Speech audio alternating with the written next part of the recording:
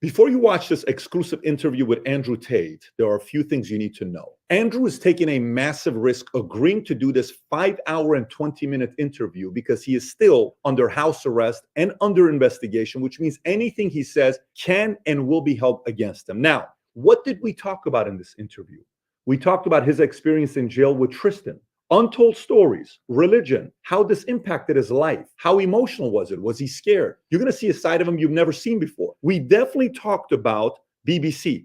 BBC is not going to like this interview for many reasons. You'll see why. It's a total of 15 hours that we spent with Andrew and Tristan at his compound, so a lot was covered. Having said that, there's about 45 minutes of this interview that will be censored due to the topic of discussion being around his investigation in Romania. So if you want to see that 45-minute portion, you will need to text the word Tate to 310-340-1132 or click on a link below to subscribe to an email for that to be sent to you after his investigation or indictment is public. Having said that, brace for impact. You're about to be value-tamed by the one and only Andrew Tate. I'm winning too well. I'm scared by the incompetence of these clowns.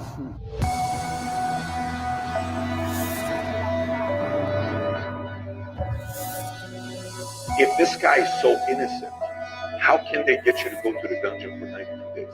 How can they put you on house arrest? How can they do all this stuff?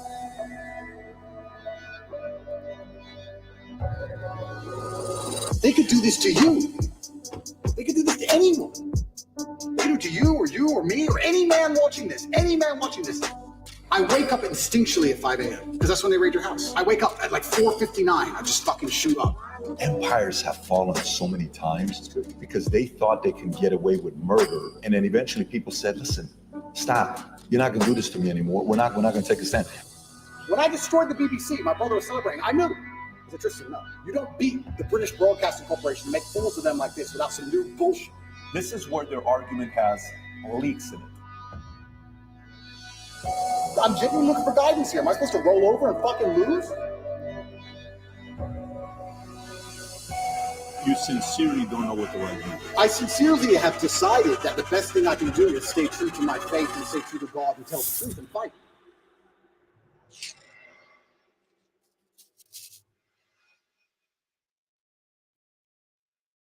So a lot has changed since the last time we sat down with Andrew Tate. Last time we sat down with him, you were the most Googled man on earth.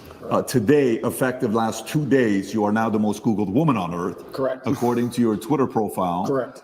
And we wanted to make sure after the BBC interview, you made certain requests. Yeah. You said you want, moving forward, there to be a $50,000 fee when people sit down to do an interview. So we wanted to make sure the ESG score for this interview would be very high. We got you a $50,000 Target gift card. I appreciate it very much. People in America will appreciate I need that. a whole new wardrobe. And then Yeah. you also said cookies. So Adam got you some Box of Tate chocolate. cookies. Amazing. To make sure Yes. we match that. And then we One did, for your brother as well, I we believe. did bring a Bud Light, Yes. but unfortunately, Vinny finished it on the way here. Vinny, you know, we I'm already a girl. I don't need Bud Light. yeah, so we respect that. So, but anyways, look, a lot's obviously changed from last time to this time. Last time we sat down was around 9 months ago. Yeah. You had at the time been deplatformed from every social media platform. We came out here, we sat down, we spoke. The Matrix was attacking you. You were saying Matrix attacking me, Matrix attacking me. Yeah. From then on, Musk buys Twitter in October. Yep. He then reinstates you. Correct. In one day, I believe you get 1 million followers on Twitter. You're upwards of 7 million today. Yep. Every other account's taken down. I think even Tristan was taken down off of Instagram. Yep. And then, you know, the arrest comes, the lover boy, all these articles. Yep. And Vice releases the hit piece on you guys. You know, they're saying what they're saying, and I'm sure we're going to get some comments on that. Yep. The initial 30-day lockup was extended twice, 92 days in the dungeon. Yep.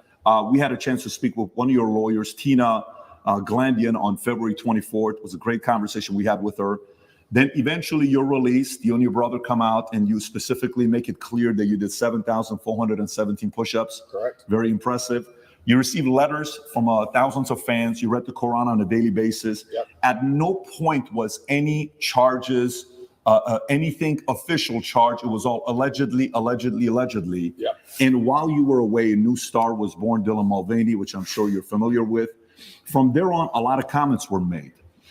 Comments of people that supported you, comments of people that didn't support you. Yep. Logan Paul said by 2023, he will not have a sliver of relevance, is what he said. KSI said Andrew Tate snitched on himself after getting racial by Greta Thunberg. Yeah. Destiny said Andrew Tate has been arrested for rape charges in a country he specifically lives in to avoid rape charges because he was beefing with a autistic child on the internet. I think he's referencing the great Greta. Yep. Matt Bernstein advocated to get you kicked off of Instagram. Sure. And he's part of the Blue Pill community, a big famous makeup artist. Yeah. Ethan Klein said, and that's why I call him Andrew, the human trafficker. He sent me a cease and desist threatening to sue me for defamation for saying he's a human trafficker. Yeah. What else am I supposed to call someone that buys and sells human beings after their will? Tate, the human trafficker. NBC in January 2023 said Andrew Tate said he broke a woman's jaw and that his business was a scam ahead of Romanian charges. Yeah. Rolling Stone said, meet Andrew Tate, ex-kickboxer, red pilling the angry young men of America. These are people that didn't support you. Now, these are the people that supported you. Tucker Carlson, he comes out and he says on Full Send podcast, first of all, he's really smart. Yeah. The spirit that animates Andrew Tate is very clear and very obvious, and it's not a malicious spirit at all. Andrew Tate's core message is respect for yourself, act like you're worth something, Yep. achieve something, do something, get the fuck off the couch, put down the porn, go do something with your life. That's the greatest message that anyone could give. It tells you everything about the people in charge who say that's threatening. What is that threatening? The same people who live on the pedo island with Epstein and the same people that were friends with Harvey Weinstein were claiming to protect women by rebuking Tate. Yep. That's Tucker Carlson. Yep. Piers Morgan, who originally, when he went on, it was very combative. Correct. It was a very good interview, entertaining, but it was also interesting to see him trying to push you. And then he flips and he says, this is getting ridiculous. Romanian authorities must either charge him Yep. and his brother if they have actual evidence of crimes or release them. Musk obviously supported by restoring your account like this. Jake Shields said people are freaking out about young boys looking up to Andrew Tate, but totally fine with young girls looking up to Cardi B and the Kardashians. And obviously, Aiden Ross, Red Pill community, Joe Rogan. I can go on and on and on about a lot of things that's being said. We watched the BBC interview, and we'll talk about BBC here in a minute because I have some questions on that as well.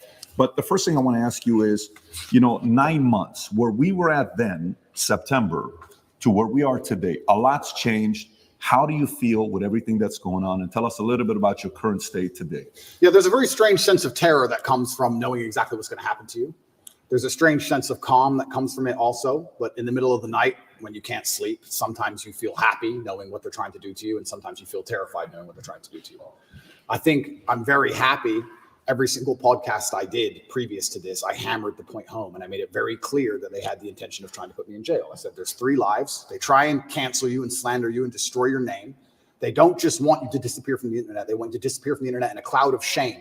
They have to shame you, which is why they chose the crimes they did for me. And it's why they usually choose the crimes they choose, because it's heinous.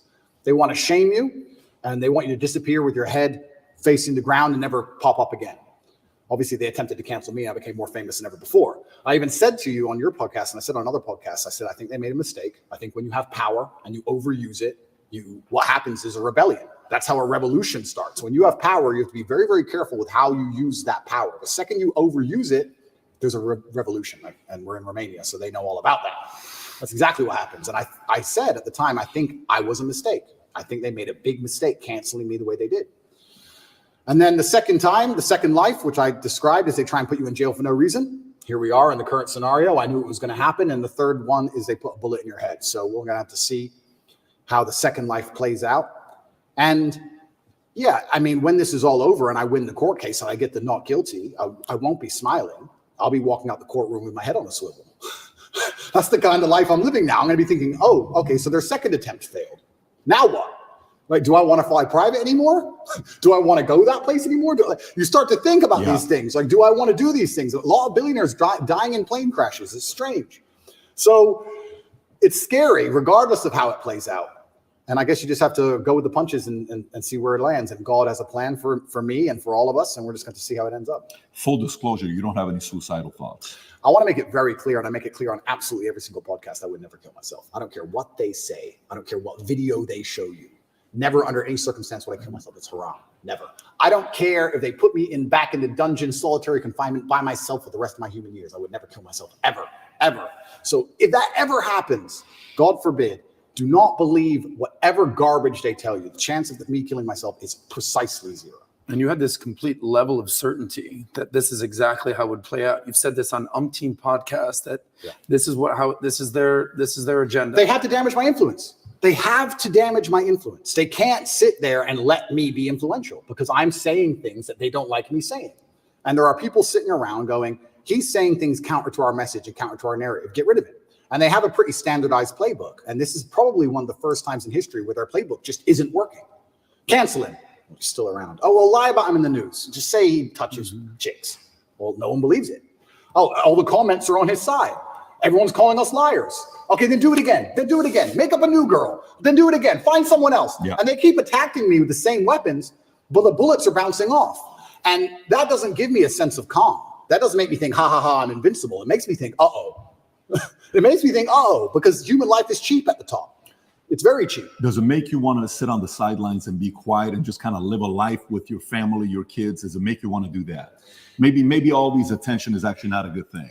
It's interesting because sometimes I analyze myself and think, why don't I just do that? Why don't I just disappear? You know, I don't need money. I don't need fame. Why don't I just disappear? And then you have to, I was saying this to my brother and he was like, well, Genghis Khan didn't need Vienna. Some people are just wired that way. Like Vienna's a long way from Kathmandu. Sometimes that's just the way it is, or Ulaanbaatar, I apologize, the capital of Mongolia. That's just the way some people are. If I see injustice and if I see things which I believe to be false, I feel like I am obligated to say the truth. I can't explain why, even if at my own detriment. What am I doing this for? Like it's to the detriment of my life. And I've had these conversations at length with the people close to me, and we're all saying the same thing. It's always been the same way. Humanity's always been the same way. There's been a select, small, few good men up against evil, and evil always outnumbers you. Evil always has more money than you. They always have more power and more influence than you. If you play any video game, when you get to the end boss, he always has more life than you. He always has more hit points, but you're the good guy. And it's kind of like, it's never been any different. At any point in human history, there's been the good guys up against the forces of evil, whatever they were of the time. And you've always been outnumbered and you've always been supposed to lose. So you consider yourself the good guy in this situation? I think that truth is instilled by God in all of us. And I think if you tell the truth, you're a good person. So who do you think is the bad guy? You know, everyone uses they, them, they're after me. Who's they? Who's the bad guy?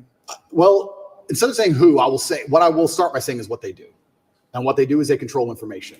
And we now live in an information society, and by controlling information, they control how people think and act and react to things. That's all they have to do. They have to control information, and they have to be very selective with what they allow you to talk about, and what they allow you to discuss, and what they don't. And once they can do that, they can keep you bickering about garbage, and they can control the sensitive information, and then they run the world. So having all the information controlled and having this hard barrier on what can be discussed, that's how they can purport absolute fallacies. I think now it's been a couple of years, we can probably talk about it. They psyoped the world into believing they should be afraid of the common cold. They psyoped the world into this. And if you think about how difficult that would be to do, how difficult would it be to psyop the entire population of Earth? Well, what you do is you just lie on repeat, and you don't allow anyone to say anything counter to it without hurting them the same way I've been hurt. And you just psyop them.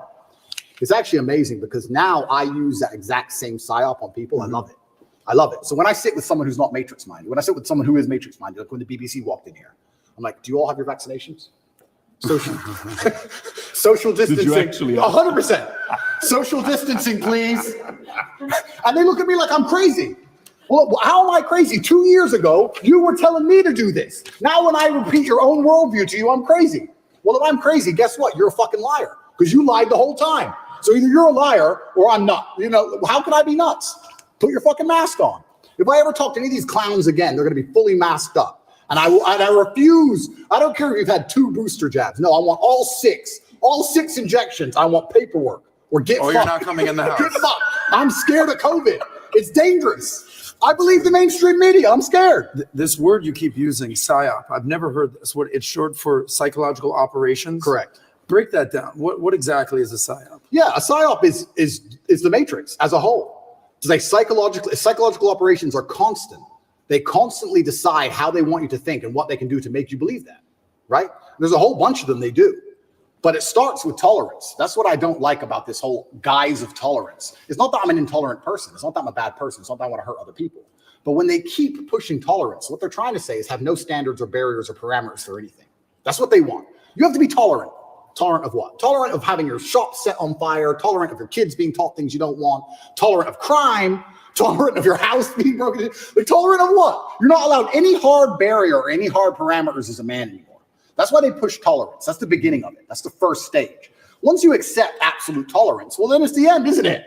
I'm tolerant of everything. I'll eat the bugs. Sure. You'll tolerate everything. I'll tolerate everything. I'm tolerant. Sure. So when I say things like I'm intolerant of certain things and people think that's bad, no, you need to have standards and parameters. And that's one of the reasons they also attack me. I say that men should be allowed to have standards and parameters in a relationship and in their lives. We should be allowed to decide who we just want to marry. And we should have standards for her. They have standards for us. We should allow ourselves to have standards for her. We should have standards in what we'll accept from a government and standards in what we'll accept from a police force. We should have standards as men. But they're trying to erode all of that, because once that's gone, then your brain is completely empty. And then once your brain's empty, they can just plug in the slave program, and then it's over, right? You're a tolerant person. You're a tolerant person. Good. You're a good slave. Slaves are exceptionally tolerant. So the shirt you wear is what? Escape the slave mind? Resist the slave. Resist the slave mind. What does that mean exactly? It's a better word, resist. Resist. Right? But I want to do this before we get into, because we got 5 hours, guys. We got plenty of time to get into a lot of different topics. So one, I do want to talk about BBC, the handling of the interview. I want to get your thoughts on it. I know there's been reactions, but I want to go a little bit deeper into it because I want to compare how your start with the interview with BBC started versus Philip Schofield versus Musk. I got all the first questions. We'll cover that. I want to talk about media. I want to talk about your evolution of your faith, atheist, Christian, Muslim, and then some of the things that's going on with politics right now. You know, maybe a little bit of Romania, you know, Trump. We'll cover what you're talking about with different things. It's funny you're saying monopoly on power. Monopoly on power, if you abuse it, now YouTube's turning around and saying, hey, you can talk about the election. We're no longer going to give the strike. So that doesn't work forever. First thing I want to talk about, I think the audience would like to know, for you and Tristan, 92 days in the dungeon, you know, you're in jail, your experience in there. We keep hearing about it. We read about it. But what was it like for you guys being in there? So I'll start by saying, and I have to make this clear, that the staff in the jail were exceptionally nice to me. They were very apologetic. The vibe was apologetic. Nobody was really treating me like a criminal. There were a few guys who were icy cold, I guess you could call them. They like to think of themselves as professional, but they were just inhuman. But over time, they warmed up, and I was exceptionally nice also to all the staff. Jail was terrible. I'm going to start by saying jail was terrible, and I was miserable inside of the jail cell. It's a good thing depression isn't real, because I would have been depressed. But I think in life that you get what you give, and I wanted to feel happier, so I tried my very best to make people happy. So when the old lady would bring me my food, I would sit and say, oh, this is the best food I've ever had. I've never had food this good. Did you cook this? I thought yesterday was the best, but you managed to surpass it again. How'd you do it? What's the magic ingredient? And I ended up making friends with them. Like I had grandmas in there, the old ladies cooking the food. And by trying to make people happy and smile all the time, I started to feel a lot happier. But it's kind of scary. And I think the scariest thing about jail was the uncertainty of it all. If they would have said to me, you're in jail for 92 days, or even 5 years, you got 5 years. Cool, I do my time. But when you're nabbed and thrown in a cell without charge, you're like, well, how long is this my life? Is this it now? Is this the end of the story? I'm just in this cell. And I was picked up on 29th of December. I went through this quick court case. Like I said, I'm inside of the jurisdiction of Romania, so I have to be very careful with what I say because the case is ongoing and we're in Romania and I can't leave Romania. But obviously Romanian court is in Romanian by law. So you're marched into this room. Everyone speaks a language you don't understand for 15 minutes. And then you're marched off to jail. You're like, what even happened? What even happened to me? And they said, oh, here's the paper that explains it. I was like, that's in Romanian. And they said, oh, don't worry, you'll get a translation to English by law. I was like, okay, that's fine. But because I was picked up on the 29th of December and there was New Year's Eve and holidays, it was 2 weeks before I even knew why I was in jail. 2 solid weeks I'm in jail. No one told me in English why I'm in jail. I had no idea what the charge. Can they do that? By law, you get it on the piece of paper in English, but it's translation, it's holiday, we need to find a translator, there's a delay. And you speak zero Romanian. Zero. So they said, oh yeah, human trafficking. I'm like, what do you mean human trafficking? Who? When? What is this? Took 2 weeks before I finally got a piece of paper, and then I realized what garbage it truly was. I mean, I knew it was garbage, but I was like, this is complete garbage. Yeah. So, yeah, I have endless stories from jail. It was certainly. I don't think jail teaches you much new. What it does is confirm everything you already know. It confirms everything you know about the reality of the outside world, that you need to be physically strong so that you're not attacked by others, and mentally strong so you're not attacked by yourself. You learn who's on your side and who isn't. You learn who's a coward and who's not. You learn who's an opportunist and who isn't. Your circle, you certainly learn a lot about the people around you when you go to a jail cell, that's for sure. But I remember it was New Year's Eve. When I was first picked up on the 29th of December, I was very sure I'd be out in 24 hours. So there's no way they're going to keep me. For what? Like this doesn't make sense. So finally New Year's Eve rolls around, and I'm sitting in the jail cell by myself. And in Romanian jail, you don't leave the room. It's not like an American jail where there's a yard or anything. You're stuck in the room. It's 3x4, and that's your existence. You just stay in the room. Are you by yourself? 24 hours Tristan? a day. At the beginning, I was by myself. And you're stuck in this room, and I'm sitting there. It's New Year's Eve, and there's a very faint speaker, maybe way down the hallway. The guards must have been having a little party for New Year's Eve. And there's this awful song. It's called the Ketchup song. I don't know if you know what it is. I don't want to sing it, but it goes, hey, hey, Of course. that super annoying song. And I'm sitting there, and I know it's New Year's Eve because the fireworks start going off. And I'm looking out my tiny window, and I can just hear in the very long distance from the end of the hallway, hey, hey. And I'm sitting there looking out the window like, this can't be it. This can't be the end of my life. Even the cockroaches all over the walls didn't celebrate. There was maybe 15 cockroaches on the walls, right? And when it struck 12 and the fireworks went off, I kind of like, well, who's my friends in here? The cockroaches. I looked at them, even they didn't move. It's like, well, that's New Year's. It's funny because before that, a couple days before that, me and Tristan were discussing, do we want to do New Year's in Dubai? Do we want to go Courchevel? Shall we go Miami? We're all arguing, oh, that will be boring. Now that's too far. We had all these grandeur plans. Oh, finally we decided to go to Dubai. We were in Czech Republic at the time, and we decided to go to Dubai. And I said, let's stop in Romania so I can repack a suitcase. So That's it. That's the only reason. That's the only reason. So jet left Prague, landed in Romania. My jet was still on the runway. Came here overnight to pack a suitcase, spent the night, spoke to Greta with a pizza box, and it's 5 a.m. they got me before I flew back to Dubai. So that was The infamous Greta pizza box situation. Greta pizza box. How much you think there's anything linked to Greta? Is there anything, because the timing of it? Yeah, I don't think she specifically said that. Of course. But there are certainly people within the Matrix machine that you can't attack without catching flack for. There's certainly protected people. It's absolutely and utterly a club, and you're either in the club or you're outside of the club. She's certainly in the club, right? So if you say certain things about certain people, or you get a beef with X amount of people, or you discredit a certain person, they're going to try very hard to teach you a lesson for doing that. And you can see very clearly who's in the club and who isn't by the Philip Schofield situation. This is a man who has groomed boys and had sex with them, but he's in the club. All of the media headlines after 2 days are, let's have compassion, feel sorry for him, his mother's upset.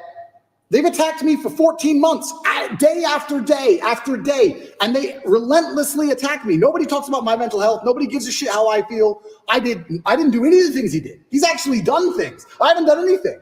But when you're in the club, you're protected by the media. When you're not in the club, you're attacked by the media. And that's how it simply works. You're either on our side or you're not. But to join their side, you have to sell your soul. Your sanity has a price. Your sanity is for sale. You have to sell it. You have to come along with your sanity, take out your mind and say, here you go. Take my sanity. I'll take 35 million. Yes, that is a woman. Yes, protect me. It's insane. And the reason these people join these clubs is because they know they're doing bad things and they feel that they need protection. The reason I stand up and argue against all this shit is because I know I don't have skeletons in my closet. You think I'd be on the internet talking like I talk and fighting the Matrix if I had skeletons in my closet, if I was actually a bad person? I've been investigated as deeply as a person can be investigated by multiple federal agencies for 14 months. I was locked in a jail cell, and 2,000 people I know was called. My barber, my old housekeeper from when I lived in England 9 years ago, my gardener I used to have in another country I lived in. Everybody was called. And people were offered bribes effectively. The media are calling girls saying, if you have a bad story to tell about Andrew, we can pay you $30,000 if you have a bad story. That's a bribe. That's a bribe. And they still couldn't find anyone. Still, I've been investigated to a deeper level than 99.9% of people you'll cross on the street. And they're saying I'm guilty and I'm a bad person. You go get 20 men off the street and put them through what I've been through. You'll find more crimes than you've ever found with me. Absolute clown world. It's insane. And if I was part of the club, none of this would be happening. The media would be on my side. They wouldn't be hitting me this hard. They wouldn't be lying about me. All I had to do was sell my soul and sell my sanity, and I refused. And they're trying to punish me for it. That's what's happening. It's funny you say this. When we watched the BBC interview with Musk, right? And he goes up and the guy opens up the question with, why'd you agree to do this interview? He says, well, I don't know. What's the name of the BBC? And he's trying to mock them and all this stuff. And there's a part of it where, he calls them out for the mistakes they made. Yeah. And if you go to the bottom of the interview on BBC, you'll see comment section saying, why'd you cut that out? Because Musk puts it on Twitter, but they didn't put it in the interview. Yeah. Then you watch the interview with you. The first question they ask you was, what's the first question? Hey, you've been accused of serious crimes, rape or something like that. Right off the bat, they asked that question of you. And then you see the interview, Lucy Williamson, I believe her first question was, you're facing some very serious allegations. Have you raped anybody? That's the open question that they ask you. And the video they put up, the first one, they take it down. The second video they put up, that's 12 minutes, like the highlight one, they turn, the comment section is open. There's 80,000 plus comments there. Then you look at Philip Schofield. Yeah. And you just brought up Philip Schofield. For people that don't know who Philip Schofield, do you mind explaining to people who he is? Yeah, he was a TV presenter in England. He was very famous. He ran the morning show. And he was grooming children for a very long time. And all the staff knew about it. And the people who worked on the show with them were being groomed by him. And everybody knew. And it was all a big ha-ha-ha joke. And now he's come out saying, oh, please don't pick on me. I feel sad. And the media is saying, I'll leave the guy alone. He is, when you go look up his Wikipedia, it says he rose to prominence as children's BBC continuity presenter from 85 to 87. Yep. Then went on to do programs on BBC and ITV for Going Live, This Morning, Dancing on Ice, All-Star Mr. and Mrs., The Cube, and a bunch of other things. And they interview him, okay? While he's going through the mess, after 27 years of being married, this one guy that he groomed since 10 years old, his name is McGreevy, I want to say, something McGreevy, that he's going through the process. Matthew McGreevy, they met at 10 years old at a theater group. At 15 years old, Philip follows him on Twitter. Yeah. While the kid is 15, he follows him on Twitter. Yeah. The guy celebrates it. Long story short, Ruth Langsford, they work together with. She files a complaint. Then right after filing the complaint, McGreevy gets fired. Then he has to take a break. Then he comes out after 27 years telling his wife, and hey, I'm gay. I'm coming out of the closet. He's got 2 daughters. But there's a part of it where Matthew calls his wife and says, hey, your husband and I had an affair together when I was 19 the first time and 20 and all. Yeah. Nobody knows if it was before or not. The interesting thing about him is his brother, Timothy Schofield. I don't know if you know about his brother. Oh, what, the one who's in jail for being a pedophile? Was convicted of 11 sexual offenses involving a child between October 2016 and 2019, including 2 sexual activity with a child. Here's how the interview started. First question, the guy asked him. He says, you've had quite a week. How are you? Opening question versus the question they ask you on the opening, right? And then he turns around and says, the media's interest in the affair was motivated partly because of homophobia, alleging that an affair with a much younger woman would have not generated such a scandal. So he gets protected. Yep. And he says, all those people who write those stuff, do they ever think that there's actually a person on the other end, right? This is proven. By the way, this is the part where even when somebody's watching you and saying, why are they taking him to court? Maybe he did something. Why are they taking Trump to court? Maybe he did something. Why are they taking this guy? He must have done something. There must have been something there, right? It's stuff like this BBC does. If BBC are watching this right now, I want to kind of remind you of your mission statement that you have on your website. We're going to put the link below to your mission statement. You can go find it. Here's what your mission statement is, BBC. This is why you've lost some credibility the last couple of years. To act in public interest, serving all audiences through the provision of impartial, keyword impartial, high quality and distinctive output and services which inform, educate, and entertain. You say you inform, educate, you entertain, yet you conceal, misinform, and your content's quite frankly boring. You're cherry picking on people that you're talking to. So a message like that gets the average person to say, everything with you is allegedly, everything he did is proven, his brother is proven, yet let's leave him alone. Poor guy, let's target him. This is where their argument has leaks in it. And Oh, somebody like you can tear it up. Absolutely. Philip is part of the club, and I'm not. And this is the thing.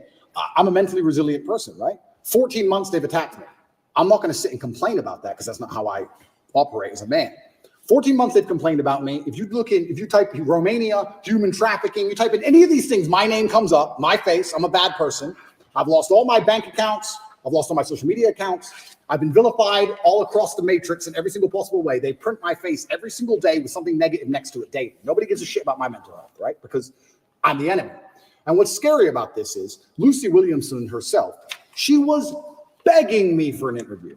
The BBC were begging me for an interview. I don't need any of these people.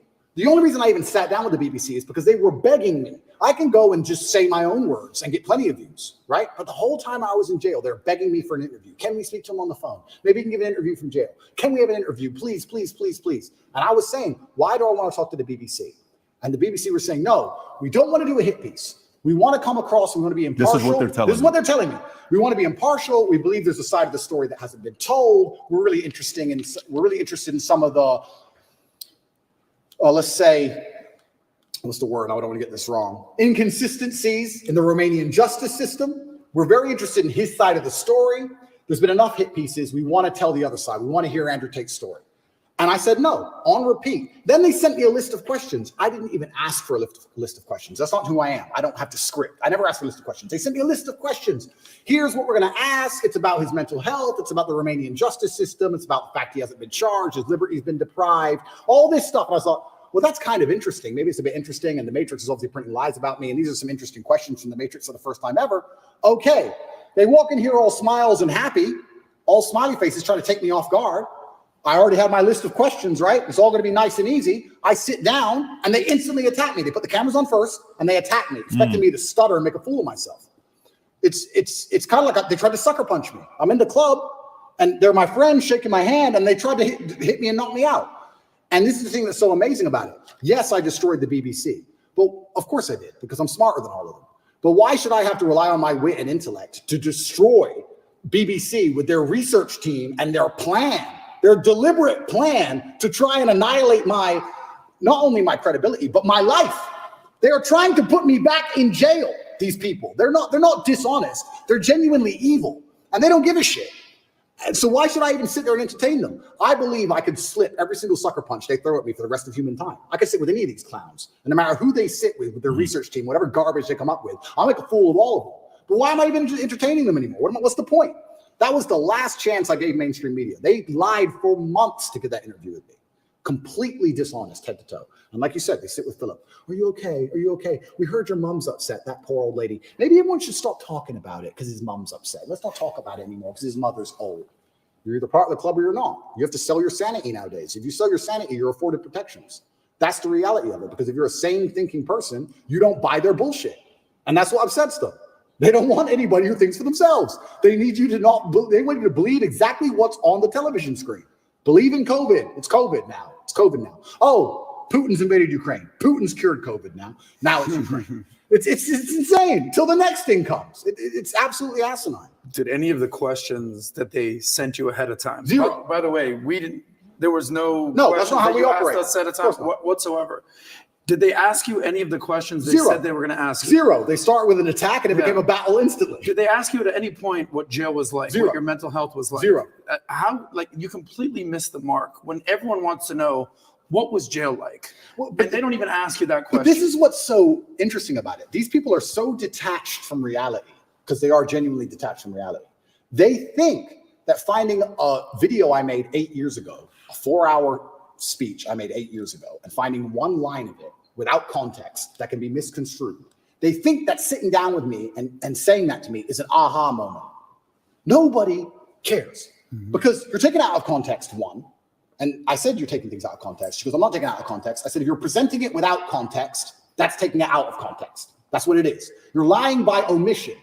I said that to her after the camera's off, and she looked at me because she didn't understand. When you omit details, when you refuse to put in all of the details, you can lie by including one detail which may happen to be true. You can tell the truth and miss all the details around the truth, and you are lying by omission. You're lying by omission. And you're sitting here saying, oh, you said this 8 years ago. Nobody cares because they know me, and they know I didn't mean it in that way, and they know it's taken out of context, And they know that it's an old video on the internet, and it's not even an aha moment they think it is. But they just want to sit with you for an hour, attack you and attack you and attack you, wait for you to make one mistake. If I would have stuttered or made a single mistake, that's the only 3 minutes they would have shown. That's all they want. They want that 1 hour, then they take the little bit. With me, they cut it down to 12 minutes and they look terrible in all of it. But if I would have made a single mistake, it would have been the only bit they shown. That's all they care about. Fake news. Did you tell them, did you say, I'm only doing this if I'm able to record as well? I said Because I know that's what happened with Trump as well a couple of years ago. I didn't even tell them, I just recorded it. Okay, so they didn't know you were They recording. didn't know I was recording until afterwards, and then I said, that was dishonest, I'm gonna release the whole video. You told them before you released it. I told them. There is no contract or agreement with BBC. No. Nothing was signed. It was just simply an interview. Okay. Because I think that was very important when you released it for people to see what fully was said versus, and by the way, you know the Philip Schofield interview that they put up, the 12-minute one that just came out? You know the comments are turned off. Of course they are. The comments are turned off. Yours are turned on. His is turned off. Of course. And who knows many reasons why they would do that. But going back to BBC. So, okay, they come, they want to ask the questions of you. For some of the people that maybe aren't following the story closely, but they know who you are. We're in the car, we're driving, and a lot of people are asking questions. We ask the drivers, like, hey, are you going to Tate's place? How do you know we're going to Tate's place? And he says, well, who's Tate? Oh, Andrew Tate. Oh, tell us about Andrew Tate. Well, this is, okay. What kind of a guy is he? He said, I actually really like him. I said, why do you think he's going through what he's going through right now? Oh, it's always because of money. Okay, so we're at a different restaurant. So tell us, why are you going through this? Why is he going? Everybody's saying a similar thing about this, right? But for those who don't know, there's 3 different camps. Yeah. The camp that already sees you guilty, it doesn't matter what they read. So for example, this story here, from BBC came out just last night, 10:30. Andrew Tate choked me until I passed that, UK woman claims, right? This is Alice, another anonymous name, just like Sophie, right? Yeah. But there's 3 camps. There's those that say, well, look, I'm already thinking he's guilty. I don't like him anyways. I need anything to get me to think he's guilty. Yeah. Whatever it takes. I don't have to do my own due diligence. I just have to hear anything. Then there's a camp that's a diehard fan. There's nothing you can do that they did wrong. You can, in their eyes, going to be wrong. Then you have the people in the middle that are the reasonable ones, that are saying, you know what, let me look at this. Yeah. What about this? What about that? The people in the middle may say the following question. They may say, and I may have asked this question from you last time as well. They may say, Andrew, okay, if this guy is so innocent, how can they get you to go to the dungeon for 92 days? How can they put you on house arrest? How can they do all this stuff? Yeah. If you're somebody that was born in US, you lived in UK, how come somebody else isn't coming to bail you out? You got different lawyers. How is it that they can keep doing this to you if you're not guilty? What do you say to those people? Yeah, and once again, I have to be careful what I say because of the court case, but Romania has a law, or the law in Romania is basically, if you can prove to a judge that it might have happened, they're allowed to hold you up to 6 months during the investigation stage. If I was guilty of anything, I would have been charged long ago. And we're going to talk about charges soon because I still believe they're going to attempt to charge me. But we're now approaching the end of the 6 months they can keep me under a form of arrest for without charge. Typically in Romania, when I was first arrested, the guard said, within 2 weeks, you'll have your indictment. I was like, 2 weeks? He goes, yeah, everyone gets charged quickly. Nobody waits 6 months for a charge. If they arrest you, they charge you, like every other country, right? The fact they've waited 6 months and gone into my entire life and attempted to find something shows they don't have a case. Why I believe it happened is because they didn't have a case when they were trying to hit me with this garbage, and they thought, you know what? If we put him all over the news, if we slander his name completely, there was a hotline set up. If you're a girl who's been hurt by Andrew Tate, call this number in the UK. A hotline. So they were attempting to use the media to find what they wanted. Months go by, months go by, months go by. Case file's empty, nothing's happening. My lawyer's saying, when are we going to close this case file? Like, yeah, we're just waiting for some papers. We're going to close it, we're going to close it, we're going to close it. Around the time I was canceled, things started appearing in the case file again. They start spying on me again. Very interesting that it happened around that time. I don't know if they understood that I wasn't protected by the political class of the USA. I don't know what happened. They started to build this case, and they spied on me for all of these months, spending millions of euros, spying on me everywhere I went, trying to find evidence of a crime. Eventually, they get to the end of their legal limit to spy on me, and they don't have any crime. They don't have anything. So in my current court case, we have two Americans who lied, the ones who we have the conversations between them saying they're going to get an Oscar for lying to the police. We have the CCTV of them coming and going. We have their Uber records showing they can travel the country freely. We have their phone calls with their mother where they're saying, yeah, he didn't hurt me, and my boyfriend caught me. We have all of it. We have all the evidence. We have those two. And then there's nobody else who could possibly even take the stand. I don't believe, as high level as this Matrix attack is, I still don't believe a Romanian judge is going to put me in jail with the dossiers. I've seen it. It's garbage. I don't think I'm going to end up in jail.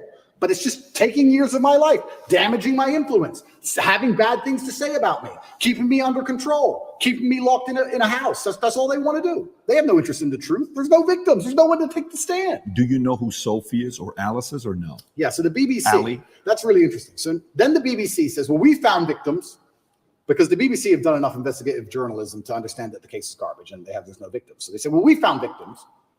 They found one called Sophie first. That was a few months ago. I think I was still in jail when Sophie appeared. Is that her real name? No, that's her fake name. So they have a girl with a fake name called Sophie.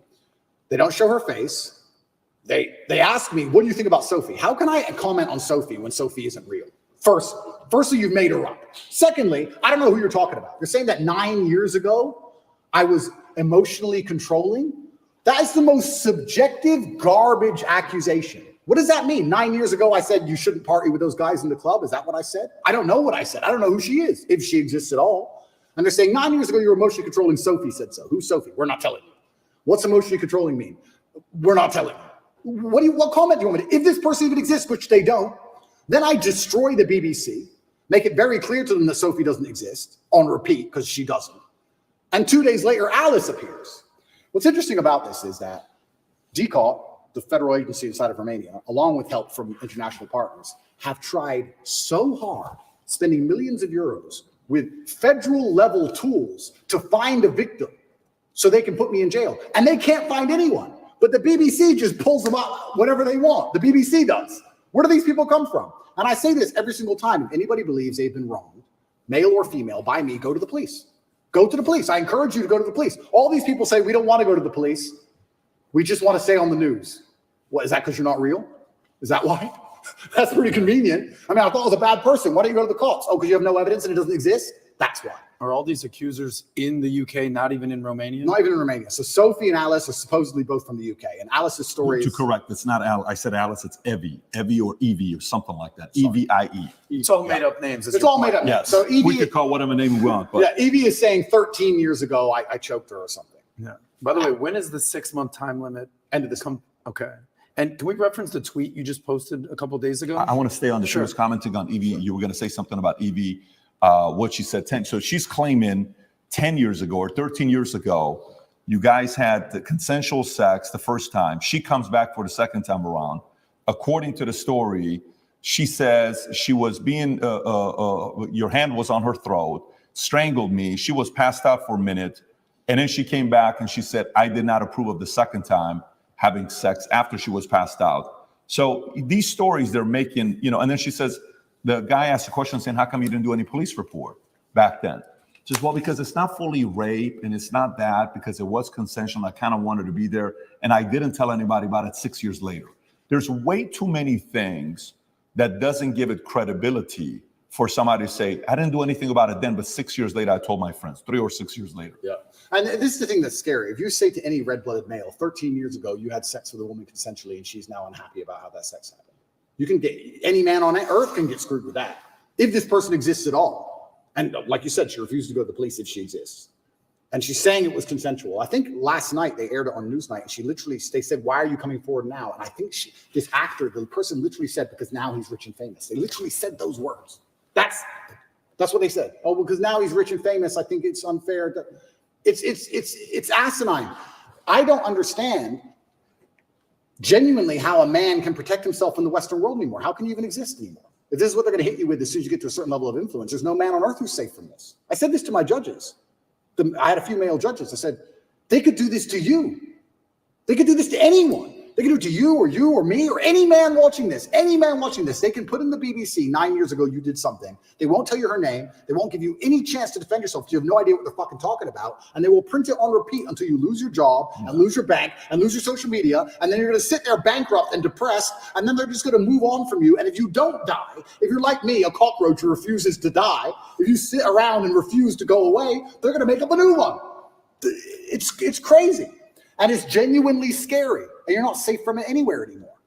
I will say right now on this podcast, I encourage absolutely anybody who believes I've harmed them, male or female, to go to the police with evidence, and we'll go to court. Let's do it. I don't harm people. If I was harming people, I wouldn't be out here as open as I was. The biggest criminals and the biggest gangsters, the most heinous people on earth don't have social media. You know this. If I see a guy with an Instagram pretending he's a gangster, he's not a gangster. The real gangster hasn't got Instagram. But that's the reality of it. You think I'm going to become the most Googled man in the world if I've been running around hurting people? It's absolutely insane. And I think there has been a shift in the consciousness. I think, especially because of COVID and a few other things, people are starting to understand that all these people do is lie.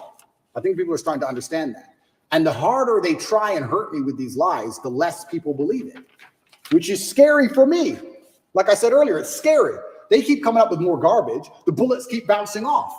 So now they're sitting around going, we can't convince the world this person is a bad person. How do we get rid of him? That's the scary part.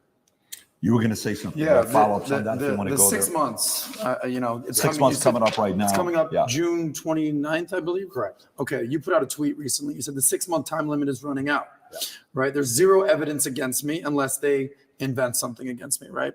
And then you ask a poll. You said if they charge me with an empty bullet and it still takes a year to beat it and it allows them to save face, they're hoping that the world will basically forget about all this. Yeah. What do you think they will do? And you gave people 3 options. Option 1, let me go. Option 2, charge me with no evidence. Option 3, invent and frame attempt. The results were 38% let me go, right? 35% invent and frame attempt. And option 2, in third place, charge me with no evidence, 27%, 38%, 35%, 27%. So basically, it's pretty even. So what do you think is going to happen? The people, the 38% of people who think they're going to let me go, I think are extremely naive. I go to sleep every night, every morning. I wake up instinctually at 5 a.m. because that's when they raid your house. I wake up at like 4:59. I just fucking shoot up because they busted my house 3 times now. It's not nice to have a bunch of men with guns bust in your house. It's not a nice experience. So every single morning I wake up expecting them to just turn up again with something else and drag me back to a prison cell. Who knows what? They'll just make it up. But the fact they made up this particular crime is because it's a hit piece and it's a slander on my reputation. If they would have done the same thing, let's say for tax evasion, would anyone care? No. Oh, rich guy didn't pay a piece of paper. No one cares. We have to hurt his name. Human trafficking. Think about that. I said this to the judge. How does it make sense? A man with no criminal record who is financially successful decides to begin to human traffic at 35 years of age. I have no financial motivation. It's clearly not my personality profile. I don't need money. Why have I begun to human traffic from nowhere? It doesn't even make any sense from a pure logical perspective. There's no motive to the crime. Who have I human trafficked? Who is the victim? There's no victims and there's no motive. And here I am on house arrest. It's insane. So yeah, it's genuinely intimidating. I don't know what's going to happen next. I believe they're going to try and charge me with the garbage they have. And I think what they're trying to do is just hang it over my head and keep me afraid. Do you think the idea of trying to either silence you or make you irrelevant is working? Meaning, do you think you're more relevant today than you were on September 1st? Is that strategy they're implementing working? No, they're failing. And the reason they're failing is because God's put me in a position where I have to lead from the front. I think that in the days of old, when politics used to mean something, I believe in politics as long as the leader of the country charges on his horse at the enemy at the front. Then you're allowed to be king. Then I'll listen to your laws. That's politics. When you send other people's kids to die in a war and you sit on your ass, that's not politics to me. But now I'm in a position where I'm spearheading, by God's plan, the rights of basically every man on earth. They could do this to anybody. So I think any man with a brain who's thinking is looking at my position and going, they could hit me or my friends or my son or my dad the same way they're hitting this guy. And that builds a degree of affinity amongst my audience. So no, they failed. They failed and they made a hero out of me, which is what I'm actually scared of. I am scared by the incompetence of my enemy. I am scared by the fact that they are failing so monumentally. If they had been half successful with the cancellation, none of this would have happened. If the cancellation made me an obscure internet personality, it'd be over. If I would have just allowed them to beat me, none of this would have happened. But I beat them. And that's the problem. Now I'm sitting here going, okay, well, after I beat the BBC, after I destroyed the BBC, Tristan gave me a high five. He's like, oh, you wrecked them. They're going to look so stupid. I said, bro, we've sunk the HMS Hood. HMS Hood in World War II, HMS Hood was the British battleship. It's the flagship of the Royal Navy. And the Royal Navy was obviously renowned. It has been for hundreds of years. It was the best battleship. And it was up against German battlecruiser, the Bismarck. And the Hood should have outgunned the Bismarck. And it was the best German ship against the best British ship. By absolute fluke, the Bismarck, on its first volley or second volley, landed a shell perfectly through the top of the Hood and blew up the ammo magazine. And like in the first shot, within minutes, destroyed the entire HMS Hood, killed like, I think it was like 3,000 people, 2 survivors. You can find the video on YouTube, the Hood blow into pieces. When Churchill found out the Hood was sunk, he said, sink the Bismarck, don't care what it costs. He sent every ship, every plane, every sub diverted from every other mission. Doesn't care if we lose every plane we have, don't care if we lose the RAF. We cannot lose the Hood without him losing the Bismarck. Sink the Bismarck. When the Bismarck sunk the Hood, all of the crew were celebrating except the captain. The captain updated his will. He updated his will and telegraphed home to his wife and said goodbye because he knew. When I destroyed the BBC, my brother was celebrating. I knew. I said, Tristan, no. You don't beat the British Broadcasting Corporation and make fools of them like this without some new bullshit. We sunk the Hood. And he's like, oh, we'll see. Oh, who's this? Evie? Evie. I fucking knew it. I'm winning too well. I'm scared by the incompetence of these clowns. But I don't know what else I'm supposed to do. Am I supposed to lose? I'm genuinely looking for guidance here. Am I supposed to roll over and fucking lose when they're lying about me and slandering my name and trying to put me back in a fucking dungeon? Back with the cockroaches? All I could do is protest my innocence, but they're such idiots. I make them look so stupid, and then there's egos involved. You think Lucy Williamson hasn't been called into a meeting room with some BBC producer saying, you made a fool of us? Yes, she has. There's egos involved. Big businessmen with business interests have ego investment in hurting me now. And I keep winning. So I don't know. I'm in a very precarious scenario. Do I continue to win? Do I let them win a bit? Do I just roll over and shut up? What am I supposed to do? I don't know what the right move is. It's difficult.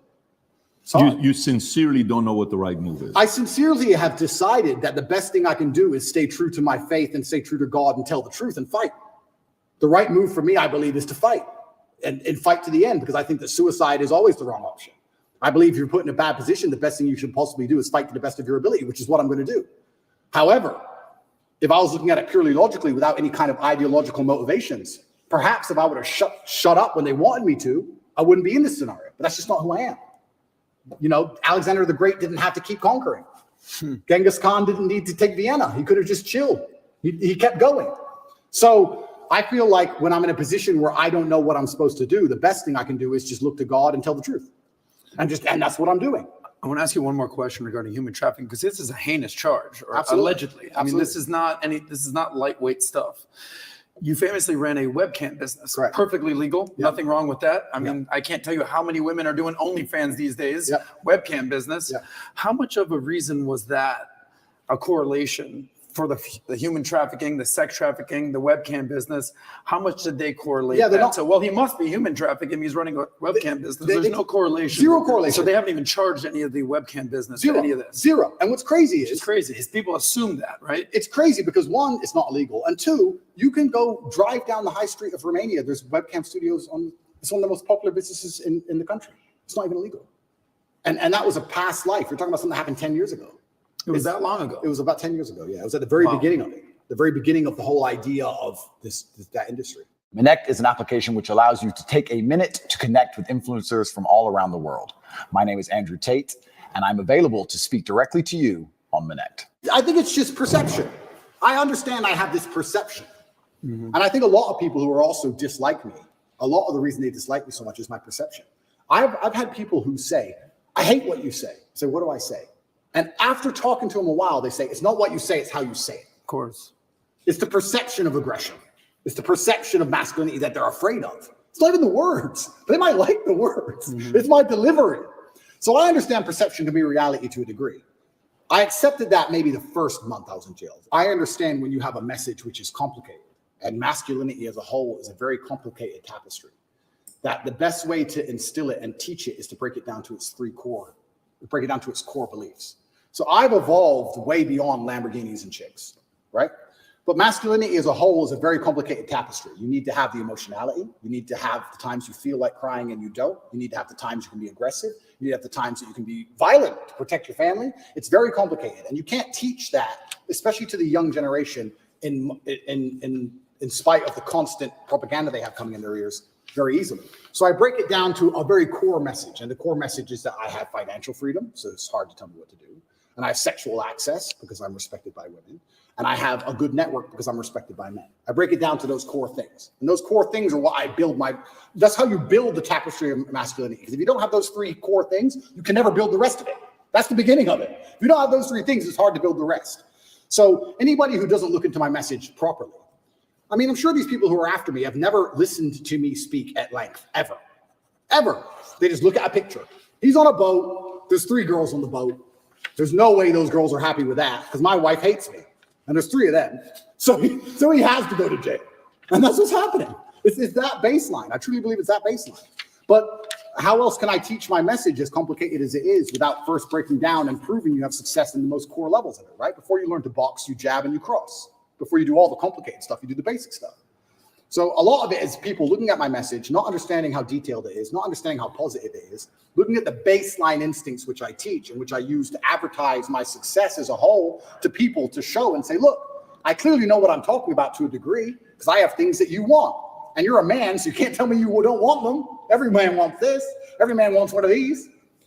And they take all this and they try and weaponize it and use it against me. And you're right. It's feminism as a whole that has this idea that if a man is a man unapologetically, and he doesn't apologize for being a man, that he's a bad person, which we've discussed at length and I've discussed a bunch of times, but it's truly the most crazy thing about all of this is when shit hits the fan, it's exactly the kind of men they hate that they want. Every single time. Every single time.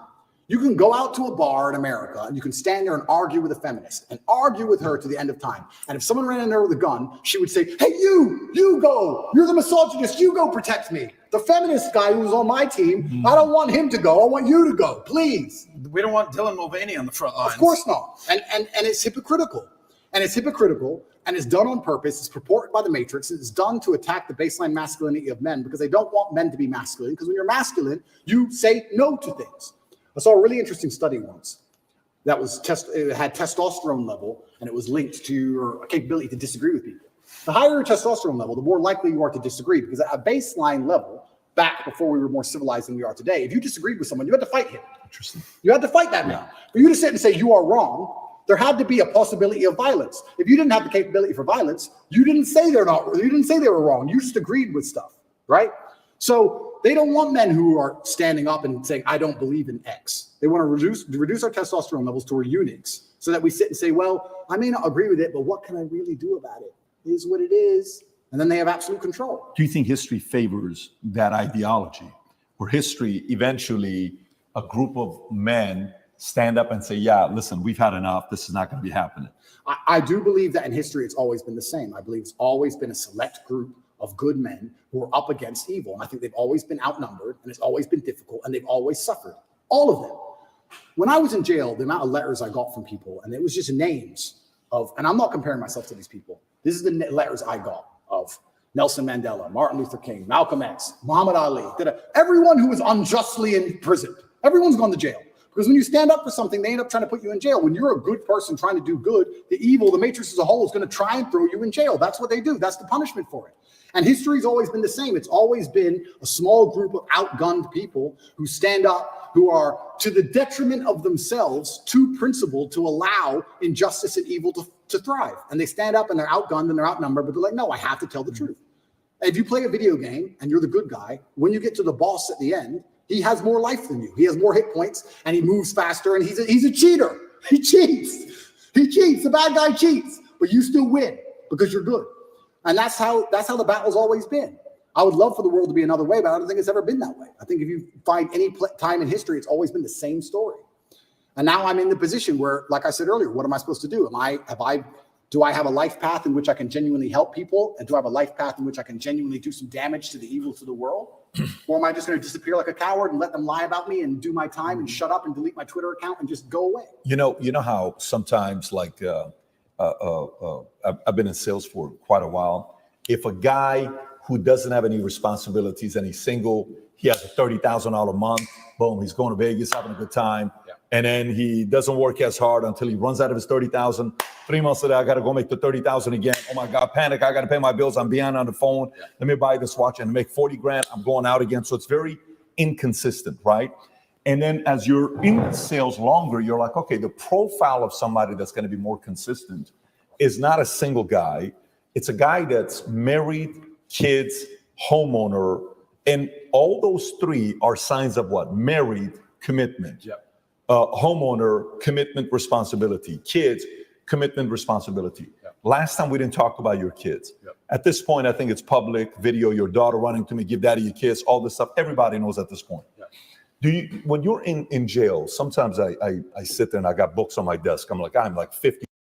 Honey, I have a surprise for our date night. Applebee's? Yep, we're having steak and an app for just $25. Steak is back for a limited time on Applebee's 2 for $25 menu. Choose 2 entrees plus 1 full-size appetizer for only $25. Limited time. Price, participation, and selection may vary. Tax and gratuity excluded. Books behind, and I like to read. I know you don't talk about reading a lot, but I like to. I'm 50 books behind. But I bet if you're in a place where you're in jail, you're forced to think. You're forced to, Andrew, you don't have the phone, you don't have the computer, there is no emergency podcast. Go away and think. You're sitting there, you're like, okay, family, kids, you know, what it's really all about. Those decisions, when you think about your kids, does it influence you to say, what are you doing this? You know, why are you going through all this stuff? Maybe you got to make some changes in your lifestyle. And if yes, in what areas? Or does it say, no, double down even more because I'm fighting for them? And that's a really interesting question. I'll start by saying how thoughts in jail are different than thoughts in the outside world, because this is actually an observation I had. In the outside world, I don't think you carry a thought for very long that you don't want to carry. You can sit and think about something if you want to, but if you don't want to think about something, you just get your phone out. Something pops in your head, oh, I don't do it. You get your phone out and distract yourself, or you get in your laptop, or you call someone, or you do something, right? It's not very often in the real world. It's not very often in the real world. You have a thought you don't want in your head, and you have nothing to take it away. You have no phone. You have no outside interaction. You have nowhere to go. What a perspective. Nothing. You're just stuck with it. You're stuck with that thought. So there were times in jail where, for the first time, like I have a lot of mental control, but there was the first time ever I'm battling with my own mind saying, I don't want to think about this. And I put another thought in the way. It was on the door. It was knocking on the door all the time. And this is for weeks, because every day is the same. You never get the outside interaction. And you also, what made it worse is you never get the answer. You know, like the open loop. If you ever say to somebody, I'm going to tell you something, I'll tell you later, and it bothers them. That's what jail's like, because you might think of something. Doesn't matter what it is. I won't say what my thought was, but I'll give you an example. Let's say I thought, when did Constantinople fall? What year? I can't just Google it. I don't know. So it's stuck in your head, right? So if you have this negative thought, you don't know the answer. Normally in life, when you want to know something, you find out. But in jail, you don't. So you're like, I don't know. You got this in your head, and you're like, I can't get this out of my head. So when you have a negative thought, especially if there's an open loop to it, you need to know something, or you want to know something. You can't get it out of your mind. I would sit there for hours just meditating, trying to just keep the door closed on negative thoughts. It's really difficult. It's a really strange experience. And maybe in normal jail in Western countries where you get to go and interact with people, you can distract yourself. But I was stuck in a room for 93 days in one room. I did not leave. That was where I was. I was allowed to go to the fridge once a day, which is a 3-meter walk, and back. That is it in my room. You and Tristan are in the same room or no? At the beginning, we weren't, but then we ended up in the same room. Got it. Yeah. Okay.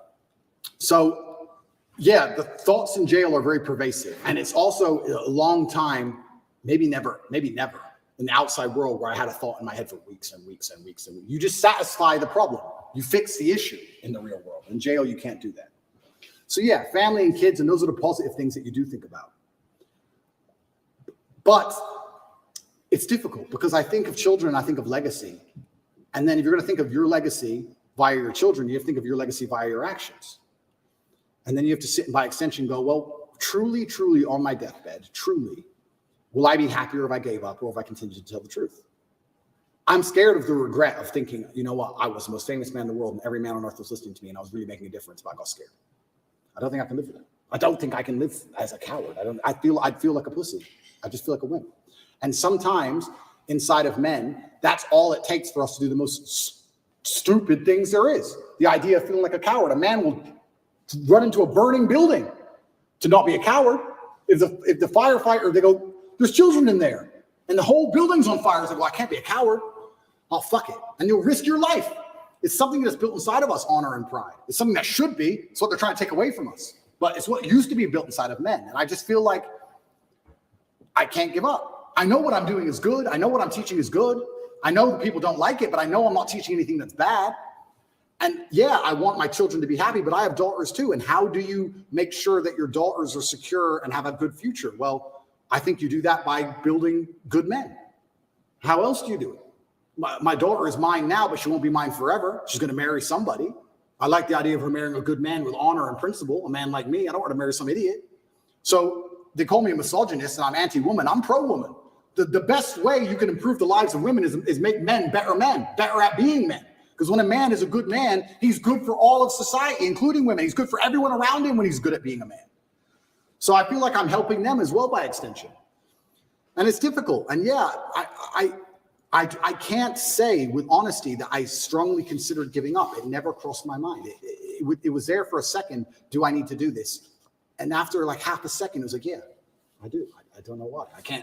It doesn't make logical sense. So kids didn't influence it one way or another? That's what I want. Kids made me want to do it more. Kids made you want to do it more. Kids made me want to do it more. Got it.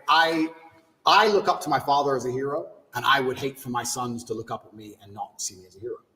Because that's how I believe you should see your dad, as a hero. And I feel like and you're not a hero without an enemy. You're not a hero without fight.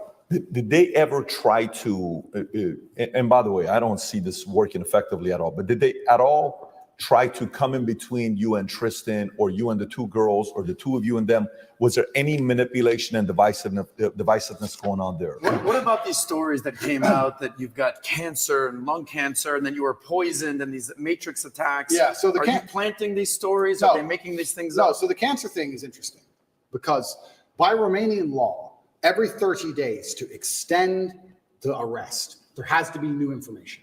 They can't extend the arrest based on the previous information. So they put together all this garbage case and arrested me for 30 days. To keep me another 30 days, they have to find something during that 30-day arrest period to keep me for the second month. But of course, there's nothing to find. So when I was having medical scans in Dubai, a dark spot was identified on my lung. And I had follow-up tests booked for February. So after the first 30 days, I called up my PA and she said, are you coming to Dubai? I said, well, yeah, if they let me go at the end of these 30 days, I'll come to Dubai for my medical tests. They took that conversation and shown it and used it in court saying, I'm trying to flee the country and trying to escape the judicial system as motivation for the second month's arrest. And the judge agreed and locked me in jail because I said that I would go to a medical appointment if I was free. And they used that as proof I'm trying to run. Because they had nothing else, and the judge agreed it for some reason and kept me in jail. Then everything in Romania leaks. So it leaked that I had this medical thing in Dubai, I had a problem with my lungs, and then there's a hospital here, and I decided to go to the hospital here and have it looked at, because although I was not concerned, I thought, you know what, although it's difficult to do procedures in jail, I have time for once in my life. So I decided to go to the hospital here in Romania, and Romania does have some private healthcare, which is actually very high quality. It's not as poor as people think it is. And I went to a private hospital, and I knew it wasn't cancer. I knew it wasn't. I sat down with the doctor and said, we're really concerned about this dark spot in your lung. I said, it's not cancer. He said, how do you know? I said, that's just not my life path. It's not my story. You told him that? Yeah. The doctor was like, okay, but we have to investigate. I said, we can investigate, but it's just not my story. It's not cancer. I have 0%. When BBC came, did you have guys like watching every move they were making? You had to almost put like one-on-one, right? Somebody's watching everything they're doing. Everything. You have to do it, right? You can't be, you have to be overly paranoid and skeptical with If they want to hear about, Ricky Tang's crime lord, if they want to hear more about the crime syndicate in Hong Kong, I can tell them all about it because Carter and Lee is going to get it under control. But this is the thing. This is actually a really interesting point, which I'll go into before I finish the lung story. So I went to the doctors here. In Romania, everything leaks. It leaked out to the press. I had this mark on my lungs. I was supposed to go to Dubai. They denied me going to Dubai. They said that's enough reason to hold me and keep me in jail, which is absolutely insane. All because I had a phone call about a medical procedure. It's crazy. But they were always going to keep me anyway and find some reason. I went there. I had a bronchioscopy. Have you ever had one of them? Bro. I wouldn't call it painful, but it's certainly horrible. So they put a camera in your lung. So it's down your throat, but it's in your lung. It's not down your throat. It's into the airway. So you're trying to vomit and you're trying to cough, and you can barely do either. And they're moving this camera around inside. It's extremely unpleasant. It sucks. I had it 3 years ago in Dallas for the whole allergy thing. Did you have a bronchioscopy? Yeah, they have to knock you out. It's terrible. Yeah. You've had the same procedure. Were you awake or asleep? No, they gave me anesthesia, so I was asleep. Oh, bro, here. What were you? I was awake, wide awake. Yeah. Oh, I was wide awake. Sounds exciting. Yeah. It was. They gave me this. They tried to numb your throat a bit, and then they gave it to me. And the doctors all around me. It's kind of interesting because when something is in your mouth and you're choking, you want to grab it, right? So you're on a chair and you're like tied to the chair, so you can't move your hands. So you're like tied to the chair and you're like this, and they put this thing down your throat, this camera, and you're trying to vomit and you're trying to cough, but they can't move the camera when you're coughing. So even the armed guard who took me, the police officer, the guy, he was in the corner of the room, and even I could see on his face, he was like, "Fucking hell!" And I don't even want to reenact it because it's probably so horrible to look at, but you're just. Like you're trying to vomit, you're trying to cough, you're like your face is bright red, you can't breathe, and they're like, stop coughing, and you have to try and stop coughing for like 2 seconds so they can adjust the camera a bit. It's the worst 20 minutes of my life. It was horrible. They finish that and they go, okay, well, the good news is there's precisely 0 smoking damage on your lungs, and your lungs are perfect, but the lesion, whatever it is on the outside of your lungs. It's not the inside of your lungs. We couldn't see anything. So I completed that procedure, went back to jail. That was a nice evening. Horrible. Anyone who has a bronchioscopy, yeah, go to sleep. Don't stay awake. Horrible. Then they said we have to find it. We have to get a biopsy from the outside of your lungs. So we have to put a needle through your back, a needle like this long, through your back, through your rib cage, to your lung, a CT guided biopsy it's called, and take a piece of it and then pull the needle back out and then do a biopsy on the piece. Now, they're like, this is an operation. Do you want to have it while you're in jail? Because the bronchioscopy wasn't much to recover from. I had a really sore throat, whatever. But this is an operation. Do you want to have it while you're in jail? And I was like, well, why not? I'm in jail. I have time. I can't recover, but I have time. So I went for my CT guided biopsy. They put you on your front. They show you the needle. It's like this long. And then they stick it in you, and then they scan you with the biopsy, and they try and see where the mark is, and they adjust the needle, and they scan it. It's like 30 minutes of them shoving this needle in you, trying to get to the right point.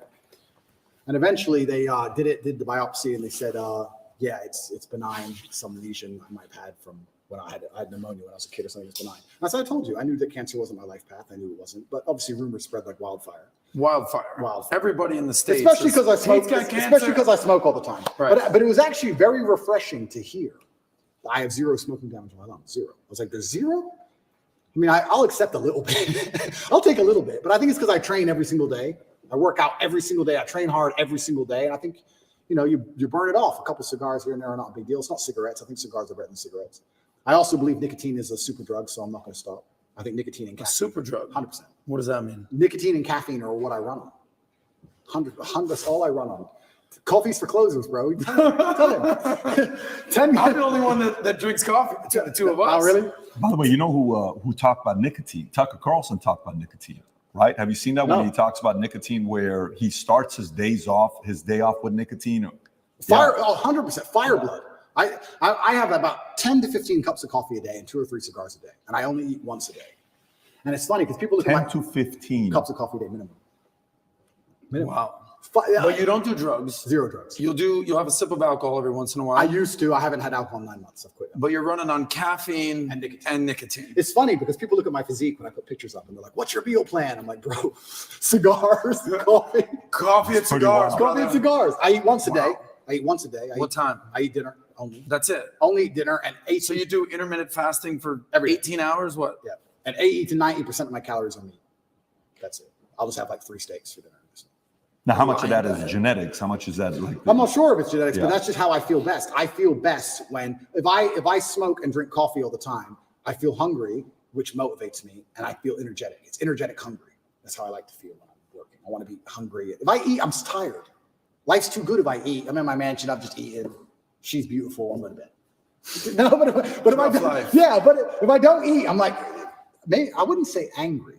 but I like to have that tinge of irritableness.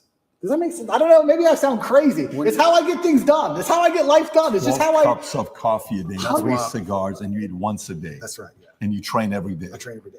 And it's working. Well, working for you. It's how I feel best. I don't know if you wrote a book on Tate's diet, if that book would do well. Well, this is interesting because I had a blood test when I was in hospital for all these things, and my testosterone level, I'm not going to pretend to be an expert on male hormones because I'm not. I don't understand them. I don't know what measurement it's in, but it was between 9 and 27 is the testosterone level, the mark. Between 9 and 27, the normal range. I've never taken a steroid in my life. I don't inject anything. I don't take any pills, nothing. And I was 32. I was above the normal scale, and I'm 36 years old. It's supposed to be going down. So whatever I'm doing, I'm sticking to it. What was your diet and your regimen while in jail? There was no coffee? I had coffee and cigarettes. Don't worry, bro. I had those. Really? I spent my commissary money on coffee and cigarettes. I had coffee and cigarettes and 1 meal a day, same.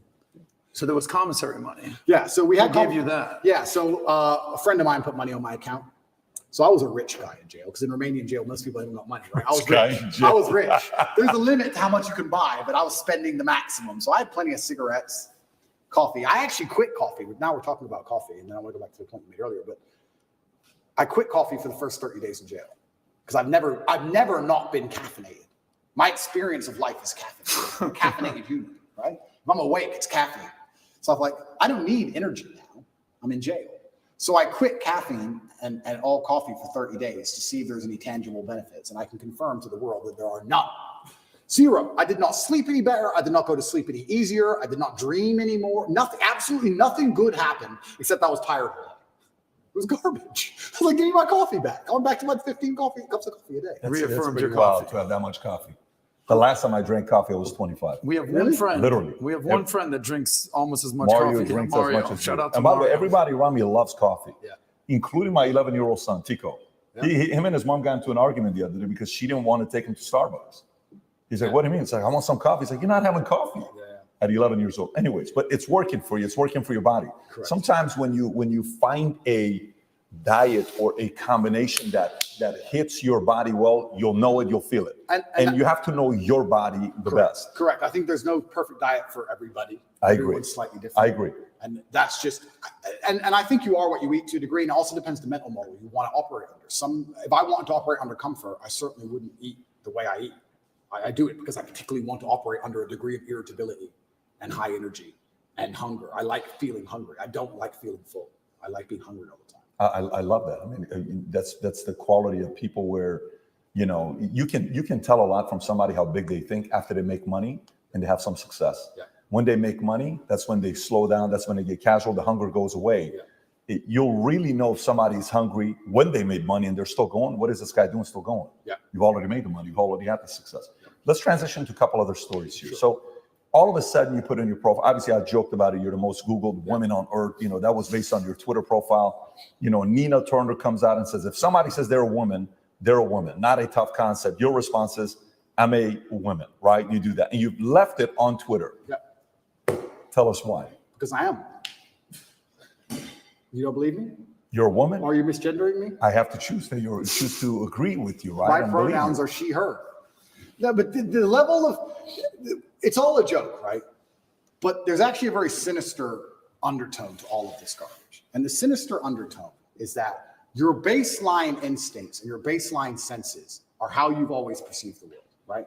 They have to attack them at some level. And they did. I mean, it's fantastic with COVID. COVID, I know we can talk about it now. It was amazing. I used to say to people all the time, who have you seen die? Do you see a pandemic? Yeah, on the news. No. Do you see ambulances rushing back and forth everywhere? Do you see bodies on the street? Do you see lines outside of hospitals? Do you see a pandemic? How a pandemic would look? Do you see a pandemic? Oh, but my friend's grandma, your friend's grandma was 96. Okay, so I'm not saying it's not sad. I'm saying she was 96.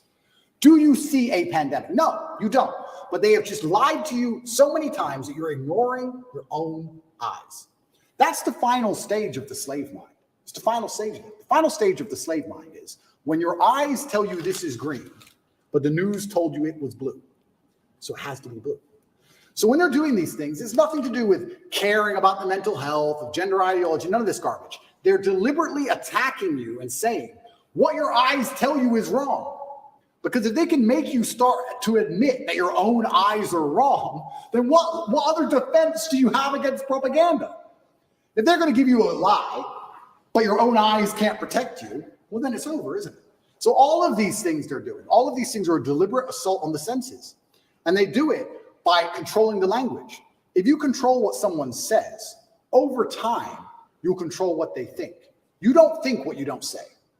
It's very hard to live a life for 80 years, if you're lucky, and think things and never say them ever. If you think it, you're going to say it sometimes. You're going to give the idea, get some feedback on the idea, build on the idea, change the idea, whatever it is, through discussion. If you never, ever, ever discuss it, you're not going to think it. So they say, this is the truth, ignore your eyes, and you have to say it's the truth. You can't say it's not the truth. And the people who are in charge of the world, they think generationally. They have time. Right now, it's a joke. 200 years from now, it won't be a joke. 200 years from now, it'll all be fucking standard operating protocol. The grandchildren, the people who are in charge now, that's what they want. They'll pull it off in the end. Slow, incremental damage. They do it with nearly everything. They'll take all your rights away. They'll take 100 of your rights away. They'll upset you. They'll give you 99 back. We're good again. Don't worry. And the grandchildren of the people in charge of the world get what they want in the end. They think generationally. So now we're at the beginning of it. It's all a big joke, right? But especially before Elon had Twitter, when you couldn't say the truth online, when you couldn't say my eyes see X on the internet without going to jail or losing your account or getting a hate speech charge in the UK or some garbage, they're controlling what you think. And on a long enough time frame, what you think becomes true. We all believe 2 + 2 is 4. But with a hard enough psyop, if you can't say that, if you have to say it's 5, on a long enough time frame, math breaks down and everyone's just going to believe that 2 + 2 = 5. That's what happens. You think we're going to get there? Have you ever seen the experiment? There's a really interesting experiment with monkeys and a banana and a water spout. Have you ever seen this? They put 5 monkeys in a room. And at the top of the room, there was a banana. And when one monkey tried to climb up to get the banana, they turn on the hose and splash all the monkeys with ice cold water. So the monkey would come back down and wouldn't get the banana. And when another monkey would go to climb up, they'd splash all the monkeys with ice cold water. And what would happen over time is when a monkey went to climb the rope to get the banana, the other monkeys would jump and pull him down and hit him and teach him a lesson. Don't go for that banana. If you go for that banana, we get splashed with water. Mm-hmm. Then they'd swap one of the monkeys out. Now there's a new monkey in the room who doesn't know the game. The new monkey would attempt to climb, and all 4 monkeys would attack the monkey, pull him back down, and kick his ass. He knows if he climbs the rope to get the banana, he gets attacked. He doesn't know he gets splashed with water if he gets the banana. He doesn't know the game, but he knows if I try and climb, they're going to attack me. After a certain amount of weeks, they change another monkey, and another monkey, another monkey. Over time, you have 5 brand new monkeys who have never been splashed with water ever. But nobody goes to climb the rope because if they do, they're attacked by all the other monkeys. And nobody even knows why. Damn. That's just how it works. If you climb that rope, we beat you up. That's just how it works. That's what they're doing on a long enough time scale to humanity. There are already X amount of people on the planet. There's already a population, X%, who knows what it is, who ignore their own eyes and repeat what they are told. You can't say that that's not what they're doing because they're already successful with X amount of the population. They've begun. The seed is there. 2%, 3%, 7%, who knows? They've already proven they can do it. Now it's just a matter of not shutting up and hammering at home. Make sure they repeat it in schools. Children are young. They believe things are impressionable. Hammer it to the kids, especially. Put it in every Disney movie. Give it to the kids all day long. They grow up sooner or later. Long enough time frame, that's it. It's generational attacks. But do you think that's going to work, though? Because let me maybe unpack the question. So I'm from Glendale. I went to Glendale High School, and the lawyer, right? So yesterday, a big fight broke out in Glendale. Massive, it's all over the news. Yep. So the fight was over these parents, Armenian parents, who were for 4 years are like, listen, we don't mind if you're gay, but don't teach our 4-year-olds about transgender. Yep. Don't put these books in. Yep. Finally, yesterday, big old brawl. Yep. It's all over the news. They're fighting. Armenian parents are like, we're not going to tolerate this. Yep. This is just not going to happen to us, right? Then you go to YouTube. YouTube comes back and says, hey, starting such and such, all the videos that were put up about, the election and, whether it was a fake election or not, we're no longer going to give a strike or take those videos down. Yeah. They can stay up there, right? This is totally fine. Then you see the Surgeon General comes out, the attorney, I don't know if you saw this one here, he comes out with an article saying new Surgeon General advisory raises alarm about the devastating impact of the epidemic of loneliness and isolation in the United States. This is the same guy that was part of the camp, is now saying, hey, our epidemic of loneliness and isolation has been an underappreciated public health crisis that has harmed individuals and social health, our relationship, our source of healing, et cetera, et cetera. This is the same guy that said, wait a minute, lockdown, do this, do that. So the more and more arguments are coming out against even ESG. I don't know how close you follow ESG, where why are we doing this? Did you see how much Target lost? $10 billion? Did you see how much Bud Light lost? 25%, 12%? This is no longer working. Well, if you want to, even one of the insurance companies I work with closely, it's one of our biggest one we work with. Yesterday, I see their post on Instagram. Well, because of Pride Month, we're doing this.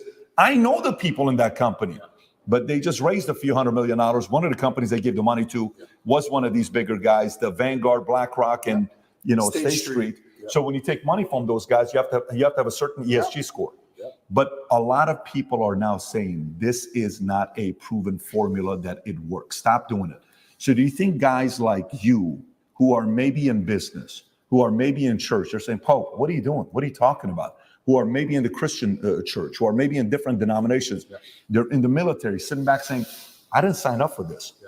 So meaning successfully, do you think these guys will be able to manipulate their agendas down everybody's throat, or there's going to be certain people standing up? Well, certainly I'd like to believe that the tide is shifting and we're starting to get some degree of victory against the matrix as a whole. I do believe that the public sentiment is shifting. However, the fight is long and it's very, very difficult, because I agree with what you're saying. Only a year ago, I would argue it completely and say it's basically over. I'm actually very impressed with the ground we've taken back with common sense. But these people operate so slowly.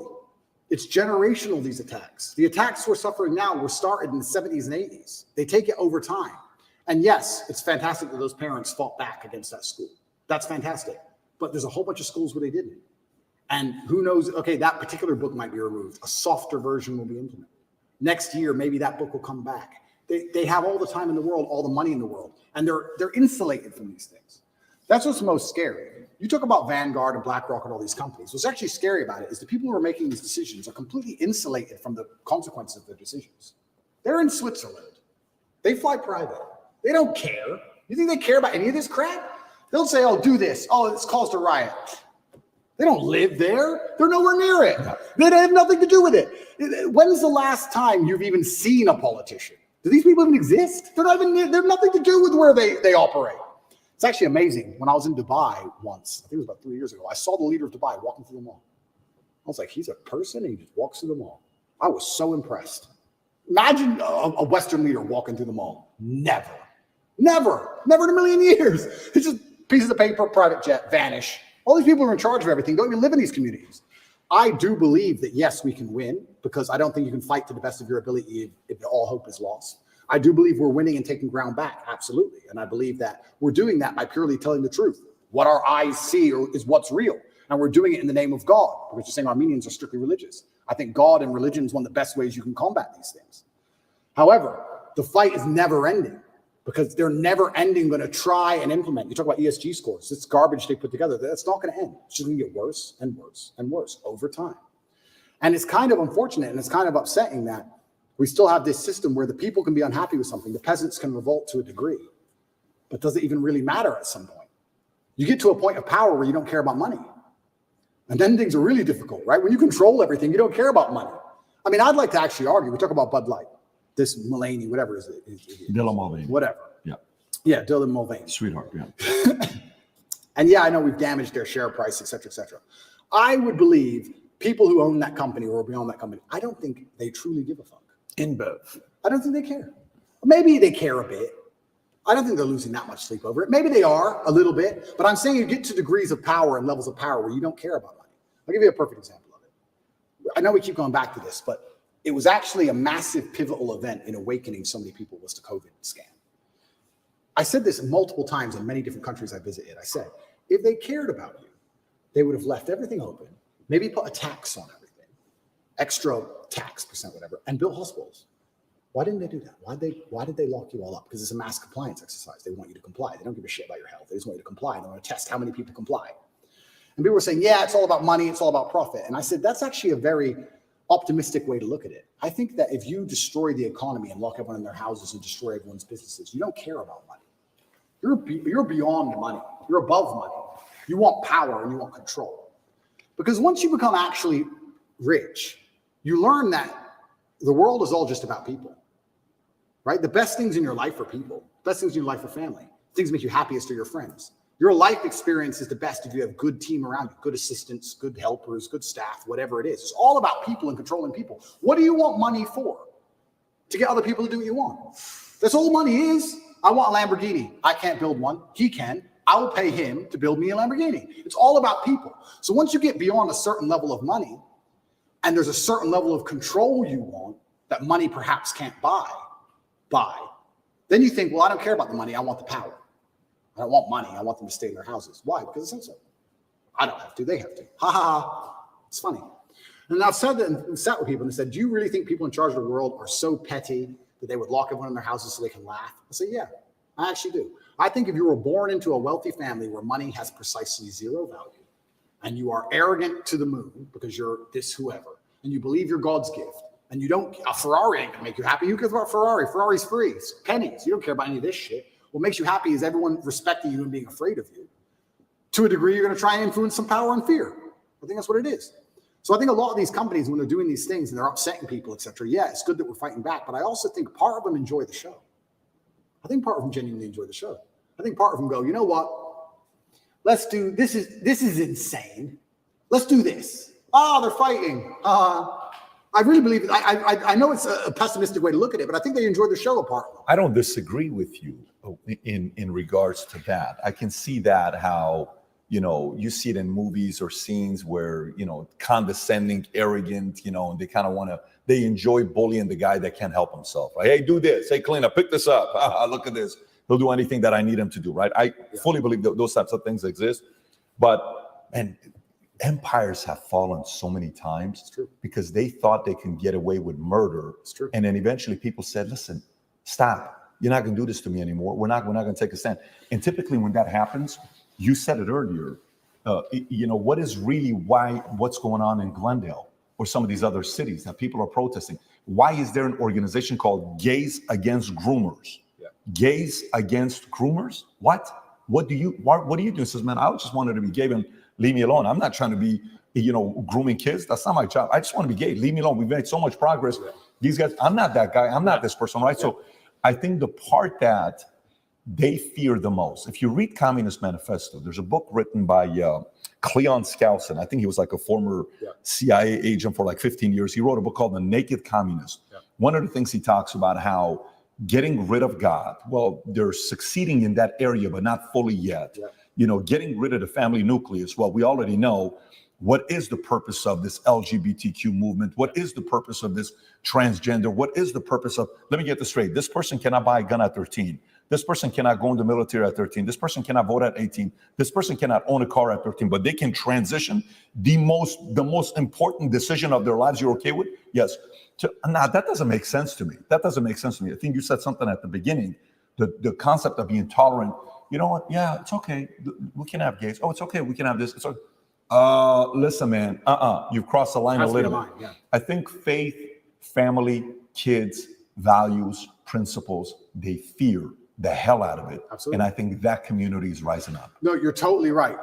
But you made a really interesting point there about empires falling. And this is where I kind of feel like we're entering a new stage of the world because it's never really done before. Because typically when empires fell, the world was far more polarized. If the empire fell, there was nowhere for the corrupt dictators of said empire to go. The empire's fallen. Let's say England fell. It's very hard to get exile in France. You could do it a little bit. But let's say America fell today. Let's say it completely collapsed and it fell. The people who archetyped that downfall, do you think they'd beat America? Do you think they'd be sitting there waiting to get scooped up? Do you even know who they are? Can you recognize them? What's their name? Even if you could, do you think they're in America or do you think they're skiing in Switzerland? This globalism, the whole point of globalism is that they don't care when empires fall. When you globalize the world, then you have a chessboard. I lost the knight. Doesn't matter. Bishop. Sack the queen. Who cares? There's so many things I want to say, but I don't want to die. But there's truth. This can be proven and shown even with this current proxy war. Europe and all the gas prices and the inflation rate in Europe has gone to the moon to fund this proxy war in Ukraine. Why has this happened? Because America's in charge of everything. And America has decided that Europe has to bear the brunt of the bullshit for its proxy war. You're going to have higher gas prices. You're going to have inflation. You're going to have mass civil unrest. You're going to deal with it all. And we're going to sit over here and insulate ourselves because we have the global reserve currency. And the war is going to happen over there and everyone's going to die. And we're in charge. So now you have this globalism. How can an empire fall when you have basically two camps? There's two teams now. There's two sides left. So I agree with you completely about empires falling, but I'm saying if the empires fell in days of old, the kings would be strung up. But now when the empire falls, nobody notices. It doesn't matter. We don't know who the kings are. We don't know who's in charge. We don't know where they are. They're not going to be anywhere near the trouble. That's for fucking sure. They're just going to be somewhere else. Oops. Oh, well. And do they really care? Do the people in charge of the world care if America's crime rate goes up 1,000%? Would they lose sleep at night? I actually think they do partially, because think about it. So I'm with Andrew Schultz, and I'm taking your position with him. Yep. Okay, you know who Andrew Schultz Yep. is? Good guy. And he says, part of me that gives me comfort is knowing these guys are so obsessed with their money. He may be wrong. So we can debate this. Yep. They're so obsessed with their money that there's no way they're going to let America fall, because if America falls, everything else falls. So they're going to go just as much as they can to control, but not enough to get the machine to break, because they're so in love with money and power, they don't want to give that up. Well, I hope that's true. I would love for that to be true. But my argument is that these people are already so deeply entrenched, they print the money. They'll print the new money. They don't care. If they cared about money, COVID wouldn't have happened. They closed the entire economy. I don't think they care about money. I think they control the world to a level where you want to eat? Do you want war? Like, I don't think they give a shit about money. They'll print the new money. They'll change the name of it and print the new one. At a certain level of power, I think they're so above and beyond all of our concepts of how the world works, and they don't have any interest in any of it. I don't think they give a shit. I think if you were to go to these people, whoever they are, and say, we're going to take your money away, they would just laugh at you. You think you can take my money? You think you understand money? You think you're going to damage the stock market? You think I give a shit about the share price? I think there's a level beyond all of this. And they're the ones who truly are running things, and they truly have no influence. And in fact, the harder they damage the economy and the more damage they do to money, the more people are dependent on governments to eat. That's where communism comes from, right? The more poor we get, the more you need the government just so you have food in your mouth. How can you resist the government if they feed you? You can't. So and I sound pessimistic, and I'm not pessimistic. And I do believe the answer to all of these things is free thinking and truth and God and communities standing up for themselves and changing the general consensus. I do believe that. Because to a degree, although we talk about people who run the world, to a degree we run the world.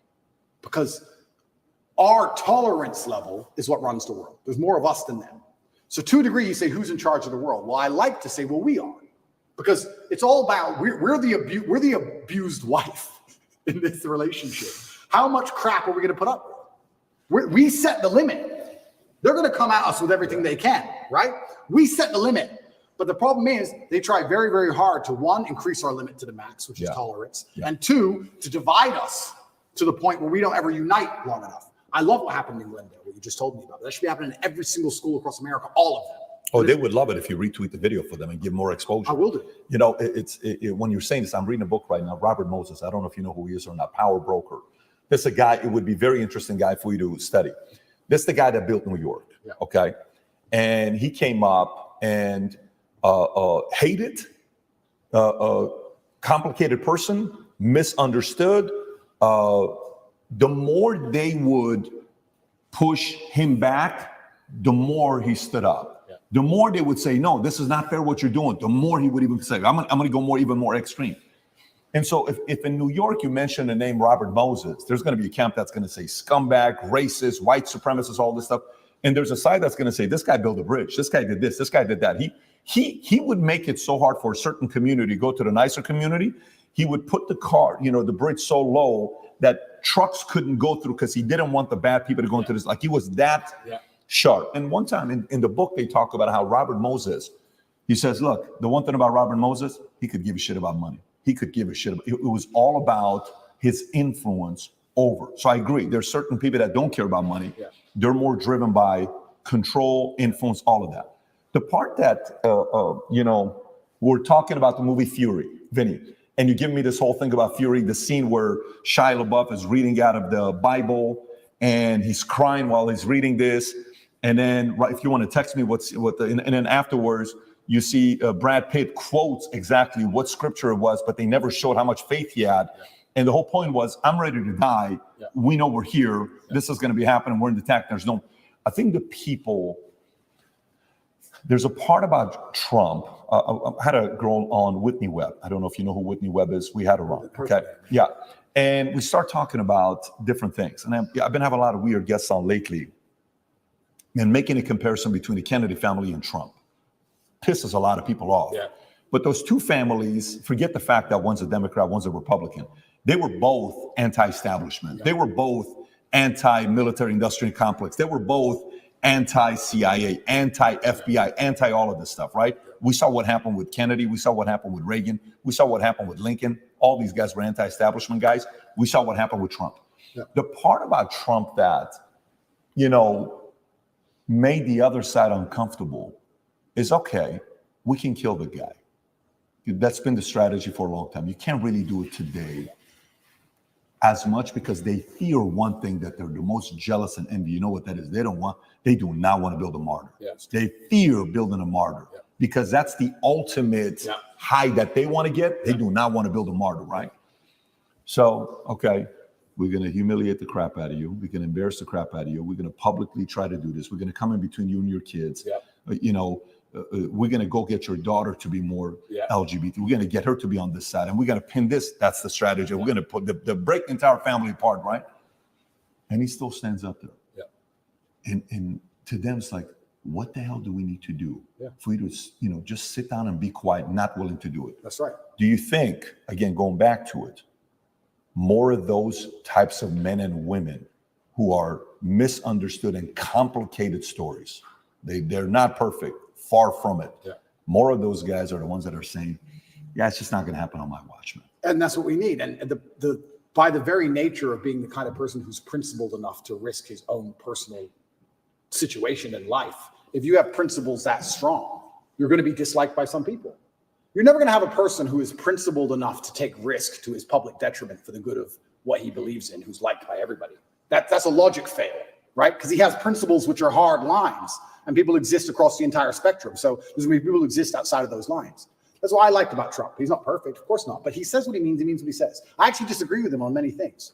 But he says what he means what he says. And that's what they're afraid of. They're afraid of a man who says what he means and means what he says because he can't be bought, because he's principled. He can't be bought. Even now, if they were to come to me with $100 million and say, we'll sponsor you with this company, it's $100 million, you just have to shut up, I'd say, no, I don't want your money. I don't want the money. I don't need money. There's nothing else to buy. I bought everything. I don't need it. My principle's worth more. So, and that's what they're afraid of. They're afraid of principles. And it goes back to the original point. They're trying to remove all of our morality, all of our baseline understanding of things. Connect is an application which allows you to take a minute to connect with influencers from all around the world.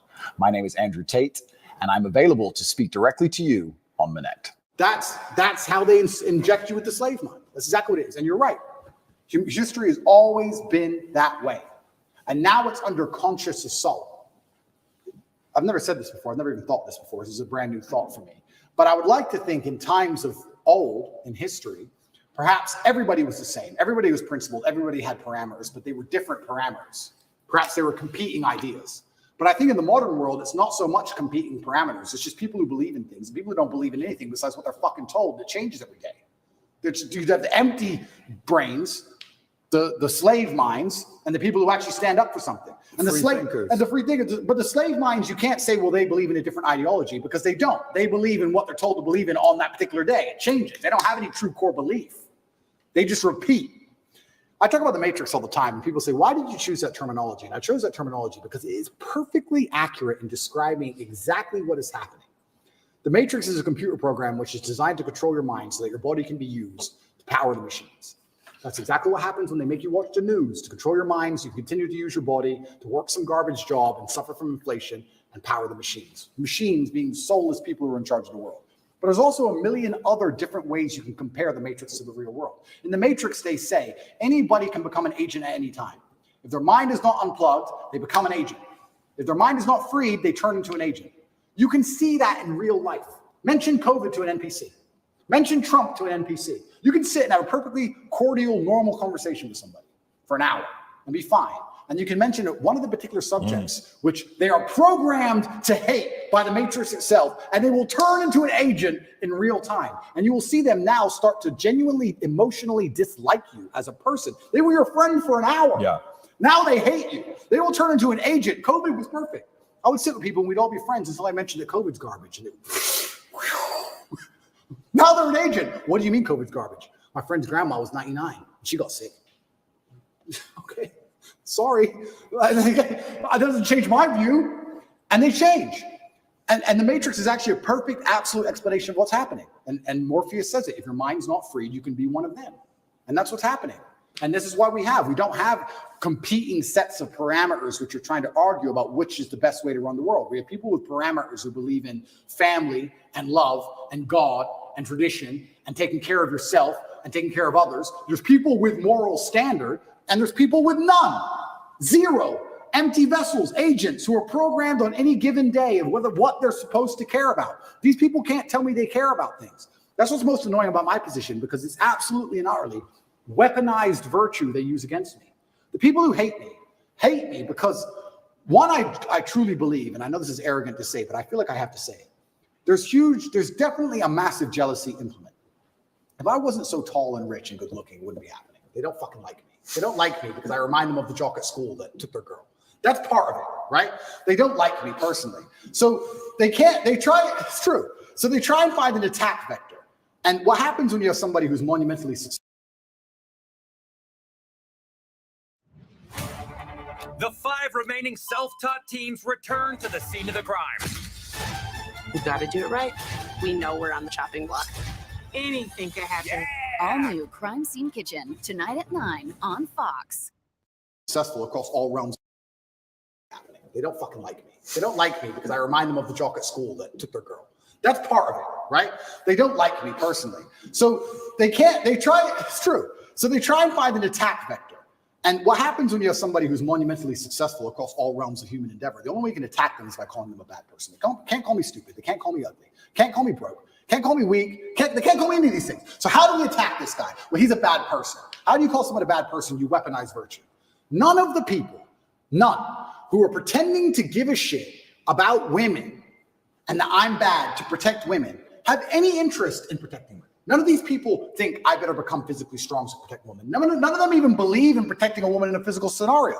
None of them even believe in protecting their family. None of them donate to any charities that involve women, nothing. They're just taking the virtue and weaponizing it and attacking me with it.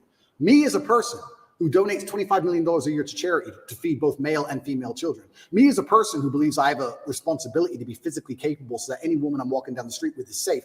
I do more for women than any of these clowns would ever do. But they're just weaponizing virtue and attacking me with it. It's not even genuine virtue. That's what's so upsetting about it. These people, the matrix-minded people, have so few parameters and so few virtue. Whenever there's virtue inside of them, it's only so they can take it, weaponize it, and fire it at you. They don't give a shit about any of the issues they talk about. They don't care about race. They don't care about women. They don't care about gays. None of it. They take it, they put it in a bullet, and they shoot it at the people they don't like. It's all fake. All of it. When you were talking about this, I wrote all these things down that we're talking about. Principled virtues, God, parents, true believers, fighters, traditions. These people they fear, right? All these people they fear. And these guys are slowly but surely starting to stand up. The scene we're talking about with Shia LaBeouf, he says, what we're doing here is a righteous act. Here's a Bible verse I think about sometimes, many times. This is his words. It goes, and I heard the voice of the Lord saying, whom shall I send? And who will go for us? And he began crying and said, here I am, send me. Brad Pitt turns around and says, Book of Isaiah, chapter 6. For me, in business, I asked this question again, and I'm so curious to get your thoughts on this. For the longest time, when I got into business, I was, a younger guy, 21. I'm like, okay, very coachable. Tell me, what do I got to do? I'm a coachable guy. What do I got to do? I'm a coachable guy, super coachable. I want to make money. I'm sick of time of being broke. My dad's at the 99 cents, too many heart attacks. I want to get out of this. Yeah. So I'm like, hey, Patrick, basic stuff. When you're doing business and you're talking to rich people, I'm Morgan Stanley Dean Witter. Never talk religion, never talk politics, never talk sex. Just don't talk about those 3 things. I said, okay, guess what? Never talk politics, never talk religion, never talk sex. No problem. We're going to business. So what do you think about the political climate today, Patrick Bet David? Oh, what do you think? You know, well, I think this, but what do you think, Patrick? I don't know, you know, quite frankly, I think I'm trying to figure it out for myself right now, but we'll see what's going to happen. Like, you know, whatever way you're deflecting and you kind of go on your phone. Hey, what do you think about God? What is your opinion on Islam or Muslim? Well, you know, for me, you know, you deflect that. Eventually you're sitting there, you're like, the people that I know at that level want to talk about those three topics. Now, sex is maybe off camera and they're kind of having fun with it, but they want to talk about politics and religion. So we, for the longest time, have been silenced. And now the ESG community, all this time they've told us to stay quiet, and they're saying what? They're talking politics, they're talking religion, and they're talking sex.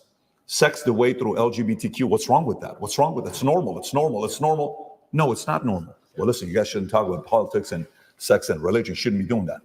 And then you see this one, you know, during COVID, one pastor, Australia, a Syrian man. I don't know what his name is, Vinny. What's his name? The Syrian pastor, priest from Australia. And he was fighting all the anti-COVID guidelines, and his stuff is going viral. He's doing this. And you've seen these messages. Some of the people that stood up, they stood up because they feared God. Okay. And for you, with your life, it's been interesting watching you go through your evolution of your faith. Pre-2022, former atheist, couple of the things you've said in the past, God isn't real because you can't prove it. Okay, kind of like that was more the Malcolm X argument, right? Bad things happen to good people and good things happen to bad people far too often for God to exist. I'm the center of my universe. That's pre-2020. Then gradually you start talking about Christianity and, you know, in 2020 you made a video announcing that you were wrong about what you had said previously about God, right? Now you start saying people are who are atheists are angry, bad energy people, and I don't want to be on that team anymore. And even if God is not real, the world is a better place if people do believe in God. I know God is real because there's so much evil in the world that there has to be an equal and opposite force. The devil can't exist if God does not. And if you look at the world today, it is very obvious that the devil does not exist. And I'll go to the last one here with Muslim. Quotes from you. Christians don't have a religion anymore because they tolerate everything and stand for nothing. And by the way, I actually agree with you, the fact that they're tolerating way too much. Islam is the last religion on the planet. God is something to be feared, respected, and to prove yourself to, which means you got to earn his right. It's hey, I want to earn your right and your respect, right? How did you go, if you don't mind talking about your own evolution? Because us as men, if you knew me at 25 years old, you probably would have liked to party with me. I was a selfish guy. I was a guy you would have thought I was, right? And we go through this phase of where the selfishness kind of comes down a little bit. You still need to be selfish because you need to be driven, but to the point where you're like, listen, man, I got to really do something. And then somehow, some way, God enters.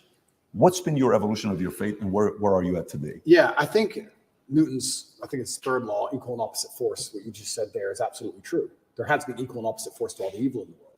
And that the equal and opposite force to all that evil has to be God.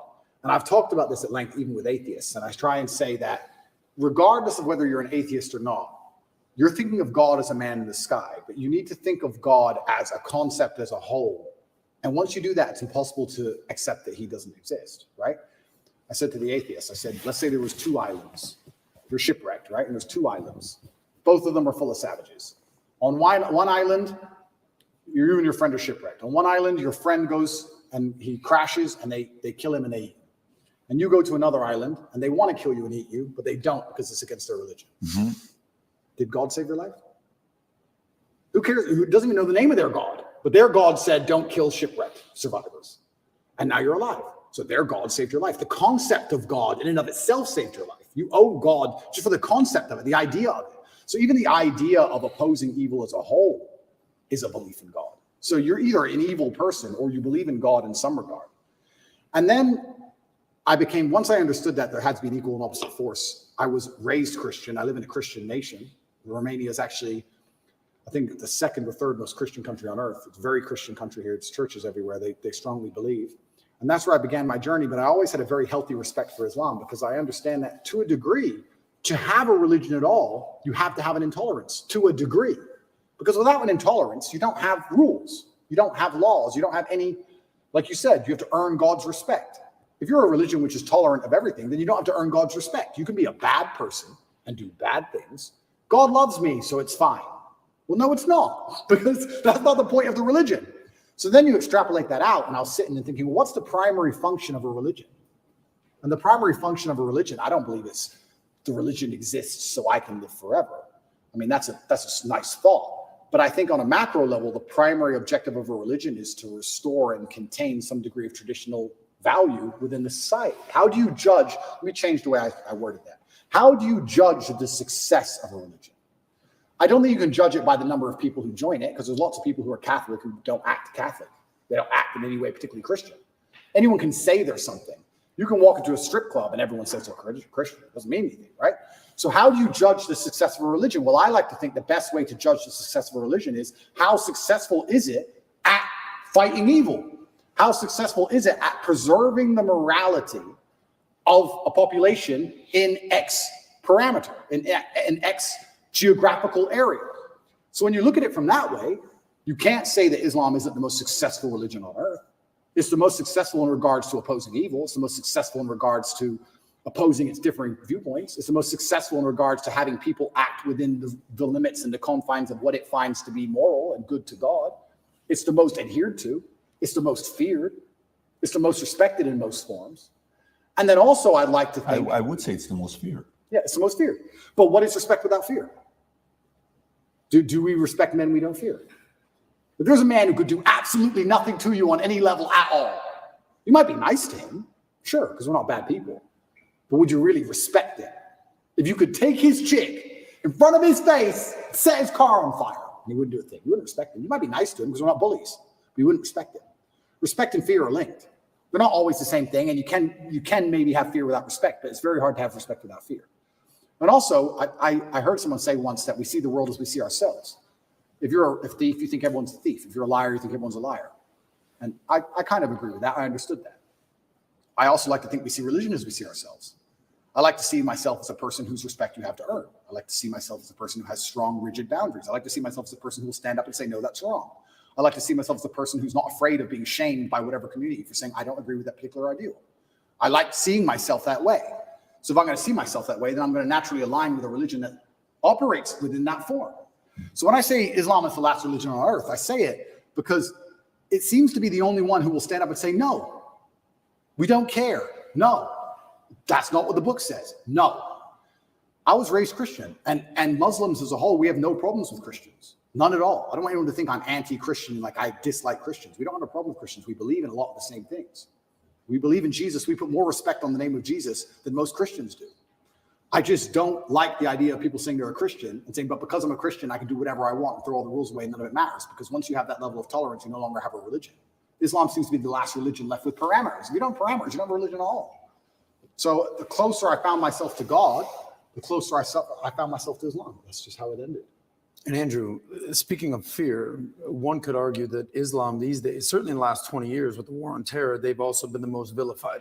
Absolutely. Right? So, you know, everything that we've seen happen with extremism and everything that's going on all over the world, how are you grappling with that? You've been a Christian for years now, Islam, everything. And you know what? That's such an interesting question, because when I was younger, especially when I was an atheist, I would sit and think, people are really doing terror attacks and doing all this crazy stuff because, you know, they're upset over a cartoon. That's so stupid. And nobody should kill anybody. Nobody should kill anybody. Charlie Hebdo, everything. Nobody should kill anybody. Nobody should kill anybody. I'll make that very clear. But also part of me is now saying, why would you want to insult the prophet for billions of people? Why would you want to do that? I don't want to make the argument against free speech. I'm not even saying you couldn't be allowed to. This is a sensitive subject. I'm just saying, what kind of person wakes up and thinks, I want to do that? I don't know. I just don't think that's a healthy mindset. Like when I see these Satanists, and they're, especially in America, and they're doing, let's keep it on Christianity, these Satanists, and they're dressing up Jesus as gay and all this stuff, like, that's not done in any kind of good faith. There's no good reason to do that. That's done with genuinely malicious intention. And what kind of people want to do that? And then the answer by extension is, I thought America was a Christian country. So how can you have a Christian country where the prophets of the religion are mocked to the highest possible levels within the confines of the country, and it's promoted? Is that a Christian country? Doesn't seem like a Christian country to me. I don't think the same thing would happen with Islam in Saudi Arabia. I can't imagine that happening. So how can you say we're a Christian country, but everyone's mocking our God on the streets? Ha, ha, ha. It's on Netflix. Ha, ha, ha. That's not a Christian country to me. So if you're not a Christian country, then where's the religion? The religion's supposed to enforce certain boundaries. You're supposed to at least show it respect, you know? And it's also kind of interesting because in Christian countries, there's more respect for Islam than there is for Christianity. In a Christian country, name one. They still don't do it with the Islamic Prophet. Why do you think that is? It's too much smoke. It's just not worth the heat. Because people believe. And I'm not advocating for violence on any level. I'm saying that even these degenerates who are trying to destroy people's belief in God, like we discussed earlier, because they don't want you to have any baseline morality. If you believe in God, there are commandments, yes and no. That baseline morality prevents you being an absolute slave. So they're trying to destroy it. But even those degenerates who are trying to mock and disgrace God, understand there's a point where it just backfires and, ooh, this is smoke. And they don't want the smoke. And shouldn't God be feared? I'm scared of God. It's the only thing I fear. I fear God. They can put me in jail. I know I'm telling the truth. God's on my side. I fear God. So God should be feared. So once again, does anybody fear the Christian God? I haven't seen anybody scared of him in a long time. And it's kind of crazy because it's very interesting. The mass migration and all these things are leftist policies, but then also Islam is the most right-wing religion on earth. It's kind of very interesting. I grew up in England, and I grew up in Luton, which is a town which is mainly Muslims. It's a huge Islamic community. And there was a bunch of English people who were complaining about there's too much immigration, we're losing our culture. And I understood their point absolutely. But these are the same people complaining about all the left-wing LGBT in schools and all these issues. And I was like, the only allies you have against this are the Muslims. They're the only allies you have in any of this. The Christians don't protest against any of this stuff. The Christians don't. There's very few Christians who will get up off their ass and complain. In fact, I saw on Twitter yesterday, one of the churches was lit up in rainbow. I have nothing against gay people. I don't care. And that's actually another point I want to make into about this thing. I think most people don't care, and I think that bothers them. Have you ever had an argument with a girl, and she's like stropping around the house, she's huffing and puffing, and you just don't give a shit? So she has to keep upping the ante till you eventually go, what's the problem? Because she tried the low-level stuff, and you didn't care. I kind of feel like this has a remnants of that. I'm gay, cool. I want to get married. I want to wave my dick in your kid's face. Whoa, whoa, whoa, whoa, whoa. It's like, whoa, whoa, whoa, whoa. I feel like they tried to annoy us, and we're like, we don't give a shit. Do whatever you want. Be a person. We don't care. And now they're like, okay, well, we have to get to a limit where they have to react. Yeah. We want attention now. We want them to care about What's the right move on that? Well, that's the point. You know, it's difficult because there comes a point where you simply have to address it, and now you have to oppose it. And this is sorry to interrupt you, but this is why they're so careful and so clever with what they do. They package it all together. LGBTQ. I would argue. I don't know what Q is. Firstly, sorry, I don't know what Q is. Questioning. Q. All right. I would argue that G and T are very different things. Beyond. A gay man and someone who's chopped the dick off are very different things. Completely. So they package it all together. So now, because the spectrum of your enemy is so large, you have people who are fully this way. Mm-hmm. You have people who we accept and are normal in society. We have no problem with gay people. And they put it all together. You're an enemy of all these people. And they complicate the argument and they mix it all together. And now you're a bigot. And really, you just want your kids to be left alone. Really, you just want to leave the children alone. Of course. So all you want to do is leave your kids alone. And then it's like, okay, I'm now raising children. I have more children than most people would believe. How do I protect my children from this insanity? God. Which God can protect my children?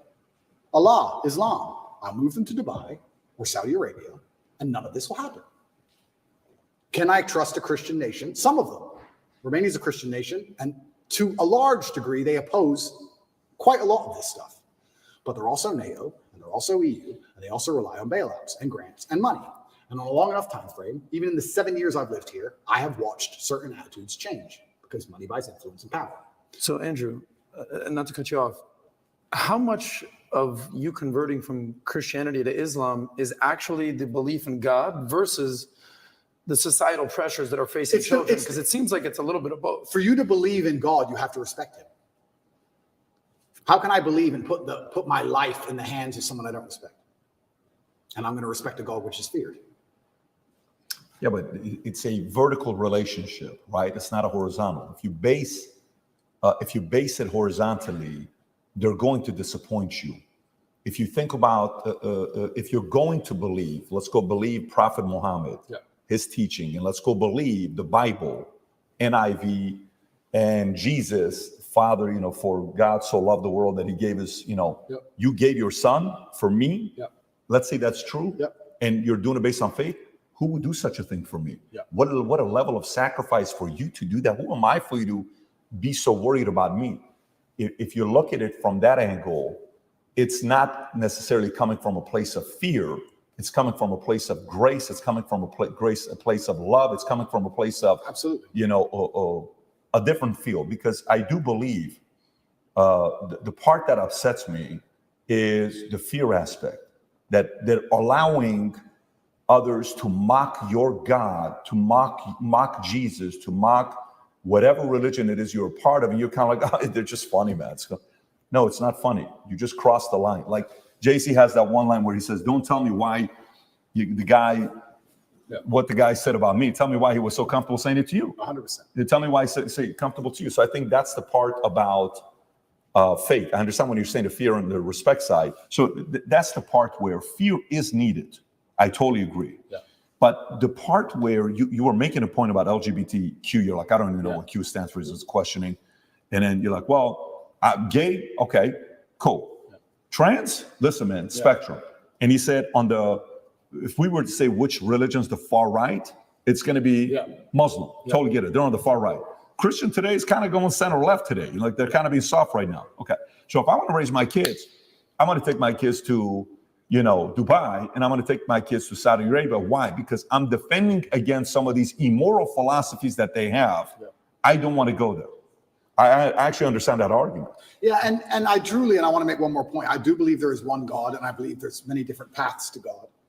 And I'm not a religious scholar, and I'm not an expert on Islam. I'm doing my best, and I'm reading the Quran as often as I can. And it does say that Christians on the day of reckoning will see how close they were to the truth. And we are allies. We are not enemies in any regard, Christians and Muslims. And I do believe that the idea of Christians and Muslims shaking hands and saying, let's put an end to a lot of this garbage would be fantastic. I'm not anti-Christian in any regard. I just found myself, as I became more and more religious, seeking and looking for a faith which not only I could be proud of, but a faith which was guiding in regards to, I don't know what a Christian would answer to certain questions nowadays. What does a Christian answer to? I'm a transsexual and I want to show your kids my genitals. What's a Christian? Well, a Christian's supposed to say no, do they? I know what my Muslim friends would say. I don't know. If you're a Christian, I don't know how you're supposed to act. I don't know what you're supposed to adult. I don't get it anymore. The true believer says the true believer. Yeah. But how many are true believers?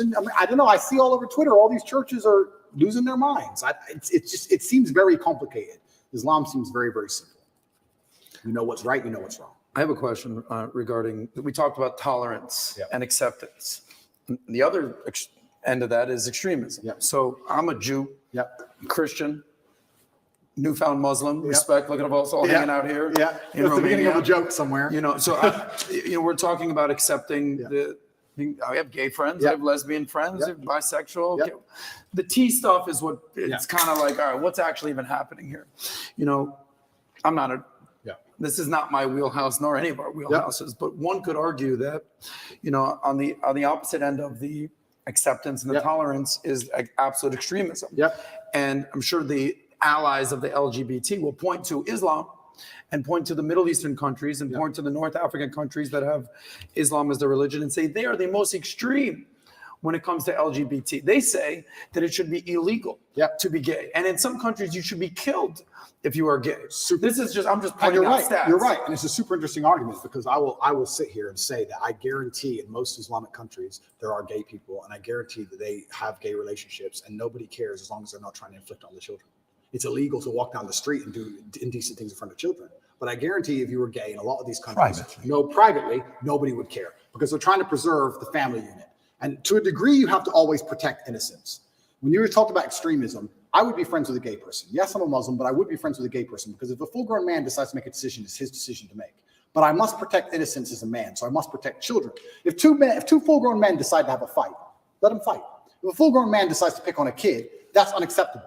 So I must protect innocence. So I agree with the extremism point, but I have no problem with full-grown men doing what they want to do. Maybe some Islamic scholar is going to watch this and get mad at me. I don't have a problem being gay with gay people and being friends with a gay person. I don't care. My problem is when you take a person who's unarmed, who's innocent, who is programmable like a child, and start inflicting your worldview on them.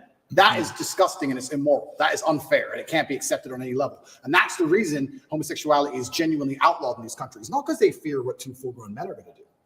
They fear what's happened in the West. So two full-grown men are going to purport on the minds of children which aren't theirs. That's what they're afraid of. You know, I don't know if you saw the interview. CNN is interviewing this in Africa. And I have the video. I don't want to play the video. Obviously, the leader. Yes. And he's talking about democracy. He says democracy says, look, you can do whatever you want to do. He says, what do you think about gays? And his reaction was like, what do you mean? What they do? I don't agree with what they do. Yeah. You think that's okay? Anyways, he's given his argument, right? And the lady's reaction is like, how could you? Says, look, you keep your beliefs to you. Do not bring it to our country here, right? The challenge goes back to, remember how you're like the girl that you're dating is like, so what happened? I asked you to bring the oranges from the store. How come you didn't bring it? Yeah, I forgot. Hey, so how about this? And you know, that's why you love your mom more than you love me. And you're like, oh, shit, you're getting all riled up. And now there's a fight, right? Okay. Well, is the mistake being too tolerant from the beginning? Is the mistake being too accepting from the beginning? Is the mistake of, like the fear when I talk to Second Amendment guys, and the fear about, well, what's wrong with them doing background checks? What's wrong with them doing this? He says, look, that's how it starts. You give them the background checks, then they're going to come for everything. Oh, you're over exaggerating. No one's coming for your guns. Well, you also said 20 years ago, Hillary Clinton, marriage is between a man and a woman, and the sanctity of marriage 20 years later. So that is the fear where one must watch this as a case study. Say somebody starting a new country and saying, look, here's where we stand. These are the laws we're not touching. We're not going to be doing X, Y, Z. You've been too tolerant, and now you're paying the price for it, and now you're reacting to it. And that's exactly why you completely nailed it. If you give an inch, they take a mile. And that's why I think in a lot of these countries, they have it's officially illegal. They're actually quite tolerant of it, more than you'd believe. I'm telling you, you can go to Jordan and your waiter will be a bit fruity. You can tell. Nobody cares. Nobody cares. Nobody gives a shit, right? But they have it officially illegal to prevent it ever bleeding out into actually affecting the mindset of society. You can do what you want, you're a full-grown man, but society is based on family, traditional family values. That's how our society is based. That's how we show ourselves to the world, and that is not going to be affected or changed. I was going to say that's why you see you talk about the collapse of Western society, specifically America. You see a decline in values. Wall Street Journal came out with that article that said family values plummeting, religion plummeting, being a social, being a community organizer plummeting. Everything's plummeting in America other than money. People are focusing on money. Connect is an application which allows you to take a minute to connect with influencers from all around the world. My name is Andrew Tate, and I'm available to speak directly to you on Connect. So it's interesting while you're talking about this whole religion thing, while you're in, who has reached out to want to support? We talked about this last time briefly. Yeah. Being a Muslim yourself, have some of the most powerful Muslims reached out, trying to help out, figuring out a way to get you out? Yeah, absolutely. They certainly have. And also the amount of mail I got from Muslims around the world was completely incredible. When I was in the cell with Tristan, he said, well, I'm Christian. Nobody's written to me. Yeah, so it was kind of amazing the support that you have from the brotherhood, and you certainly feel part of the family, and I've had a lot of support from them as a whole. It was Ramadan at the time I was in jail, so my first Ramadan was in jail. So that was certainly interesting because you eat when the sun goes down. And my meal came when the sun was up. So I'd have to cover it up and try and hide it from cockroaches and wait for the sun to go down and then eat it cold by myself. But I felt like, if you're going to do it the first time, you may as well jump in the deep end and do it hard. So I did that, and that was an experience. And jail as a whole, I mean, there's so many stories I can tell. There's so many different ways I remember it. There were times I laughed. I will sit and say some of the best days of my life were in jail. Get out of here. Yeah. And some of the worst days of my life were in jail. But there were days where me and Tristan, when we were finally in the same cell, there's times we laughed like we've never laughed before. I'll sit and admit that's absolutely not really true. I feel like if you're going to be the kind of person who strives for an exceptional life, which is what I am, I think I'd be a coward if I said I want an exceptional life, but I only want it to be exceptional in a good way. I don't think that's genuine. I want an exceptional life. Exceptional means away from the norm. And away from the norm means flying your Bugatti on a jet to Dubai and taking your own plane to meet it there. And it also means a Romanian dungeon with cockroaches on New Year's Eve. They're both exceptional experiences. And the times I was with my brother and it was just him and I, we truly had some genuine days where we laughed like we always laugh. Me and him laugh and have fun on a private jet, and we laughed and had fun in a Romanian prison cell because that's just who we are. And I also have to give my brother some credit while we're here. I would like to state that I absolutely, genuinely believe I have the best brother in the world. And I'll tell you why. I always knew I had the best brother in the world, but he proved it in jail. And I'll tell you why. My brother was put in jail for being my brother. He hasn't said any videos. He hasn't said anything on the internet. He hasn't said any of the things I've supposedly said. He's never, the Matrix isn't attacking him. The BBC doesn't print about him, nothing. Why was Tristan Tate in jail? Because it's Tate brothers. So they just took him and threw him in a cell. Now, what's interesting is when I got out of jail, so many people near me got heat. Old business partners got heat with the tax. They got hit with like tax paperwork, and they were calling everyone who's ever known me, and ex-girlfriends got heat, and all these people got heat. And some people complained, some people didn't. But some people were like, oh, since you've been in jail, it's been so stressful for me. The media's outside my house. Like, stressful for you? I was in jail. What do you want me to do? And people were complaining at me. And as these people started to complain, I sat there, I said to Tristan, you got thrown in jail purely for being my brother. And never for a fraction of a second did you even moan. Not even for a fraction of a second did he say, oh, they only put me here because of you. Why am I here? I'm innocent. This has nothing to do with me. Nothing. In fact, he said the absolute opposite. He said, I am so glad I went to jail with you. I would be furious if they sent you here by yourself. If they're going to lock you up, they better lock me up. And there was a time, about 2 months in, because there's less media pressure on Tristan, they were talking about releasing Tristan first. And he was saying, no, I won't leave without Andrew. Going down with the ship. I won't leave unless my brother leaves. Wow. I won't leave. And he was telling the guards, I won't leave. Keep me here. I'm not leaving. And they said, the judge says you have to leave, you have to leave. He goes, then I will stand outside the gate. I will sleep outside. I ain't leaving this jail. And our lawyer said, well, we can make an appeal to just release you because there's less media scrutiny around you. And Tristan's like, no, Andrew's in jail. I'm in jail. Refused to leave. He was adamant he had to stay. That's a brother for me. And it was the same for me. I said to Tristan, if they came into me and said, Andrew, go home, I'd be like, no way. Tristan's in jail, I'm in jail. We're in jail together. He never for a second complained, never bitched, never moaned. And he was only in jail for being my brother. And then I come out and there's other people, oh, they sent me a piece of paper, blah, blah, blah. You're moaning? It's unbelievable. You truly learn, like I said, jail confirms everything you already knew about the world. And you truly learn who's on your side and who isn't. And that's good to learn. But it's actually crazy.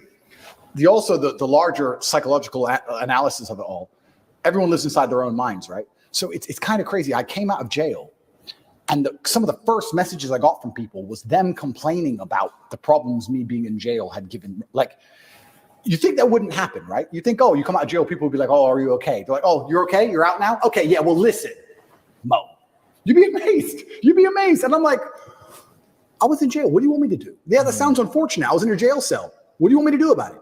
It's kind of crazy how much everyone's kind of self-interested. So it's been a learning curve, and you learn a lot about a lot of different people, and your circle gets smaller. And I think that's probably one of the reasons God put me in there, to just learn a lot and make my circle smaller. And you just have to listen to him and pay attention to it and say, okay, all right, you're off, you're off, you're off, you're on, you're on, you're on. But my brother, I have to give him credit, because I tell you, I also think me and Tristan are one of the best teams in the world because we have different roles inside of our brotherhood. My role is to be concerned and to panic. Not panic, that's the wrong word. I never panic. My role is to be concerned and try and fix the problem. I'm in jail, pacing up and down. How do we get out? And Tristan's role is to not care. And together, that helps us achieve the objective best, because when we really need to get out, I'm in charge. His role is to not care. Sometimes when it was at the height of frustration, I needed his superpower.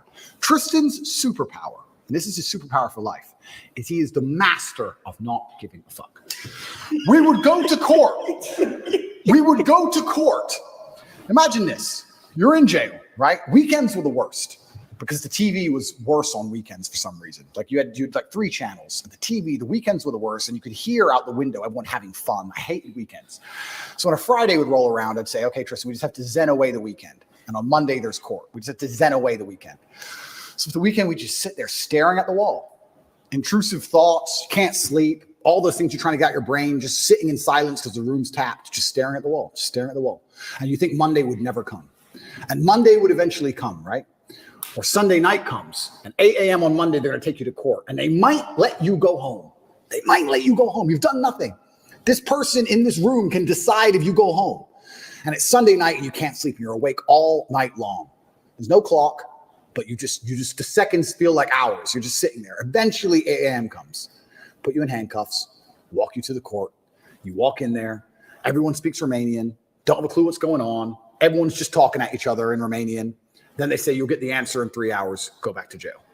When I went back to jail, I was sitting in the room. I was like, do I pack to go home? No, that's too optimistic. Okay. But you're nervous. You're anxious. Am I going to go home? Is it over? Do I get to go home? I called the lawyer. Do you have an answer yet? No answer yet. Okay. Sitting there. I can barely sit still. Tristan finishes court. Walked straight into the room. It's a matrix attack. It's bullshit. I'm going to sleep. And went to bed. Clean asleep. I was like, how the fuck are you asleep? He didn't care at all. He just went straight to bed. And then when he woke up like 6 hours later, matrix attack? I'm like, yeah, you thought so. He just rolled back over. Didn't care. But it's perfect for a guy like you. But that's what you need. I need that. I agree. Because if I had someone else next to me as hyped as me, I would have gone insane. I agree. I need someone like him who's just like, he had the superpowers like, bro, I love jail. Jail's great. Look, we got coffee. I love jail. None of my women are messaging me. I love jail. I'm telling you, I had 45 minutes on the phone a day, and I used all of my minutes. Tristan never made a single phone call from jail. Get out of here. Not one. I was like, Tristan, do you want to speak to anyone? Nah. Sit there watching Romanian news. Didn't give a shit. Like bulletproof. But the only reason he's so bulletproof that way is because he knows I'm doing the absolute best the other way. He couldn't be that way if I wasn't trying to get us out, because then he would try to get out. You need the yin and yang. So like when it was chill time, it was his mental frame. And when it was how do we get out of here, it was my mental frame. But Tristan's superpower genuinely not caring. I can't explain the level of how much it didn't affect him. It didn't bother him at all. I didn't see him sad, nothing. He was smiling. He didn't care. You consider yourself a stoic. How much more stoic is he than you? I just think we have different roles, and I think we've evolved into them over the time, because it's not just jail, it's with everything. That's what we are with everything. If there's a business problem, I'm the one who's like, shit, we have to fix this now, shit. And Tristan's the one like, Andrew, you are so ridiculously rich, chill. But we need that. We need both, right? But he couldn't be that chilled if I wasn't the way I was, because he wouldn't be successful. Totally. So you need the opposites. Yeah. So everyone goes, oh, you and your brother are so close. We're so close because we're actually very different people. But yeah, he was amazing in jail. And even afterwards, I still struggle to sleep. He sleeps fine, because I think my experience of jail was a far more stressful one, but I adopted that. Now, I'm not saying I couldn't have done what Tristan did. I could have done what Tristan did. If I were to go into jail and say, your MO is to not care, I could not care. But my MO was, how do I get out of this matrix attack? So I was the most stressed I've ever been in my life. So that's carried over. So I don't sleep. He sleeps fine, but he slept fine in jail. So why wouldn't you sleep fine now, right? So yeah, it was interesting, but I have to give him props, because it's amazing to have that level of clarity. And he said things which were absolutely and utterly true, things I already knew, but it was nice to hear. I want to ask you a question on this. So I have two boys, right? And one day they're going to watch this. They're not going to watch it right now. They're 11, 9, but they're going to watch this, right? And in school, I'll go and the kids that are, 11, 12, 13, they're like, you Andrew Tate, how was that interview? Oh my God. So 11-year-old kids are watching these types of content, but that's pretty wild where they're at. But here's a question about brothers. There's a lot of brothers out there. As a father, there's certain principles I'm teaching them, okay? One, if you can speak from the idea of how your bond was built based on a man, your father, Emery, injecting certain values and principles on the two of you. You guys better do this. I don't want to see this. And then which part of the code did you guys create? Because there's friendship, but there's brotherhood. There's a very different story. Absolutely. How was that developed? Yeah, so my father, and I have endless stories about my father. A lot of people who dislike me would call him an extremist. I don't think he was an extremist. I truly believe I had the best father on the planet. And from a very young age, he made it clear. He said, look, you're Tates and you're going to have enemies. You're going to have people who are against you. Your best bet is to be a team. So whenever me and Tristan would fight, which happened, we got put in a room together And we had to sit in that room. And my dad would say 3 hours or 4 hours in silence. He'd sit us down in the room, here, looking at each other, and say, if I hear a noise, I'm starting the time again. And we'd have to just imagine, when you're a kid and you fight and you're furious and you're so mad. And then you end up sitting across from the person you hate. Silent. Because you make a noise, dad gets mad. And dad's outside, right? So just sit there. 2 hours, don't make a noise. We had to stare at each other. And over time, we thought every time dad was home, we just stopped fighting because it wasn't worth it sitting in this isolation, weird, silent stare thing. Because that's what happened on repeat. It happened like 5 times and we just stopped fighting. We'd fight all the time when mom was home. And when dad would come home, we'd literally just look at each other like truce. Like, we don't want to sit and do this thing we had to do. Yeah. So we became a team, and then I think it evolved from there because there's always been a hierarchy. I am the older brother, I'm the bigger brother. He does respect me for that. We both have opinions, but it can be vetoed by me in the end. And we have our specific roles. My specific role is I'm the one who takes the most action. I'm the one who over worries. I believe, especially in business and many other things, I say it to all my staff. I say react. I said react fast, react early. Like panic early, like panic now. I don't believe in waiting for things. It's just not who I am. I can give you a million different examples. If my email processor, this happened just before my cancellation, said, oh, we'll put your account under review. You'll have an answer in 72 hours. As soon as I get that email, within 3 minutes, I'm like, get a new one. Get a new one. I've never waited for anything in my life and it worked. I've never waited and it worked out fine. Ever. Every time it's your canceled. Every time it's your deleted. Every time, so I'm like, no, get a new one now. Just get a new one. I need today's email out. Get a new one. We can't get a new one. No, accept us. Build one. So in a day, we built our own. Like, I'm the panic fast and early guy. Tristan's the complete opposite. And that makes us a perfect synergy. And I super need him and I need his energy, especially in jail. Man, he was fantastic in jail.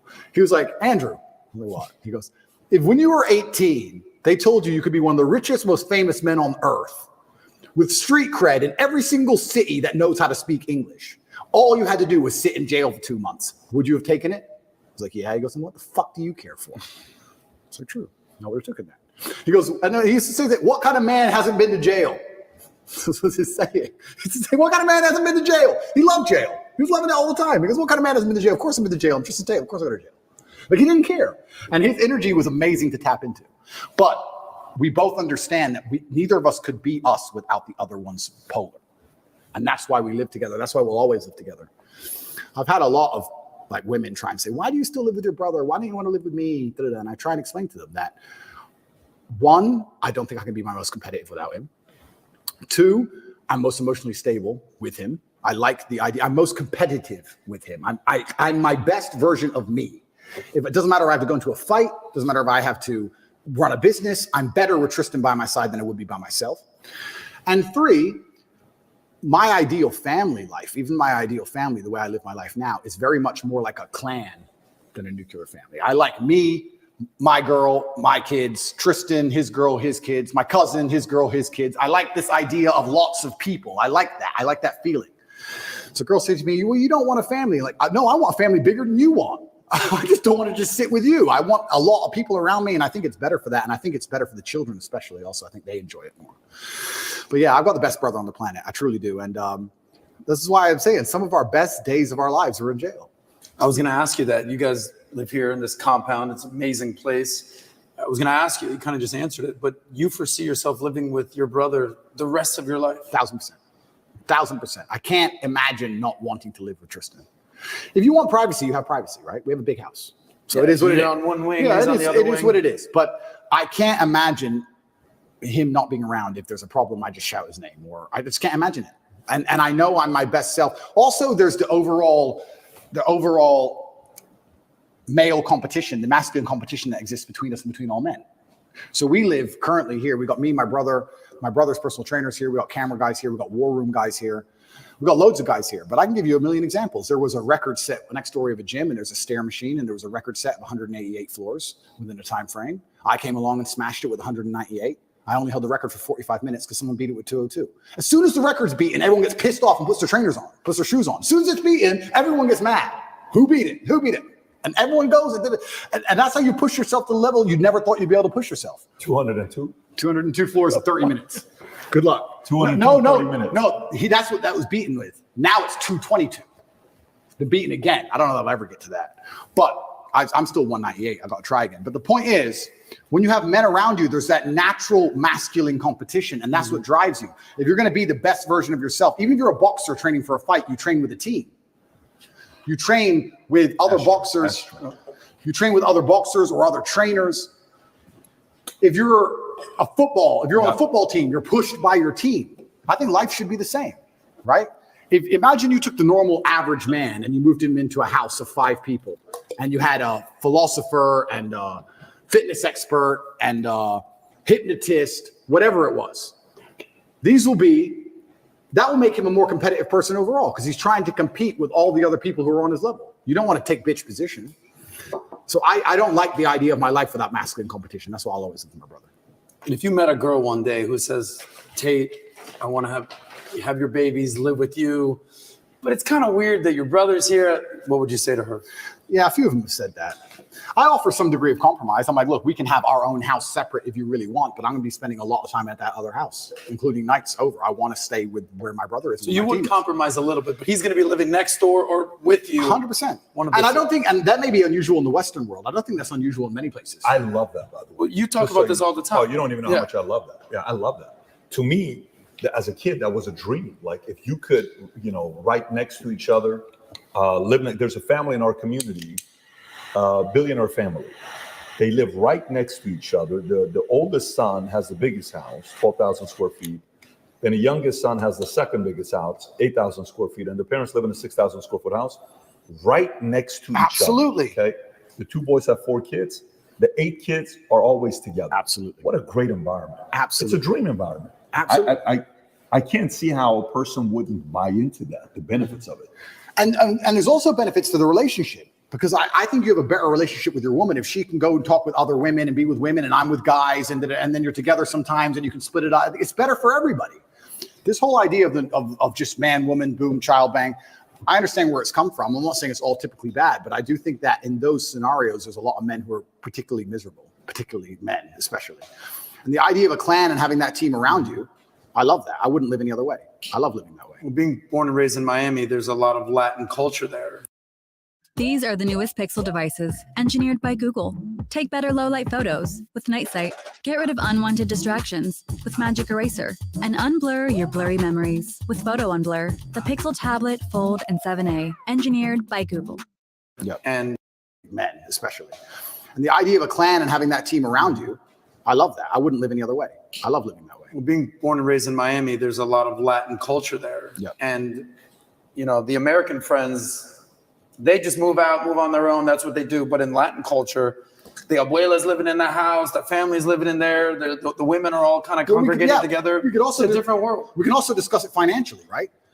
If you're a man and a woman and you have 3 boys and they're, let's say, traditional Western, whatever, they all go and pay 3 different rents and they all move in with their girlfriends and everyone's getting wrecked, right? If you all stay together and combine your income, you also do much better financially. This is how a lot of immigrants even survived, especially Muslim immigrants in England. I've heard you tell the story about that. Absolutely. Yeah, they all stay together in one big house. They all pool their incomes. You have a bunch of people with average jobs and Ferraris on the drive. And then they buy the house they're in. Then they buy another. You pool the incomes. If you all split and separate and just spread out, you're just paying all different rents, all different electricity bills, and you just go broke. You have to think of the last name and the generation and the clan as a whole. So yeah, I love the idea of living with my brother. I'll never live without him. And his woman can move in. Of course, his kids can be around me. Of course, I'm uncle. Why not? I have no problem with that. That's a dream. Let's transition to a couple of the topics. So I saw a video by the president of Microsoft, Brandon. I think it was the president of Microsoft who said, you're going to see one of the biggest threats in the future being deep fakes. Okay. And then you saw a similar thing being said by Google, Sergey Brin. You're going to see what's going to happen with deep fakes. And then the example of deep fakes was given by the actress from Wonder Woman. What's her name? Gal Gadot. Gal Gadot, right? There was a deep fake porn made of her. Then there was a deep fake video made of Trump. Then there's deep fake of Joe Rogan. There's one of Morgan Freeman. Hi, I am not Morgan Freeman. Kind of goes like this. Wow. So the direction we're going with deep fake, right?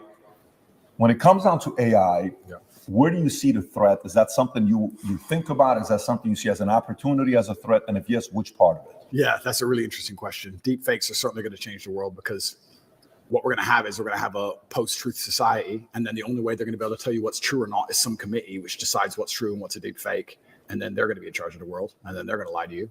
And then you're really in trouble. So that's going to be very interesting. Once you get to the point where, what did I say earlier about not being able to trust your own eyes? They're going to take that away from us soon. Then what? Then you're really in trouble. In regards to AI, I think it has to be adopted. Inside of my school, Hustlers University, we teach AI with absolutely everything. A lot of the images we generate, even on my Twitter account, is all AI. And what's actually scary about the modern world is, I don't consider myself old, I'm 36, but some of the children, I call them children, 17, 18-year-olds inside of my school, Hustlers University, they're AI wizards, and they can do magic with this stuff. Magic. Like they can literally, genuinely, Andrew Tate on the moon, and the image is generated in seconds. Like artists are going out of business. I thought AI would put truck drivers out of business. Artists are going out of business. Musicians are going out of business. It's kind of scary. I do like to think that with things like AI, there's always going to be some degree of natural separation between the men who are genuinely inventive and killers and the men who are more, let me change the way I say that. I think if you're an exceptional person, a truly exceptional person, you don't have to be afraid of nearly anything. But you'll probably agree with this. In my experience, in nearly every business in the world, you have 10% killers, and then you have a bunch who want the paycheck. They do their job, but I wouldn't say they're killers. You understand? Mm-hmm. And we live in a society for a long time where I can even tell you now, sometimes when I hire, I'll say to my cousin or to my COO, I'll say, look, either get one killer or 3 normal people. Because that's the reality. That's the basic. You either need 3 people to half do the job or you need 1 killer to do the job.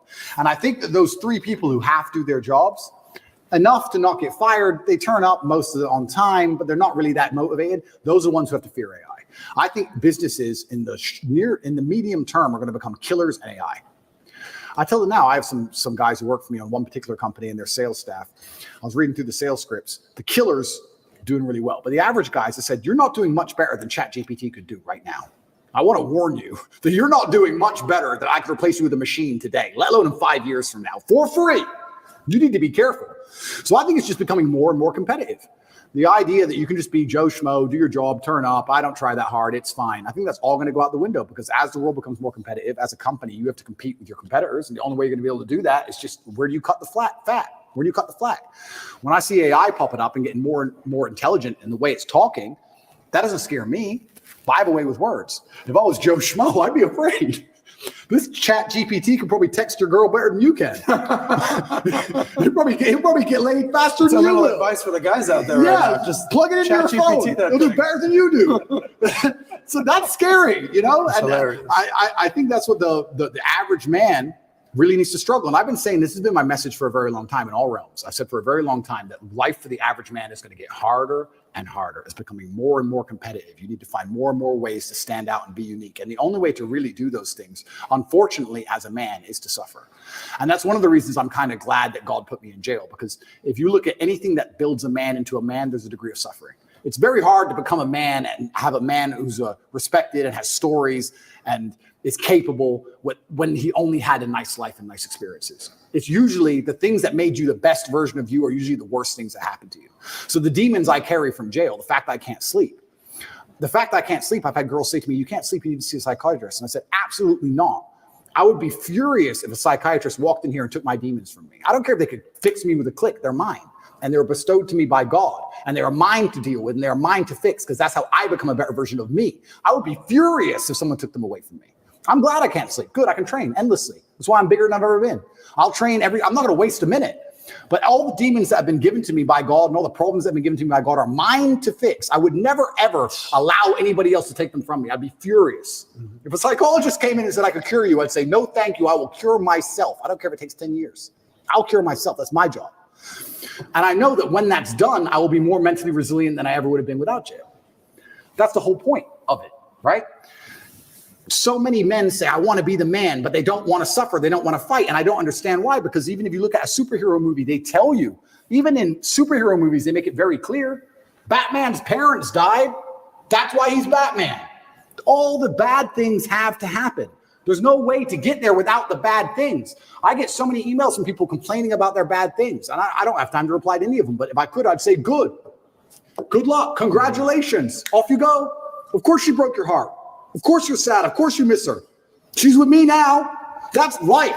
That's part of it. That's the only way you're going to get to that level of resilience. You can't become the man any other way. So yeah, I thank God for everything bad that's ever happened to me and all the demons. And I trust that he's not going to give me anything I cannot, in the end, decipher and deal with. In the end, I think it's a puzzle, and you decipher it and you work out the best way to deal with it, and you internalize the good parts, and you become a better and stronger and more resilient person for it. So I have to thank God for every single one of them. Well, I mean, you got to go through shit to be the shit. That's basically what it is. And by the way, what you're saying is not a hypothetical. You talk about being the average man. You see this play out on dating apps these days. Have you seen what's happened, especially on Instagram and on all the dating apps, Hinge, Bumble, and out there? The top guys out there are getting 90% of the women, whereas the bottom guys, I think the stats are a third of men under 30 have not been laid in a year. If being average is not acceptable anymore. At all. It's not acceptable anymore. And it's not acceptable in the sexual marketplace, but it's also just not acceptable, I don't think, even in life anymore. Period. You have to diversify now so much to even protect yourself. The idea that you can just be a law-abiding citizen in a country and just work your job and be okay is gone. It's gone. If COVID doesn't prove that, I don't know what will. Yeah. Look at my situation. You have to diversify. You have to be smart enough that you have assets and friends and capability and lawyers and whatever all over the world now. That's the only way to protect yourself. You can't just sit within one jurisdiction and go, oh, well, but I don't speed, so it's going to be okay. I don't think it is. I think it's coming to a point where it's not going to be okay.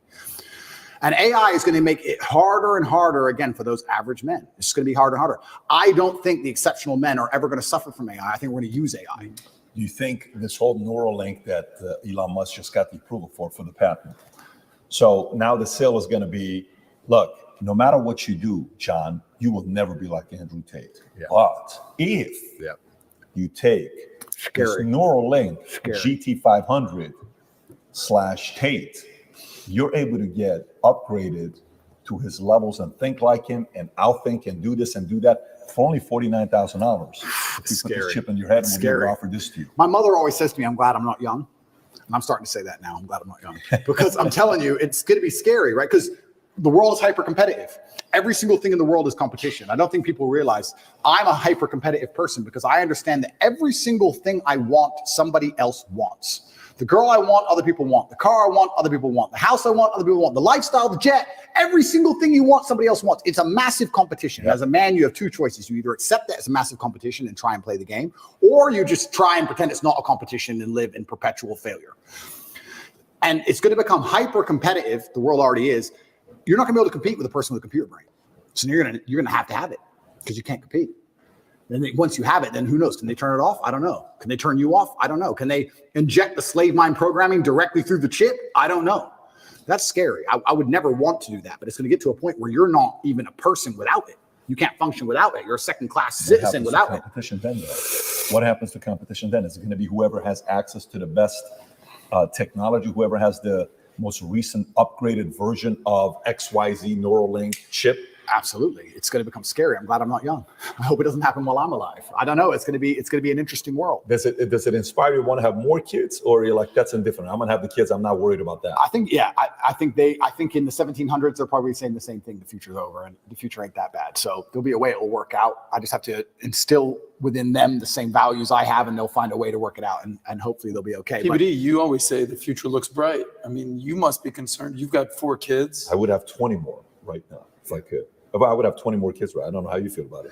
I'd have 20 more kids right now if I could. Absolutely, absolutely love children. There's nothing bad about having children. The only thing I wish I did is start earlier. It's the only thing I wish I did. Was well, listen, right now, I don't know if you know, if you need some inspiration, there's this guy named Al Pacino. I saw that. Who had a kid at 82, and his girl was 29 years old, and De Niro had it at 79. Wow. Well, so it's never too late. You're never 36. too late. If you got the testosterone level of 32, I'm sure you can have 20 more kids. I'll be okay. Politics. Let's talk politics with America. You're seeing what's going on with the election. Mm-hmm. One of the vantage points you have is you're not there. It's kind of like it's your problem. You guys deal with it. Yeah. I'm over here on this side. From your perspective, YouTube comes out. Hey, all the election stuff you guys talked about, that we would ban it and take it down, you guys can talk about it now because we want a balanced argument from both sides. Okay, no problem. Who do you see? What are your thoughts on Trump today, 2024, DeSantis, Biden? How do you see this thing panning out? Politics is so interesting. It's so messy. I mean, obviously, I'm a Trump supporter. I believe in Trump. I like DeSantis and the things he did. I'm not going to choose between Trump or DeSantis. I think if one of them won, if any of them won, it would be fantastic for the world. I think YouTube taking a back step is actually extremely important symbolically. It'd be interesting to see if they keep that up post this election, seeing what happens with this election. That'll be very interesting. But I think it's certainly a massive symbolic step back. I remember when I got canceled, nobody talked about Rumble. Nobody talked about Kick. Nobody talked about, even you got Valuetainment. No disrespect. You were a lot smaller then than you are now. It's crazy how fast alternatives have popped up.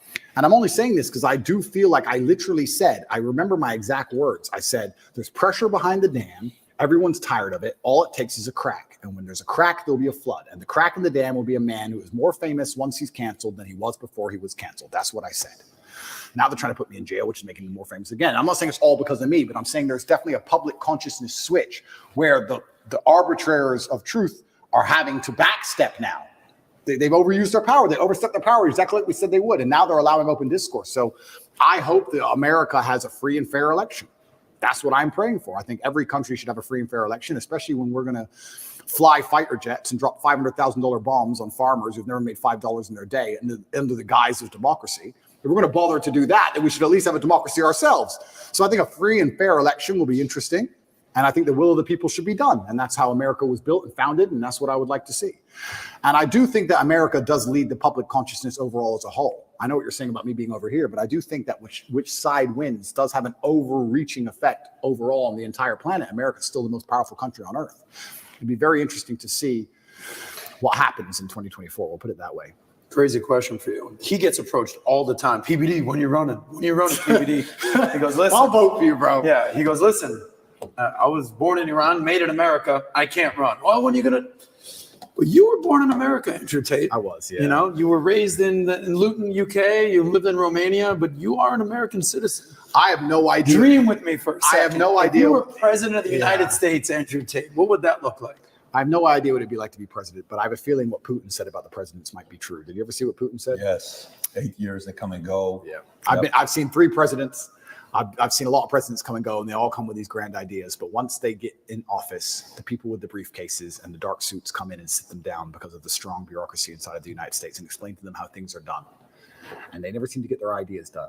They never seem to do the things they said they were going to do. You include Trump in that? I think Trump tried his very best to resist that, and that's why he's in the situation he's in. That's why they're taking him to court for no reason. That's why he was Matrix attacked.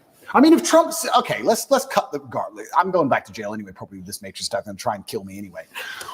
They probably are. If Trump's situation isn't a Matrix attack, what is? What did they just hit him with in New York? Some defamation for defending himself against a lie? Is that, if that's not a Matrix attack, tell me what is possibly else. Anyone who's sitting out here who actually truly believes that the Matrix doesn't exist has no idea how the world works. The media machine and the legal system work hand in hand to try and slander people's name and convince the populace enough that they're guilty so there's no revolt, so they can hit them with a guilty plea. They've already decided before all of it. It's all a plan. This many months of negative news, then we'll hit him with this. We'll get him guilty for this. And with this many months of negative news, the populace will probably swallow it. It's garbage. It's a Matrix attack from head to toe. How much do you see yourself in Trump? And to use your words, first they try to cancel you. He was canceled. Yeah. Then they try to throw you in jail. He's dealing with lawsuits. Yeah. Lastly, they try to put a bullet in your head. Well, Trump's lucky because he's a bit older. So Trump will try and outlast him. They'll wait. My problem is I'm a bit young, you know? And I also think the reason I feel particularly at risk, and I say these things on podcasts to protect myself. And This is my comeback. Start yours at purdueglobal.edu. I don't want anyone to think he's dealing with lawsuits. Yeah. Lastly, they try to put a bullet in your head. Well, Trump's lucky because he's a bit older. So Trump will try and outlast him. They'll wait.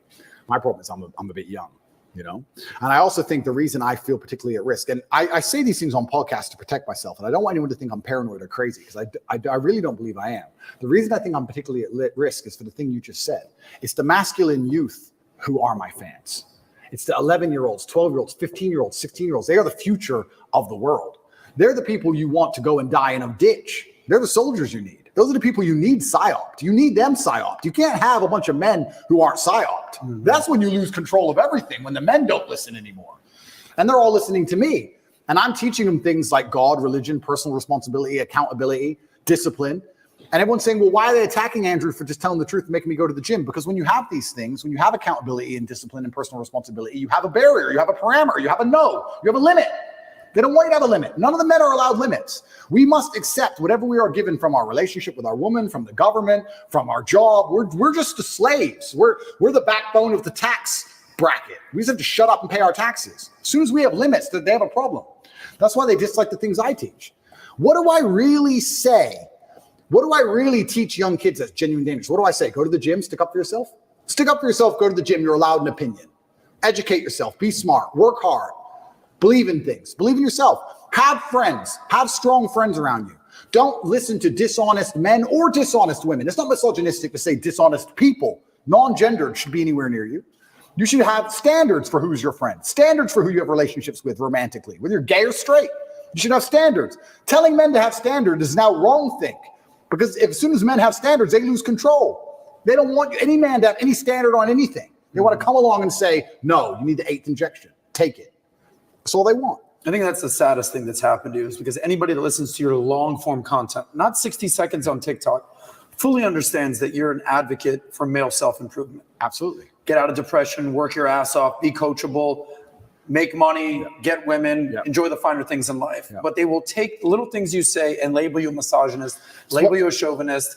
And that's the tip of the iceberg of minor things you say when you really are a male advocate. It's weaponized virtue. But also, you can't have an opinion on any kind of differences or differentiation without them now calling you a misogynist. If I believe a woman is better at raising young children than a man, I would never drop my child off to a nursery run by men. I think that would be weird. I would never take my 2 or 3 year old girl and drop her off in a nursery which was male run. I would only bring her to a nursery which is female. Nor would you hire a babysitter that's a boy. Neither. Never. Do I hate men? No. Like, I just believe that in war, a man should go, and raising children, maybe perhaps women should go. I just believe in the same things that everybody believed in 10 years ago. Yeah. The world has gone nuts. 10 years ago, everything I'm saying was standardized and accepted and normal. And they're taking this misogynist garbage and weaponizing the virtue and trying to attack me with it. And they don't even believe in it. It's truly upsetting, but I just can't be quiet because I don't know how. I couldn't live as anyone else other than me.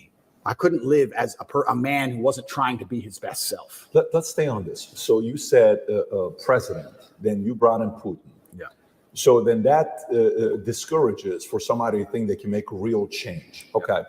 So 2 questions. One, if you are the president today, I'm sure you've thought about it. Yeah. What policies would you attack? Right now in America, I watched RFK. I don't know if you listened to the recording yesterday. I've heard. Yeah. What he said about the angle he would take with pharma. He says, all these things we're talking about guns. He says, how is it that we have the same amount of guns as Switzerland does per capita, but Switzerland hasn't had a school shooting in 21 years. We had it 21 hours ago. And we just had one last night, by the way, big one. I don't know, in Virginia, I want to say, right? 7 people shot just yesterday, right? Every day there's something. Every day. You're talking about fentanyl. You're talking about the drugs. You're talking about LGBTQ. You're talking about military-industrial complex, economy, taxes. What would be top 3 issues you would attack if you were president today? And that's so interesting because before I answer that question, that ties back into what we were saying earlier about men's mental health. They pretend they give a shit about men's mental health. But if you come along and actually advocate and tell men how to be happier, I've been a sad man and a happy man. I am a man. I know exactly how it feels on all ranges of emotion. And I'll be honest with you right now. When a man is sad, there is an inclination towards aggression. That's how we're born. That's how we're evolved. We're evolved with that inclination towards aggression. We need that to protect and provide. That's who we are. We need that bravery. But having a bunch of depressed, sad men who have no emotional control is dangerous for society. I say this all the time. They try and pretend that I'm somehow dangerous for society by telling men to stand up for themselves and be masculine. Absolutely not, really not. When you tell a man to have no emotional control and be more feminine, that's a school shooter.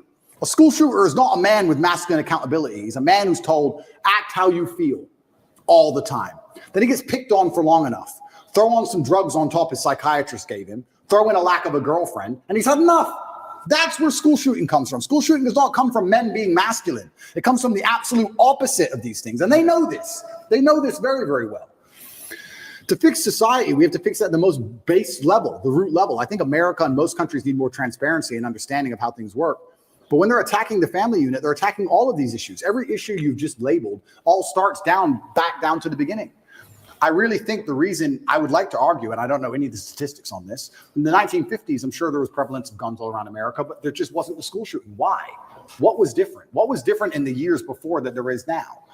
I think it's just because children obeyed their parents, and their parents were a family, and there was a degree of responsibility that was instilled inside of people, and there's a degree of accountability, and there was a degree of honor and pride. Great question. There's a degree of honor and pride.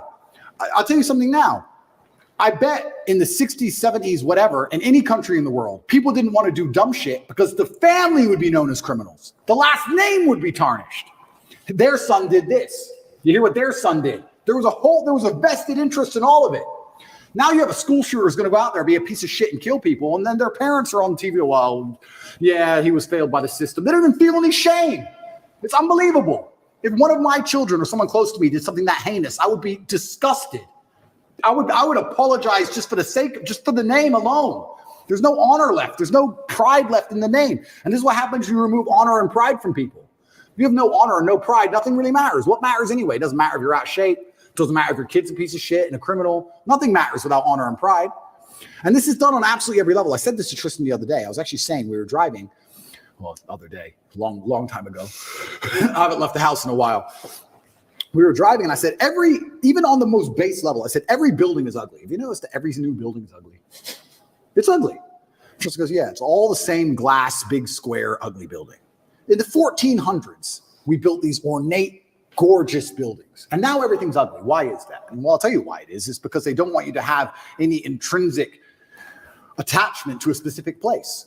If all the buildings are beautiful in a specific town, you have intrinsic attachment to that town. You care about that town. You want good things for that town. You'll protect that town. You'll defend that town. What is that? That's a barrier. That's a parameter. If everything looks the same all the time, you'll just move. Who cares? Oh, they've messed up San Fran. Who cares? I'll move somewhere else. Let's move somewhere else. It's all the same. Globalism doesn't matter. It's all the same. Buildings in Berlin and New York, they all look the same. Where's all the beauty going? When there's beauty, you have an attachment to that beauty. They want to remove all your attachments from everything. Even now, when they try and psyop you into, let's say, the way that models all look different than they used to before, right? Models all look different. Victoria's Secret. Yeah, and I was arguing this point. And someone's saying, oh, but that's because you have Eurocentric beauty standards. I said, no, I'm going to correct you because I know you think you sound smart using the word Eurocentric. I'm going to correct you because you're a dumbass. Let me tell you what beauty standards are. Beauty standards, by definition, for something to be beautiful, has to at least be unique. If everything is beautiful, then it's not beautiful. If everything's beautiful, then it's standardized. For you to take a model who looks the way they look without any effort at all, and they look like most out of shape, uninteresting people on the street, you cannot call that beautiful because it's standardized. You can see it everywhere. Beauty means it must have been difficult to obtain. Whether it's a building, it's difficult to make because it's ornate, or a woman who's trained really hard to have a beautiful figure, that is difficult. Difficulty and beauty are linked. You can't have beauty without difficulty. You cannot show me another model and tell me that my Eurocentric beauty standards are saying she isn't hot, because that's not why. She isn't hot because she's made no effort. She hasn't tried. That's why. And they're doing this with everything. Everything is ugly. Nothing has a standard. Nobody has to try for anything. No parameter, no baseline belief of what's true and what's false. Everything's subjective. Your truth. No, there's the truth. There's no such thing as your truth. And this is an attack on every single level. They're assaulting us from everywhere. Even the buildings they build are assaulting you. So you can't even just drive through a town and go, wow, look how much energy has been put into this place. I love this place. I will not allow them to do it to this place. Now it's just like, we can move there. Let's move there. It's all the same anyway. It's all a Starbucks on the corner and a 7-Eleven. Who cares? It's all the same. Why fight? Why fight for any of it?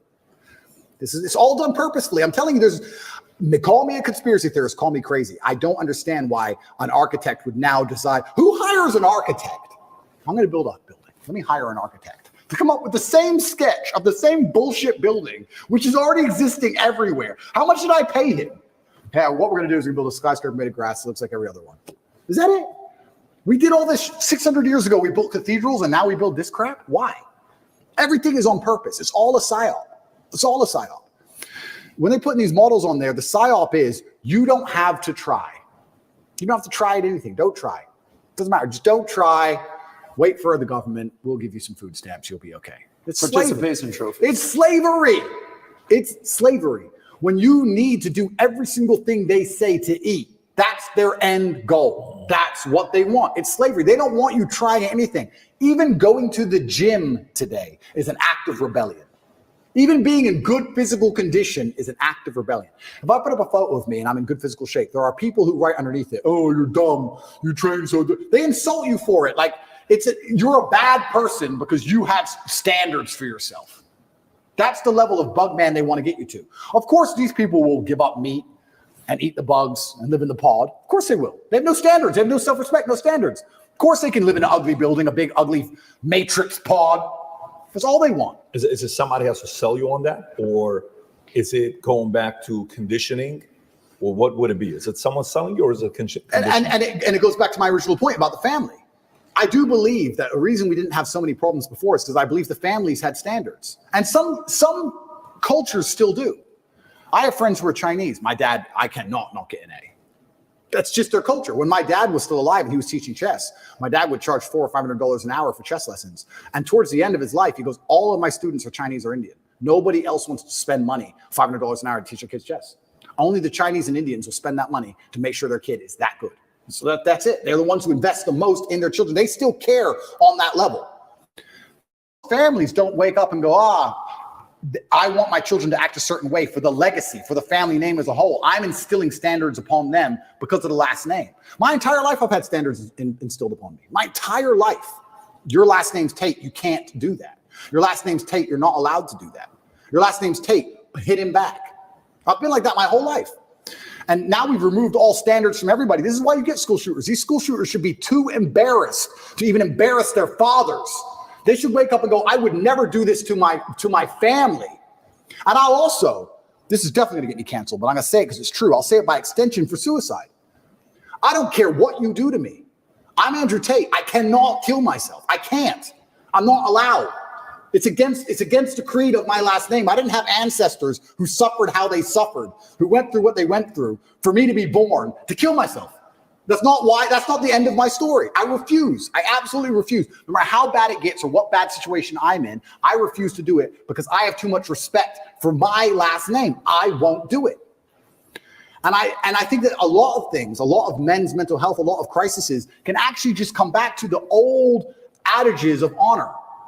And you can fix a lot of it.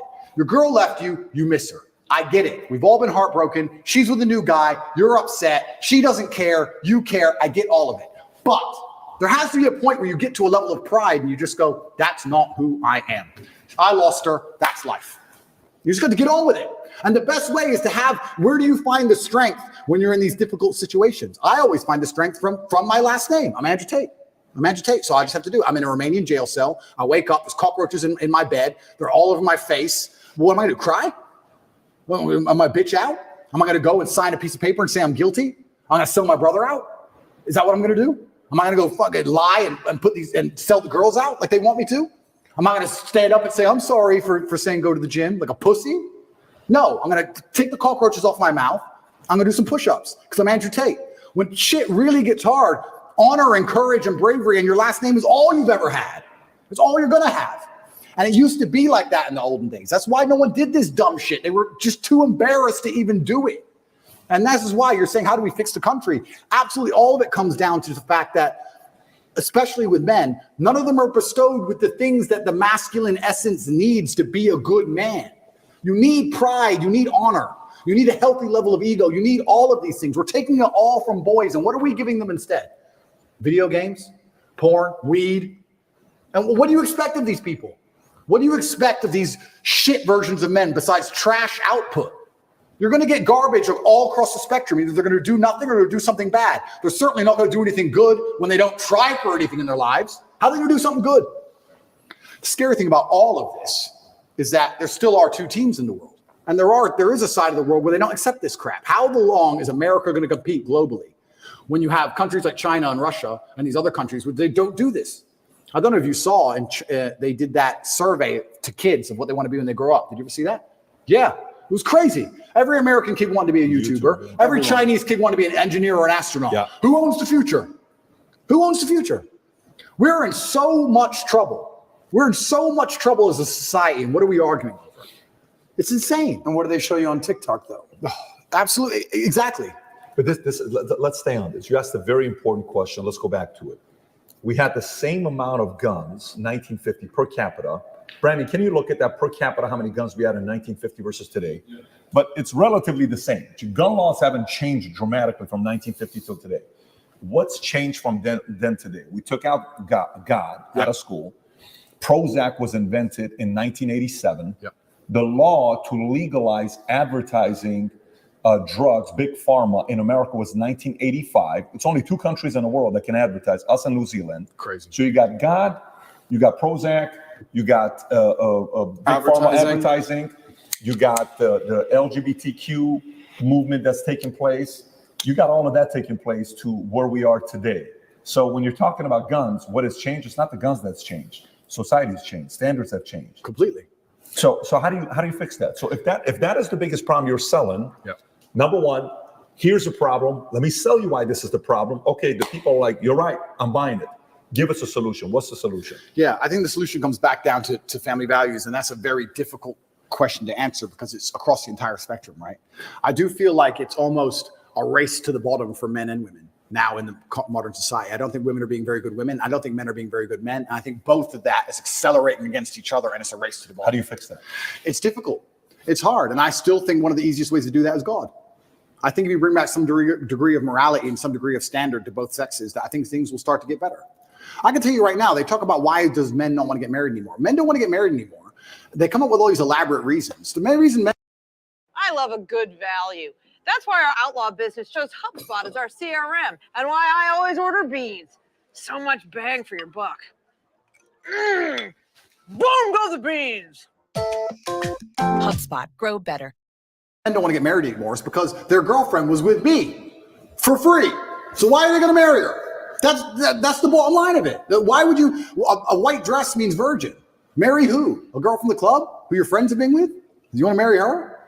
Like when you remove all of the morality from life, you just end up in a scenario where the only possible logical move is to act without morals. Game theory, right? We sit there and we analyze things logically. If you're going to be, if all the women you meet are immoral, how are you going to act? You act morally, you get wrecked. So how do you act? Immorally. It's a race to the bottom. We have to fix society as a whole, and it comes down to even the most basic things like female promiscuity, the most basic things like men sticking up for their last name, the most basic things like men having to be too honorable and too proud to be out of shape or be poor or not take care of a woman. I'm not just talking about women, I'm talking about men. Any woman who's with me, her life is fixed. That is my job. I'm Andrew Tate. I would be embarrassed to have a girl say, I'm Andrew Tate's girlfriend and have to work her job unless she wanted to. She can do anything she wants. She's my chick. You can have anything. You run the world now. You're with the top G. Anything you want is mine. I'll take care of you in every single way, but you must take care of me. I can take care of you financially and physically. You must protect me spiritually. You must do your job. It's a race to the bottom on both sides. And when you have two genders racing to the bottom and then a child is born, what do we expect from this child? Who's raising the child? The school, the TV, the internet? You trust these people? Look what they're injecting into them. So another thing that's very interesting. You talk about the 1950s, another thing that was different. In the 1950s, parents raised their kids. Who raises kids nowadays? School, internet, Twitch. How much time do you spend talking to your child compared to the programming they get from the Matrix? You're losing in terms of pure minutes. You're losing. You can't even control what your child sees in school anymore. You don't even know. And when you find out they do what they did in California, they're like, what? Most people don't even know this. You have children 15 years old, I've seen it on YouTube, arguing with their own parents, disagreeing with their own parents. The whole point of having children is to instill your values in them. I want my sons to be Emery Andrew Tate. They must think and act and be like me. And for someone, I've had people say to me, what if they're not? If they're not, they're not. That's fine. But the whole point of me having them was my lineage. That's the whole point of me suffering to raise them was my lineage. Why would I raise them to be anything other than what I believe I should be and they should be? That's the whole point of it. And I'm proud of that. I'm not going to sit and apologize for wanting my sons to be Tates. I'm not going to apologize for it. I don't care what the school wants them to believe. They believe what I want them to believe because they are mine. But all of that's gone. So then we also talk about what's different between the 1950s and today. These kids are being raised by people who aren't their parents, and whoever's raising them clearly ain't teaching them anything good. It's teaching them, if you feel, act how you feel. You can't tell men that. It's dangerous. You can't tell men to act how they feel. You can't tell men to not have emotional control. You can't tell men to cry anytime they want.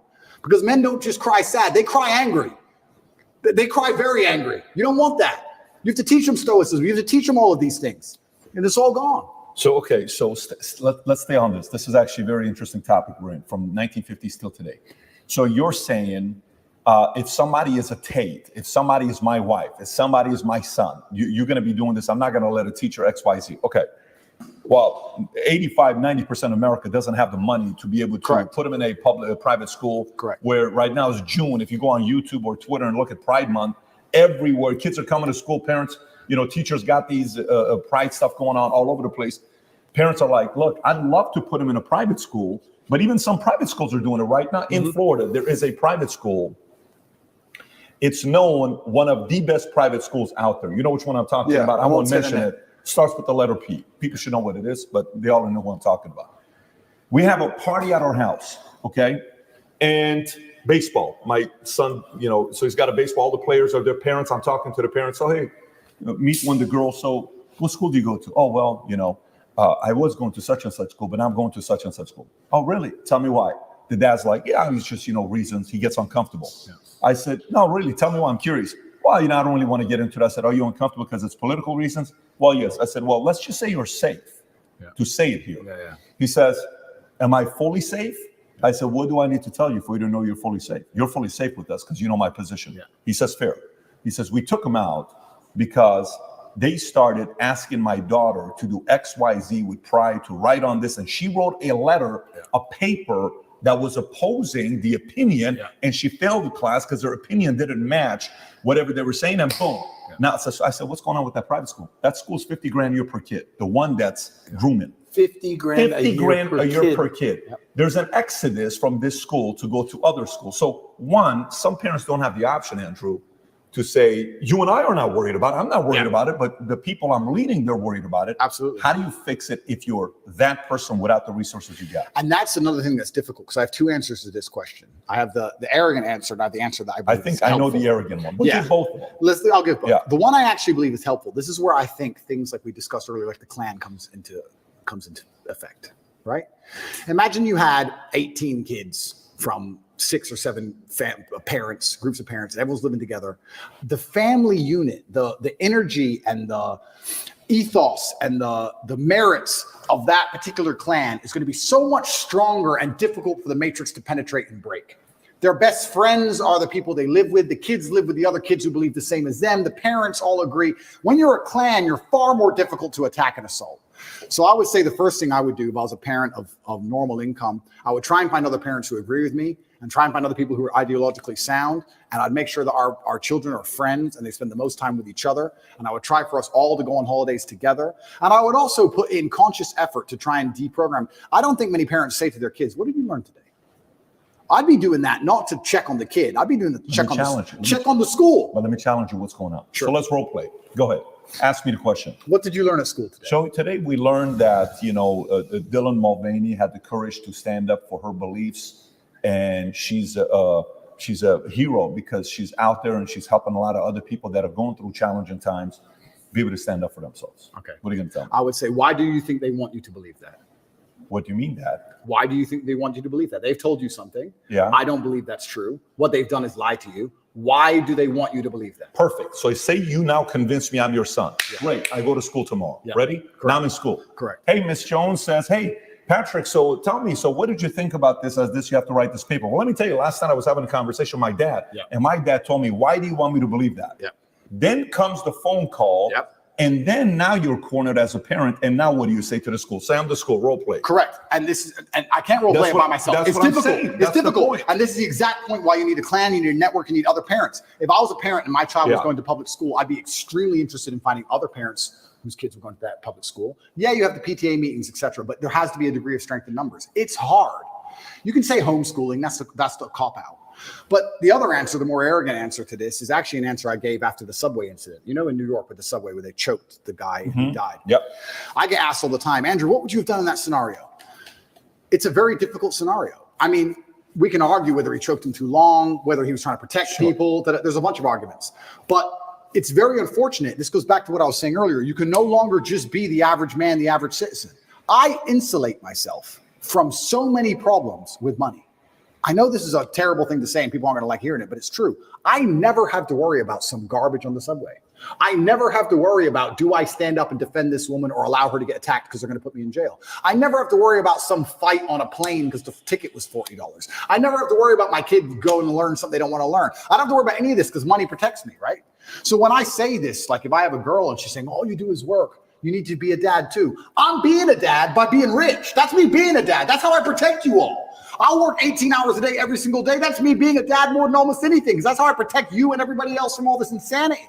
It's the only way to do it, because you need to be flexible. We're fully on the same page. I'm on the same page as you. I also want to make the money, so I get to pick and choose. Yeah. What I'm talking about is a message, because the reality is not everybody is going to go out there and make the Correct. 10 a month or Correct. whatever you make. It's just not going to happen. Correct. The market's not set up that way. Correct. Quite frankly, not everybody brings that kind of value to the market. Correct. To garner that kind of pay. You know that, I know that. Correct. Okay. How can you and I help the audience that is sitting there, great citizens, Yep. net positive. Yep. They take their kids to church on Sundays. Yep. They work their butts out. They're doing their best to keep their marriage together as hard as it is. Yep. They're paying the bills for the kids. They're making 80 grand, 120 household income. Yep. They can't talk like you and I. You're right. What do they do? You're right. Let's give them the solution. You're right. So if I was them, here's what I would do.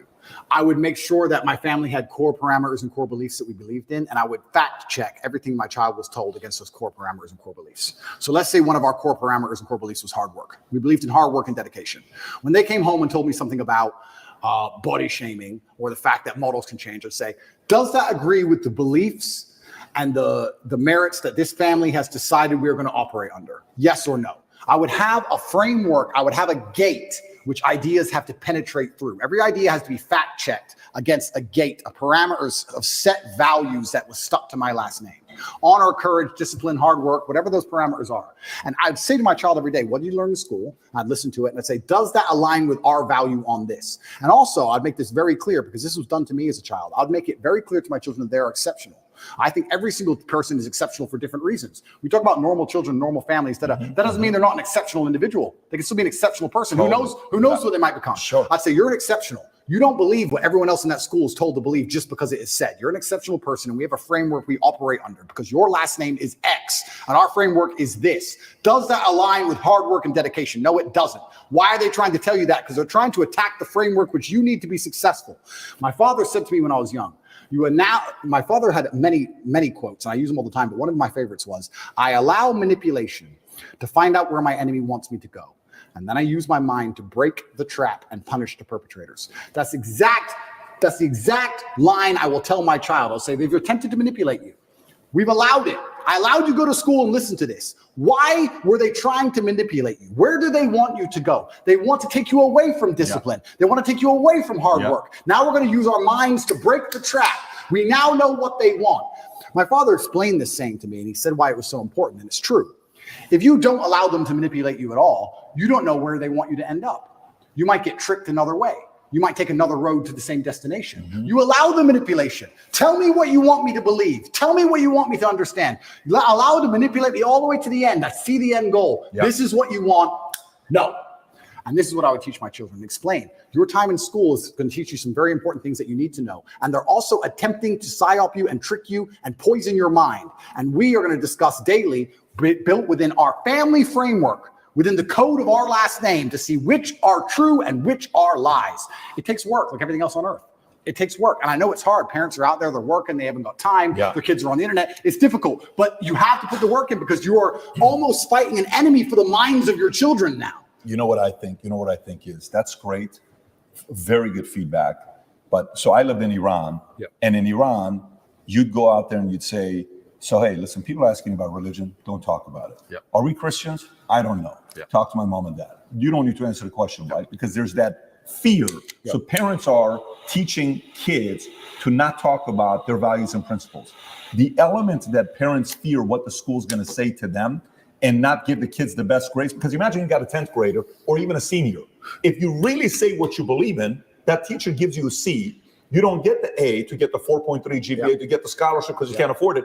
You have to be like constantly like this. So parents are telling their kids, look, whatever I'm telling you, don't tell them. I think it's bigger than that. I think a part of it is this is the first time we had stats, and I don't know how long this was, where kids no longer, kids graduating high school are not valuing a 4-year college as much as they did before. Okay. That is a threat to the establishment because they can't be a control, right? Number two is there is an element when I'm watching this video with these parents yesterday in Glendale, and this is where I grew up. This is my street. I grew up Broadway and Verdugo, right next to that post office. I'm 200 yards away from the high school is where I grew up, and I lived on Doran for a couple of years before I went to Wilson Junior High School. And I'm seeing these parents upset, like, how is this? This is common sense. Leave these kids alone. Yeah.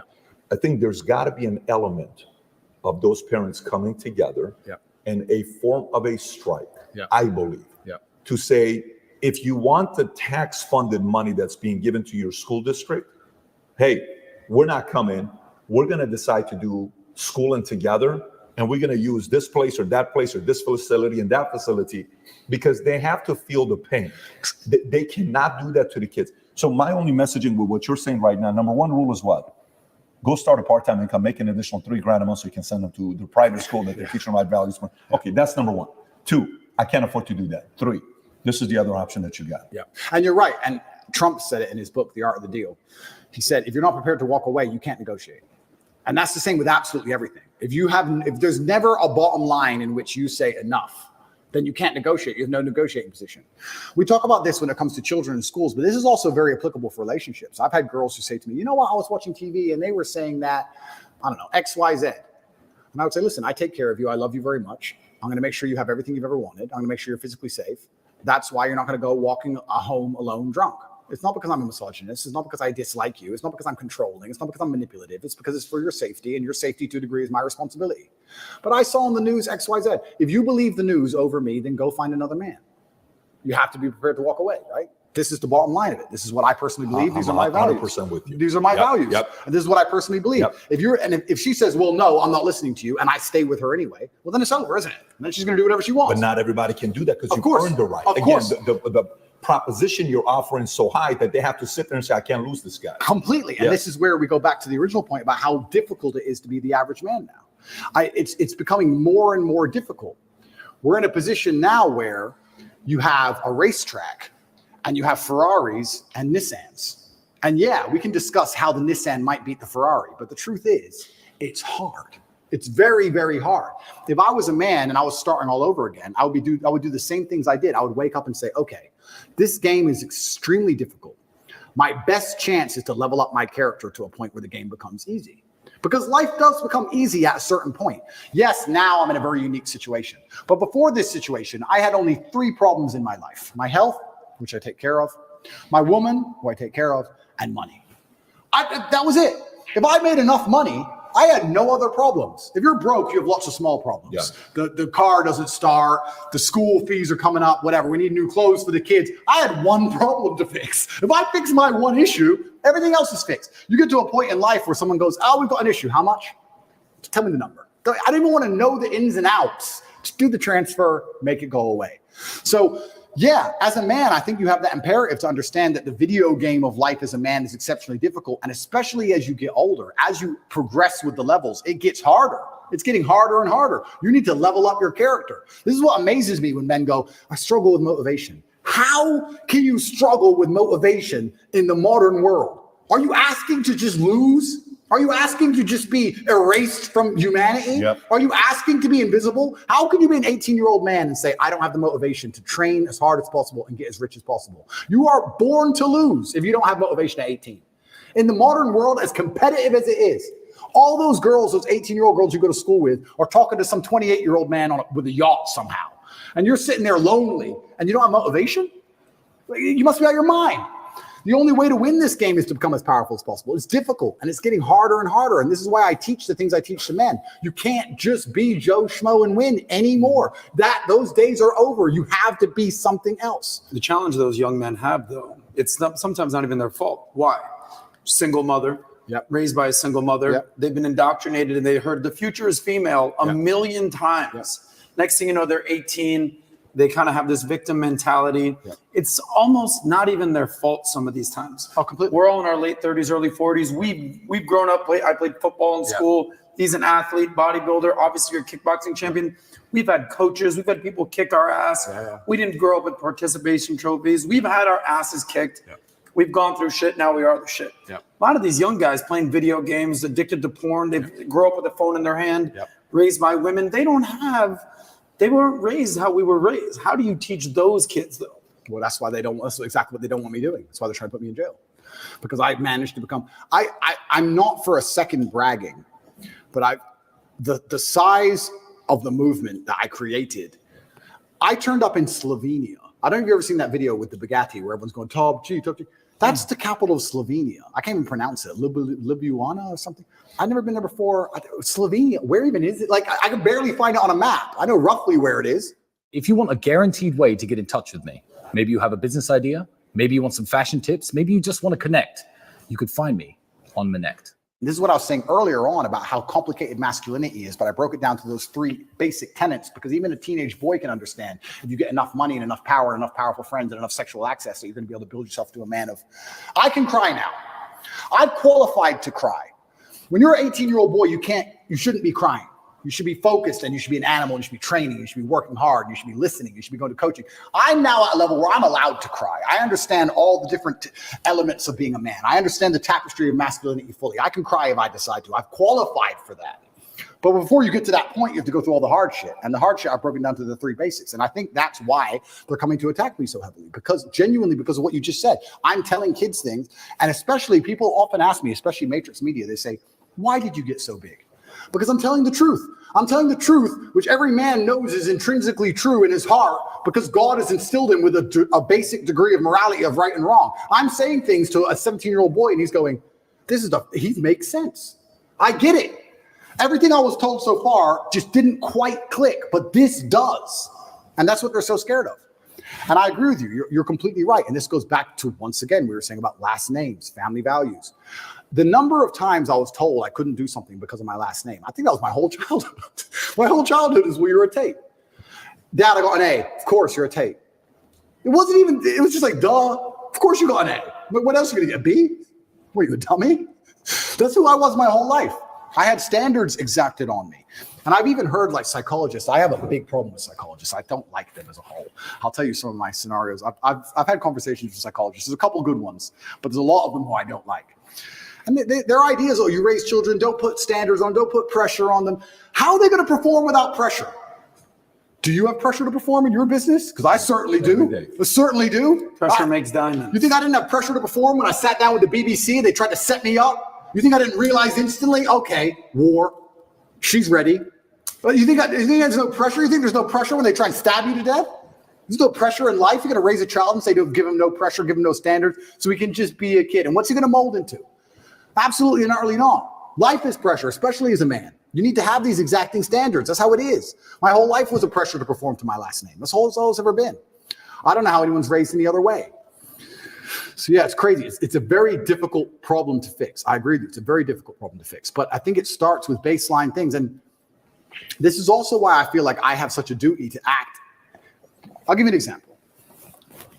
If I could lie right now for $10 million and nobody would find out, nobody, I still couldn't do it because God would know and he'd punish me sooner or later. I really, truly believe that I would pay the price for that lie. I truly believe it. I think if you're a man and you're growing up and you're saying, how do I act? What do I do in this scenario? What would God want you to do? Tell the truth. You'd be amazed how far just telling the truth will get you. In any situation, I can give you benign situations that don't even matter. Your girlfriend caught you. Oh, and no, and I barely know her. Just say, yes, sorry. I love you. I'd love to stay together. Well, you did this. Sorry. I'm leaving. Okay, goodbye. Next day she's back. You just tell the truth. It could have gone on for weeks. She could have kept spying. She could have called the girl, all this drama. Just sometimes in life, you just man up and tell the truth. That's why in my current scenario, and I was saying earlier, that's the only way you're free, by the way. Yeah, completely. Only way you're Truth shall set you free. It shall set you free. When I was saying earlier, the incompetence of my enemies is scaring me, and I don't know exactly what to do. All I can do is just tell the truth all the time. I'm going to tell the truth all the time. I'm going to say what I mean and mean what I say, and I'm going to tell the truth, and that's who I'm going to be. That's what I think is the best thing for me to do in the current scenario. But we're not even instilling that in children anymore. We're not even telling children how important it is to not lie. Well, but that's also part of what you're talking about. I want to show you the stat because the guy sent it to me. And then we'll put this for the audience to see as well. Percentage of gun ownership from 1972 till today. Same thing. Exactly. If you look at the numbers, pretty much the same thing.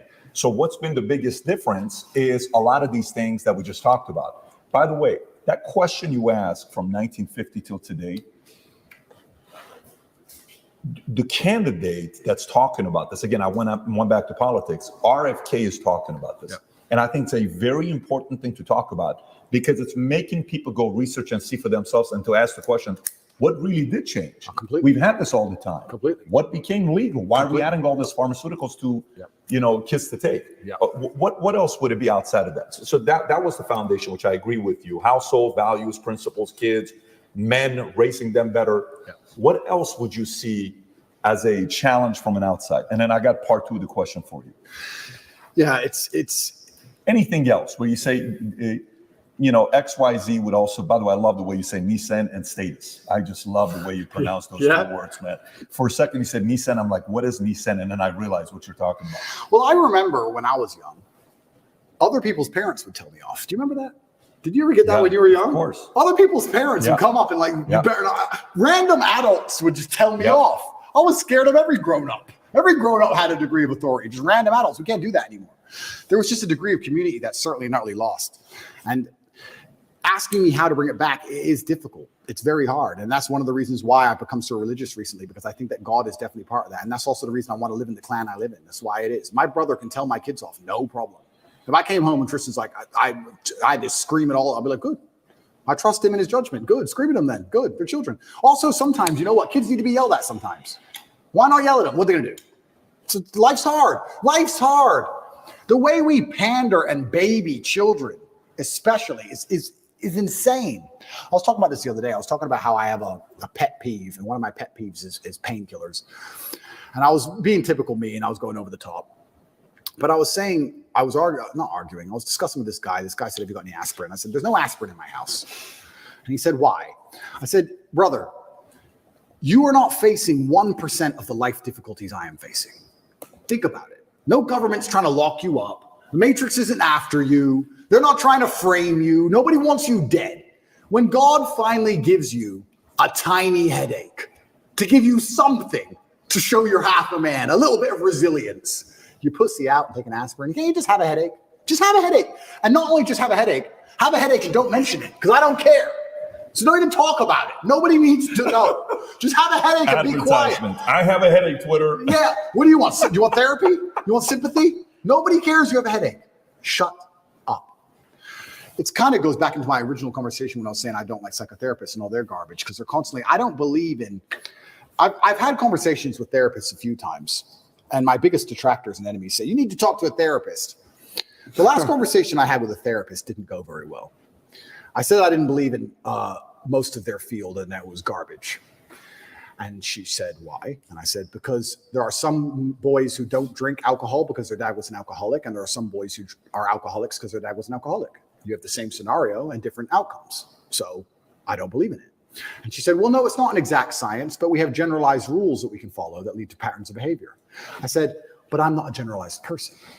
I'm an exceptional person. So everything you've learned and everyone you've ever spoken to and everything in your books does not apply to me, because I'm exceptional and I'm smarter than you and I've done things you could never do. And I'm a world champion athlete and I'm richer than you'll ever be. So nothing you know can possibly apply to my mindset. So why are we sitting here talking? What was the reaction? She just wrote things down on a piece of paper. Probably called me an arrogant piece of shit. Probably said don't like this guy. Complete narcissist, egomaniac, who knows what's going on. But I'm right. Yeah. There's nothing you've learned in your book that applies to people. It doesn't apply to me. It doesn't apply to me. So I don't want to hear it. Don't care. Don't care. And this whole idea, this goes back to the thing about painkillers. That's something I didn't just make up. That's from my dad. I remember being at my friend's house, and I remember him saying I need an aspirin, and he had an aspirin. I remember just being a child and coming home and saying I want an aspirin. I remember my dad going, for what? You're a kid.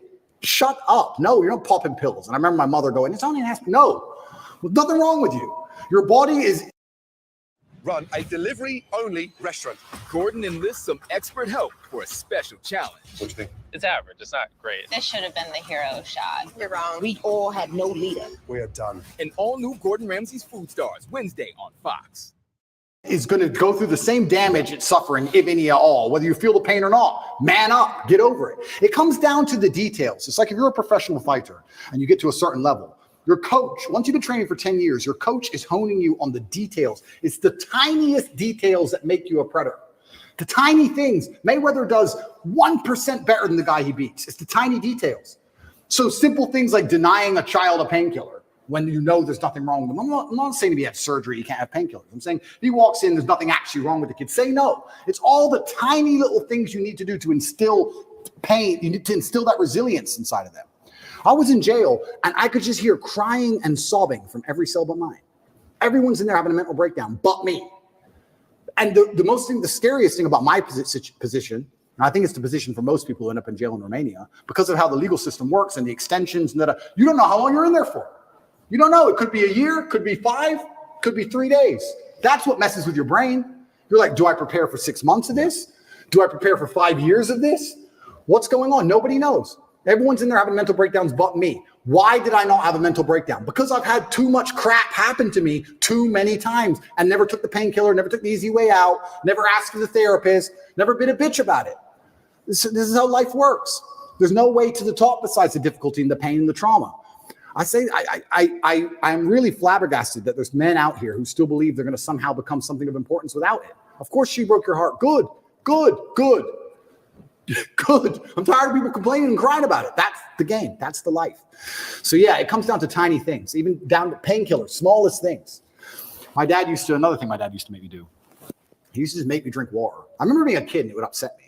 I'd be sitting there playing chess, whatever. He'd say, go drink 2 liters of water. And I'd go and I'd get some water and I'd start drinking it and say, I'm not thirsty. I don't want to drink the rest. And he'd stand there and make me drink all 2 liters. Now I understand it was just compliance. 2 liters of water is not going to hurt me. Not going to hurt me. Do I really need it? Who knows? I drank a liter. Why do I have to drink all 2? Because he said so. That was the household. If I tried to rebel, I really don't want it. I'm not thirsty. You're going to drink that water. That's it. And it's all these tiny things that instill discipline in you. Over a long enough time frame, drink water. Yes, sir. Bring that to compliance today, though. Bring that to compliance today. Say your dad is around today, and you're 12 years old, and you're living in Ohio, okay? And your dad is teaching you compliance. And your dad says, okay, so now teacher in school tells you what to do. He's right, he's this, he's that. What is the angle you're taking at that time? Yeah, and that's another thing that's difficult, because back then it was much easier to say you shouldn't get in trouble at school. Right. Much easier. Today it's kind of like a badge of honor almost. Almost. You stand up. Almost. And it is hard. But my loyalty was always to my last name above anything else. This just depends where your loyalty lies. I think that everyone, when we talk about, we can link back into religion and talk about atheists. I don't think there's such thing as an atheist nowadays. I think everyone has a religion. If you're not religious to God, you're religious to either this woke agenda, or you're religious to a political party, or you're religious to some kind of perversion. Everyone's religious to something. You have to decide what is you're most loyal to above everything. You have to put these things in hierarchy or order. In our last talk, I said this. A lot of people hold beliefs and they don't know where they got them from or why they hold them. There's people walking around who believe things and they don't know where it came from or why they so strongly believe it. They don't even have any personal experience to link it to. You truly believe 2 + 2 is 5. Why? Oh, because it just is. And the news. No. What happened to you that made you believe? Nothing's even happened to you. And you believe this with your complete core. You've been psyoped. I know where my loyalties lie. I've had them in order.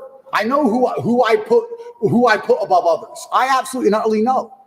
And sometimes in the most harsh situations on earth, there's going to be scenarios in life which are completely and utterly, they're unexpected and they're exceptionally rare, where you have to make very difficult choices.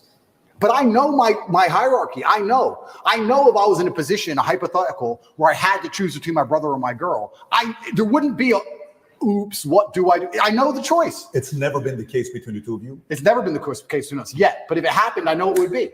I've had girls say, I've had girls try and give me the line. I've had girls do it. I've had girls say, if you're going to live with your brother, then it's going to be weird. It's not what I'm asking. What I'm asking is, has a girl ever come in between you guys since you were kids? Never. It's impossible. That's because of the value taught down. Completely. It's absolutely impossible. So the hierarchy of compliance and respect at that time, last name was first. Where would it be today? If you're raising kids today, What is number one? Is it God? It is God. Is it me second? Then who? No, it is God. It's God first, and then it's the last name and the legacy in my teachings. I think it has to be God first. I think it has to be God first because God is the only thing that can resist this insanity. Yep. What is happening is truly evil. This is not some different worldview. No, it is evil because it is dishonest. Anything that is dishonest must be evil. It is a lie. All of it is a lie. It is constructed deliberately to be a lie. It's deliberately constructed to alter the minds of people to believe in lies. It is evil. So it has to be God first because God is truth. And I believe if I have children who put God first and then put respect for the last name and the things I've taught them second, it's very hard to corrupt them. How are you going to truly corrupt these people? It's going to be very difficult. And that's what I always try and do. And that's how I was raised. I was raised in a Christian family. I was actually raised religiously. Then I thought I was smart when I became atheistic. Because, yeah, there's a lot wrong with the world. And obviously, I've already apologized for that and understand I was completely wrong. But respect for my last name, even to this day, is still there. And that's why I say to my girlfriend, if we were walking down the street and 10 men approached with machetes, I'd just have to die. I can't be Andrew Tate ran away. I just can't. I can't be Andrew Tate ran away. I can't do it. That's the bottom line. If you're living in this clan, right? You're living here, your family, Tristan's family, you're raising your family. Muslim, Islam. Your brother's still Christian. How's that going to work? Well, there's one God. God's first. There's one God. I truly believe there's different paths to God. I truly believe that. Like I said, I'm not a religious scholar, but it says in the Quran, people of the book. Even as a Muslim man, I'm allowed to marry a Christian woman. They are of the book. It's only atheists that the Quran has a problem with because there's something morally corrupt with them. But if you're a person of the book, a person of faith, we're not even says inside the Quran, we're not supposed to convert you or insult you. We're not here to insult you or correct you. There's one path, there's different paths to the one God. I truly believe that. And another thing I'll say about clan living, in my experience, I think that men quite often get along in those scenarios. If anyone is hearing the idea of this and love the idea of this, but they feel like it would be argumentative or there'd be problems, I think that comes from the women. I think it's when women don't like each other or the woman's in the man's ear. You're too much with the guys. I think the women are more against it than the men for some reason, unless you have a very strong frame in the relationship. I don't have that problem, but in general, the men get along. The men love it. I think it's quite firm and quite rigidly installed inside of the basic psyche of men. We like that. Men feel best in a gang, in a group. It's why we charge at the gunfire. When we're with our boys, it's when we feel strongest. It's why we go out and drink and party when you're with your guys. There's something inside of you just feel like on fire. I think men have that. A lot of the time it doesn't seem to work and it breaks down because women can be unhappy in certain scenarios. But this is why, especially in some ethnic communities where the gender roles are more specific and defined, where the man is in charge and the woman does this, they can all live together in peace. It's much easier for them. Like I said, I grew up in a town full of Muslims. They'd have 10 families in one house. Women cooked, cleaned, looked after the children, looked after their man. The men all worked, made a bunch of money, a bunch of average-ass jobs, and they were all millionaires in 5 to 6 years. So let me ask this other question while we're on this topic. That was a good question, by the way, Christian dynamic and Muslim dynamic. When you're saying there's a lot of ways to get there, there's a religion called Baha'i. It's an element of Muslim. Mm-hmm. Baha'i is like how Mormonism to Christianity, and Baha'i believes there's 8 ways to go to heaven. That's the philosophy of Baha'i. My sister, her husband's family, they're all Baha'i, great people. But going back to this, okay, impact. Let's think impact. If a person's watching this content, most of the people that are watching this, a portion is going to be those that are haters, that just want to finally poke at the argument to find, you see, I told you, fine. But a lot of people that are also watching this, they're probably wanting to make impact. They want their life to have meaning behind it. That's who's watching this show today, right? Okay, so I can't be a president, but I want to make impact. I being anybody that's watching this. Because Putin says 8 years, another guy comes, or the guy with the briefcase shows up, okay, cool. Well, if you were in the States and you're saying president wouldn't be how to make an impact, but let's say there is a kid who's 20 years old, 18 years old, 25 years old, has so much drive, it's unbelievable. Ambition at the highest level. Who do you think has the biggest influence to make positive change, like real change? Is it the person with the money? Is it the person with the biggest mic? Is it the person that goes into politics? What is the best way to have the biggest impact? Yeah, so I think the world has always only ever been a battle for influence. Even if you look at the current battlefield, Ukraine is next door. It's 5 hours drive away. The battle in Ukraine is not just about tanks and trenches and grenades. It's a battle for influence. Who influences the people within this territory? Who is in charge of the thinking, the language, the mindset of people within this geographical area? Every single battle, every single pitched battle, every single argument, every single debate has always been a battle for influence. If you have influence, you're an extremely powerful person. All of us here are some of the most powerful people in the world. How many millions of people listen to us? We have massive influence. And I think you can have influence at the ground level. You don't have to be a famous podcaster or famously well-known to have influence. I would argue that those Romanian grandmas who gave me my food will remember me for the rest of their lives. I would like to believe I gave a positive influence and a positive impact on their lives for the rest of their life. I believe if you go through life and you're genuinely a good person, you try your best to be good to people, and you're honest and you shake hands and you don't lie and you're on time and you work hard and you're good to everyone who's good to you, I think you'll have a massive influence. And I also believe, I truly believe that God is extremely giving. There's the saying, goes around, comes around. Completely true. But I would say it comes from God. God is keeping an eye on you, and he's paying attention to you, and he knows the kind of person you are and the kind of things you do. And I don't believe if you're actually genuinely a good person all of the time, that you're not going to get some goodwill back to you. Look at my scenario. If I was being a piece of shit for years with all these chicks, I'd be in jail. I'd be in jail. I could have never seen this coming. But the fact that I was nice, paid their taxi home, bought them food, looked after them. Are you okay? I know we broke up. I'm sorry. I know it hurts. I just did it. I was nice about all of it. Here I am. I'm fine. So I could have never seen this Matrix attack coming. It's amazing how what goes around comes around. It's truly amazing. If you're good to people, if you're generous to people, if you're helpful to people, you'd be amazed how much influence you can build up. I say this to people all the time. I don't think if you're a hardworking person who is honest, who shakes hands, who tries to learn, who does what they're supposed to do, who has a good heart, that you're truly, really not going to be able to get what you want. I think the universe is absolutely and utterly giving. When I see somebody who says they want something and they don't have it, I don't even think they truly even want it. You can have anything you want in the world. When a guy goes, I want a six-pack, then why ain't you got one? If you wanted it, you'd have it. You'd like it. There's a bunch of things I'd like that I don't have, but I don't want them. Everything I've ever wanted, I've got. I've never wanted something and not had it. We all know what we're talking about here. There's things we'd like. I'd like to be able to figure skate. Not enough to go learn to figure skate. It's a weird look if you figure, although that other guy dancing like the way you dance is doing a pretty good job. Bottom G. You've seen this guy? He can figure skate. That guy kills the dance moves. Yeah, he's good. But your doppelganger. But if you truly want something, you're going to absolutely not really have it. So when it comes down to influence, I think you start at the base level, at the grassroots level. What if this guy's got, like, you know, for example, like, you know how when you were 20, were you this driven? Oh, absolutely. Okay, so when you're 20, who did you look at and say, I can do it as good as him, if not better? My coach, because I wanted to fight, and he used to beat me badly. Everyone used to beat me up when I was young, and I wanted to be the best. So I used to go into the fight championship. Okay, how about communication? Who'd you look at? Were you always a good communicator? I can see you being a great communicator since you were 14 years old. I was pretty good, yeah. Okay, who did you look at and say, that guy's good, but I think I can, you know, do it better? That's a good question. And I think that, you know what I'm asking. I know what you're asking. I don't know if there's one particular person I took nuances from, because when you're a great communicator, you know how to be serious and you know how to make people sad and angry, and you also know how to make people laugh. There's different people who can do lots of different things. Who was that? Was it somebody that was multifaceted like that? I think it was a lot of different people. And I also think that... Did you pull from comedy as well, or no? Certainly did, but I was also extremely self-critical. I think that's where a lot of it comes from. I'll watch this podcast back 15 times. I will notice every single time I made a mistake. Just then I said, I'll watch twice. That was a mistake. I will watch this back 15 times and I'll identify every single error.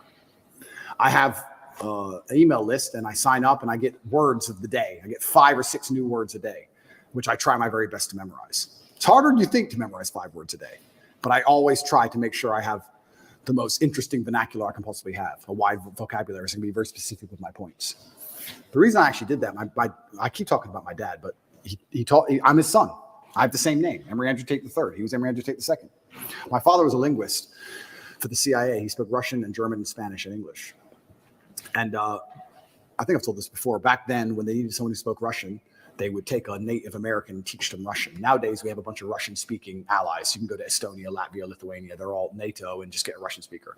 Back then, they taught my dad Russian, and he held the Air Force record for the fastest assimilation of a foreign language. When he died, a guy sent me a message saying, you don't know who I am, but I worked with your father in the Air Force, and he had the fastest assimilation. He learned Russian in 2 weeks. Crazy. And I remember saying to my dad, will you teach me Russian? He said, boy, you don't even know English. I I said, what do you mean? He goes, you don't even know English. And, and once he sat me down with a dictionary, I was like, you're right. I don't even know English. That's why I've lived in Romania 7 years. People say, why don't you speak Romanian? Because I don't know English yet. I need to finish the first job before I learn the second. I don't know English. There's a bunch of words I don't know.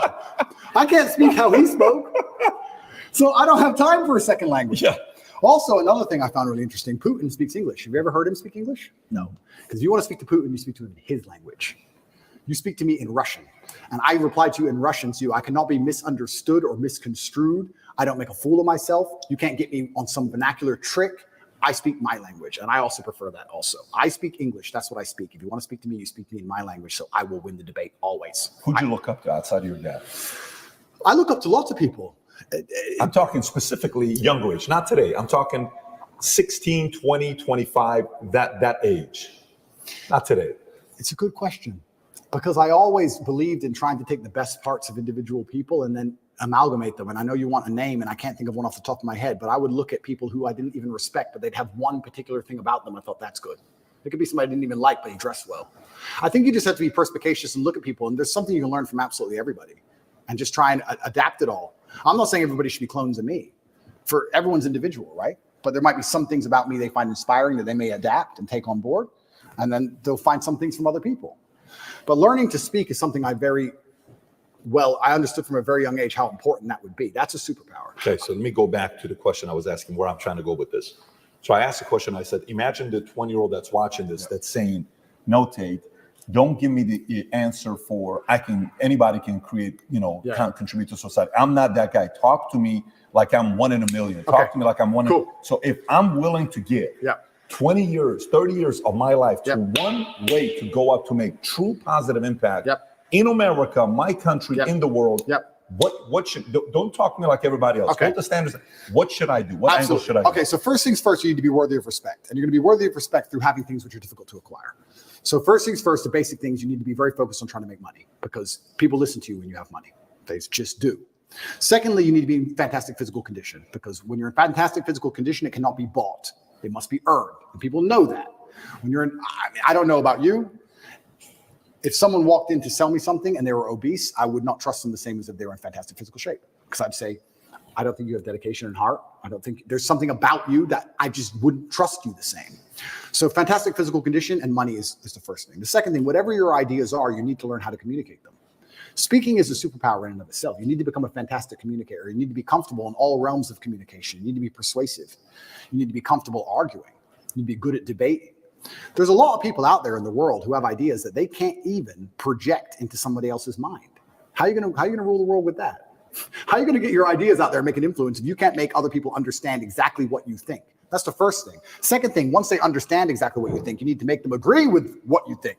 These are two different skills. Must be practiced and must be learned. If you're 20 years old and you want to change the world, you need to be having endless debates, endless, without resorting to name calling, not on Twitter like a dummy, in person. And you need to come across in a way that people agree with you.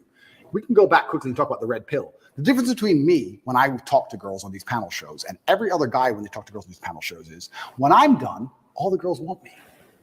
Watch them. Watch the shows. I say the same thing, and by the end, the chicks are in love with me, as opposed to saying the same thing and the chicks thinking I'm a dickhead. That's the difference. I project my ideas and I make them agree with my ideas to a point where they're like texting me afterwards. I'm not saying anything different. It's how I'm communicating it. You can catch more flies with honey than hurting people sometimes. So you need to be good at everything. You need to have a Swiss Army knife of tools. I know when to be intimidating or aggressive. I know when to come across as obtuse. I know when to come across as exceptionally open-minded and easy to understand. I know when to come across as understanding. I know all these things. This all has to be practiced. And a lot of it is, communication. I would say, if you're going to say to a 20-year-old who's truly exceptional and driven, I'd say you need to become a master communicator. Because once you can do that, you can do anything. And that fixes all the other problems, right? We talk about making money. If you're a master communicator, you do fantastic in sales, you'll kill sales. You'll absolutely destroy sales if you're a master communicator. Not many people know this, but I used to sell windows. You know the old school knock on the door? Window sales. I did window sales for 2 or 3 years. And I'd say this is one of the hardest jobs you could possibly do. And I would always recommend a young man, if he has some time to waste, to go sell windows. And the reason, it's fantastic, because I'll tell you why. It's the hardest one to sell because, one, nobody wants them. 2, they don't know who you are. And 3, even if you convince them that they need windows after them not knowing who you are, then they go to all your competitors and then it becomes a price war. It's a nightmare. It's the hardest sales job. If you're selling a Lambo, at least they want the Lambo, right? Nobody wants glass and plastic. They already have windows. So you got to find a way to sell them these windows. How do you do that? And that's where all this master communication comes in.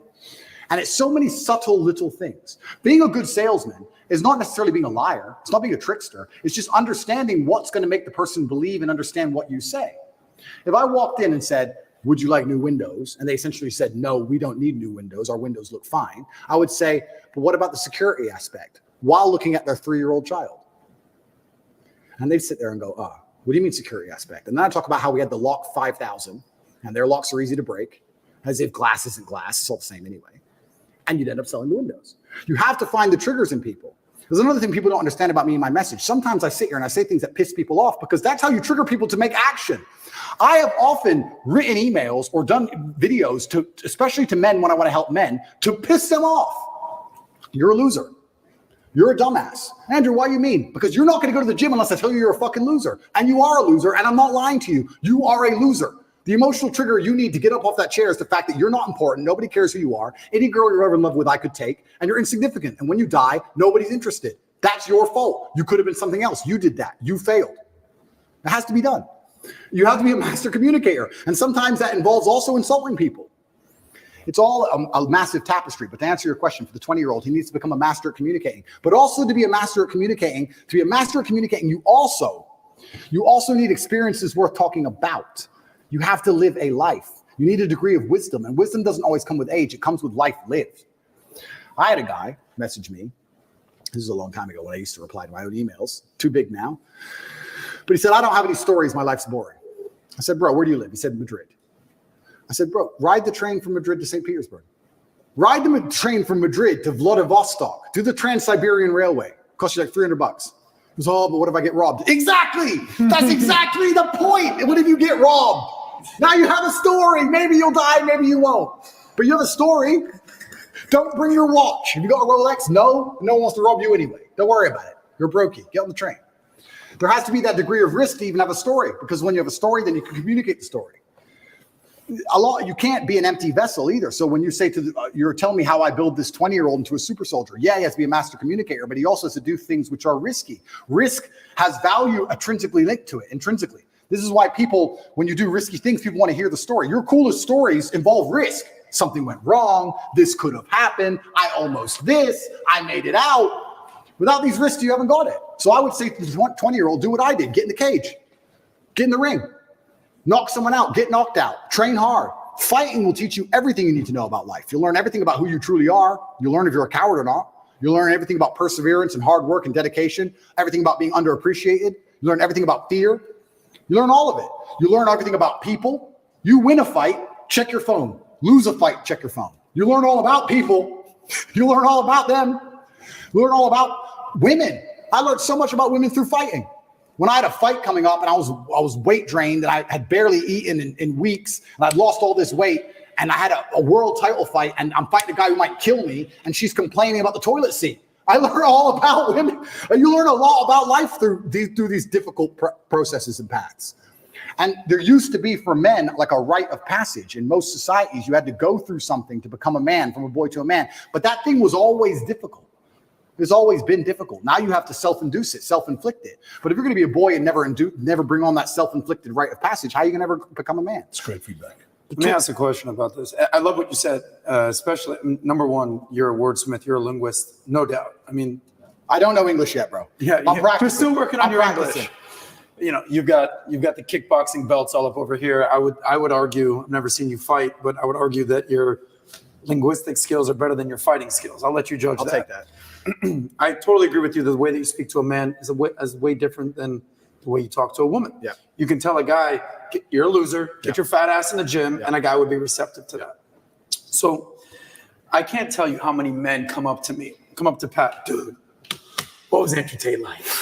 What was Tate like? Tell me about Tate. Tell me a Tate story. Dude, that guy's so cool. He's such a badass. Connect is an application which allows you to take a minute to connect with influencers from all around the world. My name is Andrew Tate, and I'm available to speak directly to you on Connect. I'm no longer interested in just random chicks. I want a woman who I know would wait for me if I did 10 years. That's what I want. That's what I find interesting. That's what I'm in love with now. I can't be in love with a random chick. Also, once you get to a certain level of fame and influence, you're no longer winning the exchange. I feel like a lot of men like going out there and pulling girls because they feel like they won. Haha, look at this hot girl I got. Because if I go to the club and get a hot girl, oh, okay. Me, the famous millionaire, the most Googled man on earth, got a hot chick. Who really won here? Who pulled it off? She did. She'll brag, or rat, or kiss and tell, or ask for handbag. Like what did I win? Sex?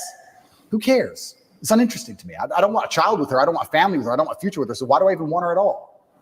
I'm really beyond all of that stuff. So now it's kind of funny. In jail, I got thousands of love letters from women.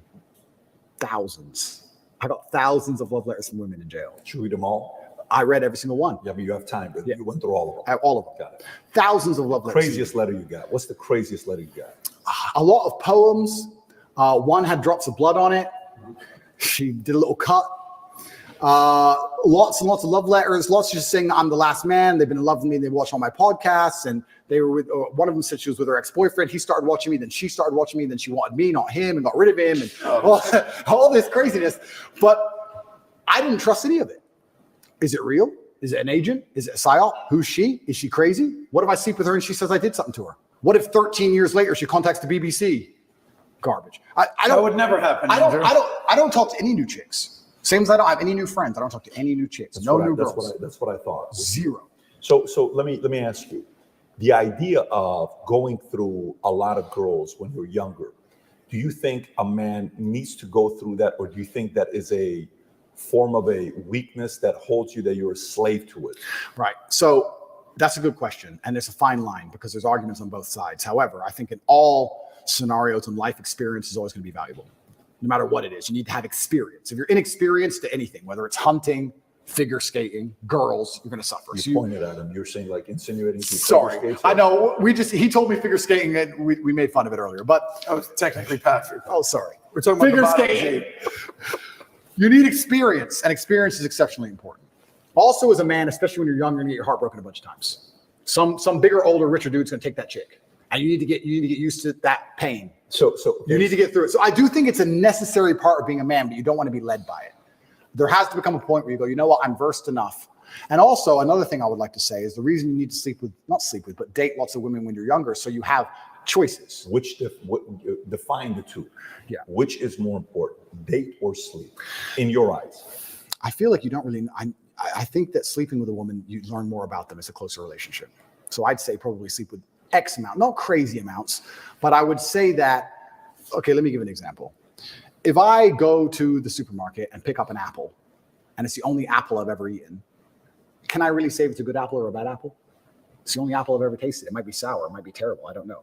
Because if I try 10 apples, I can tell the differences between apples. I say, what's a good apple? What's a bad apple?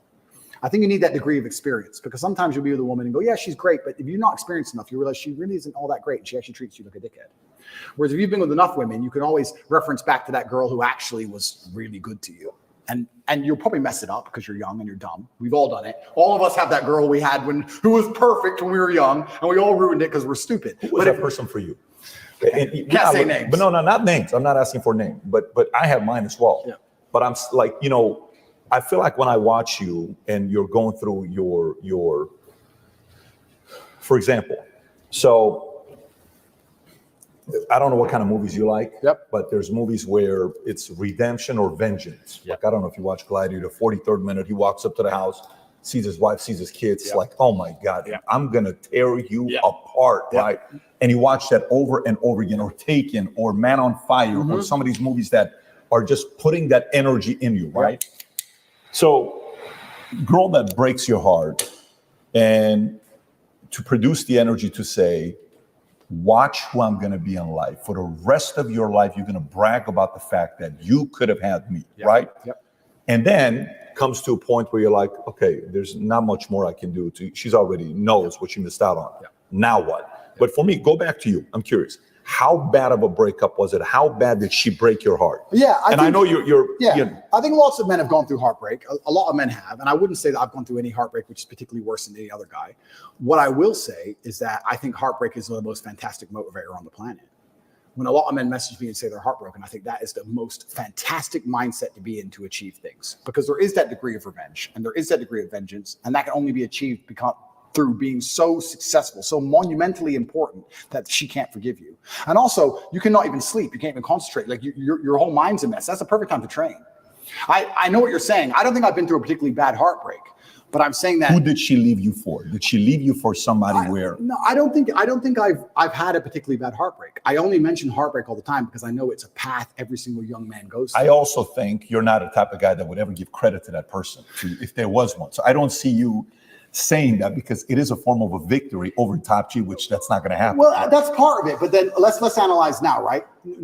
There's no girl who I've ever been with in my life who can now turn on the internet without seeing my face. Sure.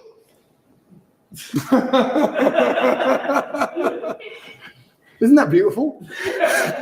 They have to all lie to their man and pretend they don't know me. Oh, I don't know him. Because if they go, I was with him for a few years, their whole relationship will probably break down, because then he's gonna get pissed off and insecure.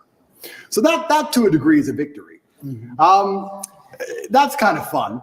But no, I didn't have any. The reason I say heartbreak is because in the modern world, I don't think things were as bad when I was younger. I think women were more pure when I was younger. Even in these, when I was 20, it's only 16 short years. I think women were actually a lot purer before OnlyFans, before Instagram. The sexual marketplace wasn't globalized. Yeah. When I was 20, if there was a hot girl in the small town, she was the hot girl in the small town. Now she's the hot girl in the small town. She's also in Dubai and Courchevel. And the whole world's globalized. The competition's globalized. Everything's changed. I didn't have a particularly hard time. The reason I say heartbreak is because 80% of the emails I get from men are about heartbreak. I think that most men, especially young men in the world today, are getting their hearts broken. And when you're saying who are they leaving for, they're leaving for the millionaire who hits them up on Instagram. It's hard. Is that what happened to you? That's not what happened to me. No. Okay. But I'm talking about the emails I get. You're a guy, you're in Nebraska, to high school sweetheart. She's a 10. Everything's fine. She's in Courchevel with a millionaire. Instagram. You had an argument one day. I'm trying to target you purely for one reason. Because a big part of my drive, I've had drive always. I was a dreamer. I was the guy that was, but at the same time, the drive for success came after a lot of pain. Of course. Coming right afterwards. So that's why I'm asking you a question. So when that happened to you, did you fear risk of loving somebody where it's kind of like, I'll get this close to home, I got to move on. No, I got to move on. Did that happen or no? No, I wouldn't say that particularly happened. What did happen though, like I said earlier, is when you have experience with lots of different apples, you know what a good one and a bad one is. So when we say we all had that girl we messed up when we were young, if I found another girl with those qualities, I certainly wouldn't mess it up. You need experience to understand what you have to value it. If you don't have experience, you don't value what you have. So the original question is a really good one, of whether men are chained and enslaved by their desires, or whether they need to sleep with lots of women. I think in the modern world, you need experience and you need choices and you need options. But if you live by the sword, you die by the sword. If you're going to be the guy who's also out there in the club and sleeping with lots of girls, talking to lots of girls, there's going to be times you lose a girl that you don't want to lose. You can't be a coward about it. You live by the sword, you die by the sword. There's up and down. There's rain and sunshine. You have to be that man who's going to go through it all. And then when you've been through enough of it, like I have, like I said, if I find a beautiful girl now who's a 10 and deletes and doesn't want Instagram, that's worth more to me than 1,000 stupid girls. Respect. Yeah, that's who I want. I got you. For my safety, for my security, for my peace of mind, for everything. You're clear on what you want today. Absolutely, because I know. When you played, you said there was a phase of my life that I kind of went through it. Okay. Was that after the heartbreak? I would say, yeah, it was after, but I think that was just, I don't know if that was deliberately driven by heartbreak. I think I was just younger and I had less serious motivations, and I wasn't as famous and I wasn't as rich, and I was less interested in. So it's not just my current situation that makes me say this. I would say this to any man.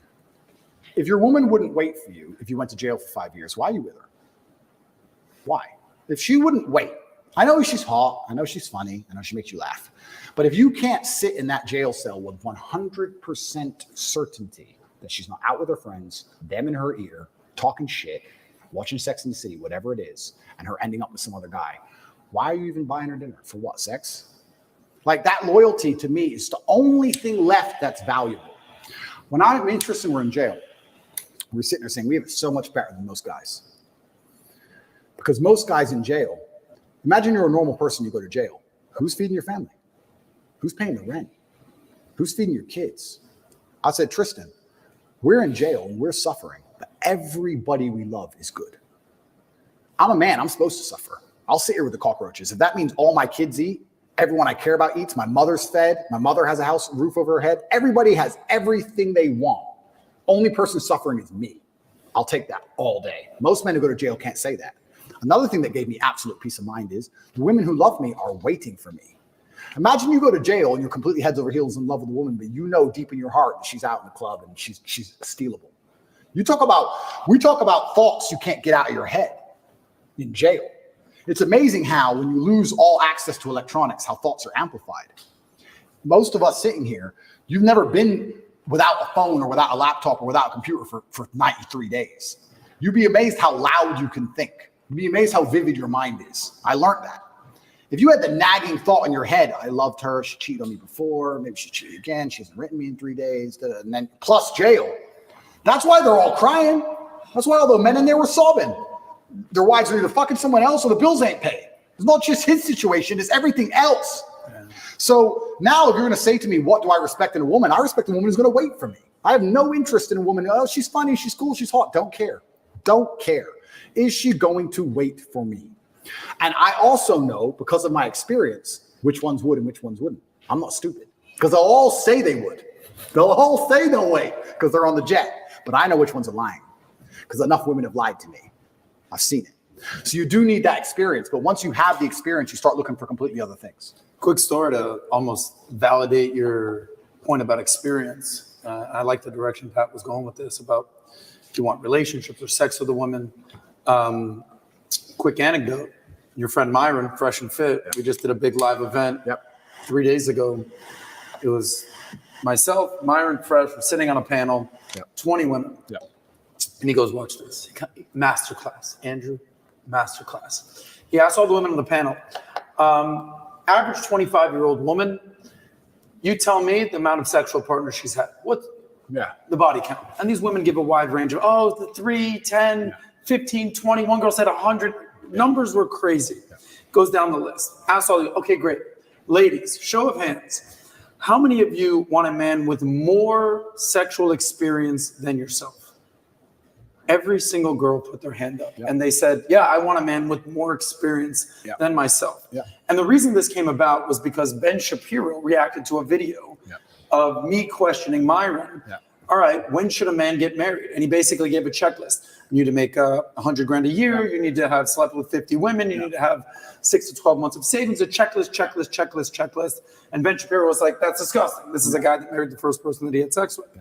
And it was incredible to see every woman validate everything that Myron was saying and everything that you were saying about experience. Oh, women respect experience. In fact, I saw on a TV show, and this was like 10 years ago, and I have no idea what the show was, but it was a show about, it was on Channel 4 in the UK, and it was a show about sex. And 85% of virgin women would rather sleep with a man who'd already had sex than a virgin man. Wow. A virgin woman doesn't even want a man with the same level of experience. You're respected for your level of sexual experience. And women are naturally demonized for their level of sexual experience. And even the ones in the West who pretend that's not true, the ones who are fully psyoped, wait till they see a girl they don't like. What's the first thing they call her? She's a hoe. Whore. Slut. First insult out their mouth is she's promiscuous. So they know deep in their heart promiscuity is bad because they call each other promiscuous when they want to insult each other. So yeah, you absolutely need that experience to make sure you don't get wrecked in psyop. But now I'm just in my current dating life. And it's good that this is on this podcast. So, the girls can still email me. It's nice to read. But sorry, I don't trust any of you. I don't trust any of you. I don't trust anybody new. I have no new friends, no new girlfriends. Absolutely no. I'm not interested in any of it. Because the things I value now are not the things I valued when I was younger. My life is very, very different. But I'm glad I had that experience now so I can see who is lying and who isn't. I can tell. I can just instantly tell if they would lie or not. So let me kind of get to the point of what I was trying to say. I'm kind of more on your side. I don't have a Ben Shapiro story, but I think what happens is there's also risk for men to fear because that could happen to me. So therefore, I will never risk getting into a relationship because of X, Y, Z. So Chelsea Handler, he brings her up, right? Our initial reaction was, look at her, she's doing this, she's doing that. So let me look up what her life was like. And Mario Aguilar says, hey, Pat, did you know her life? I said, I have no idea what her life was. So she's 9 years old. Her brother at 22, who was her hero, her first love, her first, her second father, loves him. He's going mountain climbing. He says, Chelsea, can't wait to come back and see you. Great. Goes mountain climbing, falls, dies. She's 9. Yeah. She comes back. She says, the most painful time of my life, right? So then when she needs her father to be there for her, he's gone. Yeah. He's devastated. They had 6 kids, I believe. Mom and dad were still together. Yeah. So they're married and they were doing okay, car salesman, making money. And then she says, till today, I may be successful. And she puts the act in the book. I'm still in a lot of pain. She was being interviewed by Howard Stern. Yeah. Got emotional talking about this. Okay. So we can sit there and laugh about it, but for men, similar thing happens as well. When a girl broke my heart, dude, I will never, ever give this risk to that. I think there's also, as influencers, we have to also make sure that men know, look, just look at the stuff that you did wrong. Completely. Look at the stuff on how you repositioned yourself in the wrong way, right off the bat, being too much of a this, that. Now, just when you go in, like the way you said, I love when you said, what are you doing watching this show? We don't watch this in this house. Yeah. We watch this. Now impose and earn the respect to be able to impose your beliefs in a way where you can coach and lead. You nailed it. Because what did I say earlier about this podcast? How many times am I going to watch it back? 15 times. Yeah, because I live in experience and I analyze the experience and I draw every lesson from that experience. If you're a man who has their heart broken, a lot of them are so stupid that they may revert to the mindset that you've said. They may say, I don't want to have my heart broken again, but they haven't sat there and said, why did this happen? You have to know the why to prevent it from happening. You have to analyze the scenario and learn from it. One thing I'll say about women that's fantastic. One of the best things women are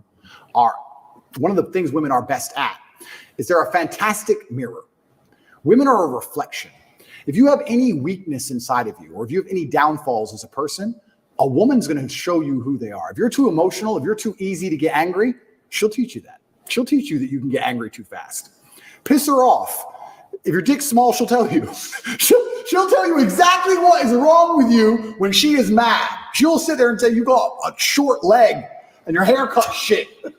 Get a new haircut. I hate your ugly. They'll tell you exactly what is wrong with you.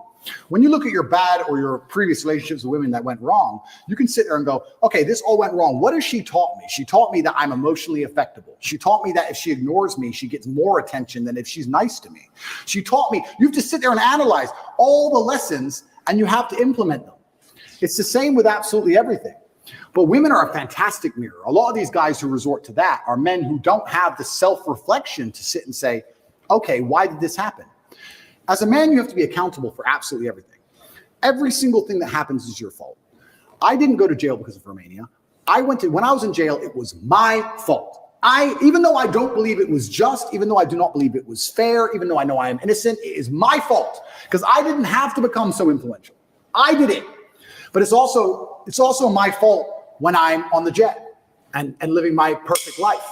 I did that. I did the good. I did the bad. You made her leave me. You did. Whether you like it or not, you are the reason she became so cold. You are the reason she doesn't listen anymore. You are the reason she's so arrogant all 100%. Of a sudden. You are. You may not have identified why yet, but if you identify why, then you get into your next relationship healed and understanding what you did wrong and learn from it. That's what you have to do. But most of these men don't want the self-accountability. I love that. And they want to blame the women. Yep. You have to blame yourself. I know exactly now how to keep a woman happy. So I ain't got nothing to worry about. I've learned my lessons. I know exactly how to keep a woman happy. I know when to set a boundary, when to be nice. I know exactly what to do because I've self-analyzed. A lot of these red pill guys, they want to do exactly like you said, just run around and just bang chicks because they've never looked in the mirror and go, why do these chicks don't want to just love me? Why am I a fuck up? You're not perfect. God is perfect. Nobody is perfect. You have to analyze yourself. If you fix those problems, I'll give you an example. Even when I first started getting rich, I never worried about gold diggers because I can't be gold dug. But I was always a bit like weird about if a woman wants something expensive, that I was always a bit like, not because I'm tight, but just like, oh, we haven't been together that long. Why does she want such an expensive bag? Da, da, da. And over time I learned they don't want the expensive bag because it's an expensive bag. It's because my life is now so expensive and so grand. When I'm doing hyper expensive things, if I buy a $5 million car, I look like a dummy if I won't buy a $500 bag. I look frugal, and frugality is a form of fear, and it looks fearful. I could say no to a $500 bag when I had no money to the exact same girl, but when you have a certain amount of money, it's not that they're gold digging you. It's just that to you it's nothing, and there's a degree of gesture to it. And I also learned over time that the best way to get new beautiful women is for them to see your ex and how well she was treated. They love that shit. They love it. When they see all your, because women will do that. Women stalk me. When I had Instagram, they'd stalk me and they'd see the lifestyle my girl lived. And as soon as I was single, they were like, hey, woo, they want to turn. So I was like, you know, I actually get a larger ROI just being Mr. Nice. Cool. It's also helped me in my current situation. I've never been mean to anybody. Police call him. No, he was nice to me. Bye. There's a lot you learn, but you have to self-reflect and learn and pay attention to the mirror. These men who are afraid of commitment are not blaming themselves like they should. Because I actually truly believe, and this is never going to make the misogynistic supercut of the BBC, I actually truly believe that women in their hearts, unless they're completely corrupted by society, women just want to love and be loved and feel safe. That's what they want. They want a man that they can look at and they truly know he makes the decisions and I trust him to make the decisions and I love him for that and I respect him for that. That's what they truly want. When a woman starts turning on you, it's usually because she doesn't trust you for some reason. She doesn't trust your judgment. And that's not always cheating. It can be other things. Doesn't trust your judgment as a whole, right? If she starts to doubt your judgment, how can she truly love you? You're the protector. You're the provider. So if a woman's gone cold on you, you have to sit there and go, okay, she doesn't trust my judgment. Feedback. She doesn't trust my judgment. Yep. What have I done that made her doubt me? Did I get my 6th booster injection like a dummy? No wonder she doesn't want dick. Because I keep injecting myself with poison because I'm an idiot. It's not her fault. It's your fault. Every single time a woman leaves you as a man, it is your fault. Always. Even if a richer, more successful, more alpha man stole her from you, it's still your fault because you need to be like him. It's always 100% your fault. These men don't take accountability. It's 100% their fault. I got one last topic, unless if you got a follow-up. No, keep going. Okay, so last topic here. Phenomenal way to finish that up, because I think sometimes the messaging from that community is, it's just everybody's this versus no, you got to take some accountability. Sorry, before you go on, but that's a fantastic point, because people say to me, can you turn a hoe into a housewife? And I say, listen, I wouldn't want to, but I bet I fucking could. There ain't a woman alive who's going to cheat on me. With who? With who? With who? Who's she going to cheat on me with? Fucking the guy in Starbucks? Mr. KFC? No. She's with the top G. She's got all the clout. She's with the boss. She's in the 5-star in the Italian Alps. She's on the Gulfstream. She's in the Bugatti. Everyone's jealous of her. Who the fuck is she going to cheat with? Nobody. There's not a girl alive I couldn't get loyalty from. Now, would I ever want to do it? Probably not. I like the idea of exclusivity. But once you get to a certain level, yeah. If you're that guy, you're that guy. Let me ask you a question. There's somebody that's single right now. You think you can turn her to be an exclusive to you? Her name is Kim Kardashian. How about you? I mean, she's watching. I wouldn't do that to Yeezy. I wouldn't do it to her. I wouldn't do it to him. Okay. I'm not, He's sorry. married now. No, but you know what? This is actually another. But by the way, I love what you just said right now. But I wouldn't. I love what you just said right now. We were having a conversation the other day about the relationship with men, how it's supposed to be the men relationship.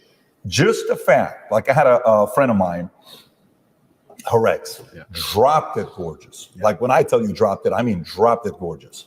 And everybody loved her. And I could look at her and say, you're dying. Her and her boyfriend broke up. 3 years they were together. I get out. All she wants to do is talk to me. We're hanging out. Hey, how about this? How about that? I said, listen, there's no way you and I could ever be together. No way. Because you dated the guy that was my best friend. I like you a lot. You're beautiful. You're going to find somebody. It's just not going to be you. 100%. And she went a different direction. But that right there is the values that must be taught. 100%. Because I think the same way we have to teach the values of what it is to be running mates. Men, hey man, if you're in my circle, that's the expectation. But it's the same way that you have to also, lead your woman to say, if this is going to be a relationship, here's the standard as well. 100%. And you know what? Maybe I'm getting a little bit sentimental in my old age. Here we go. But I am.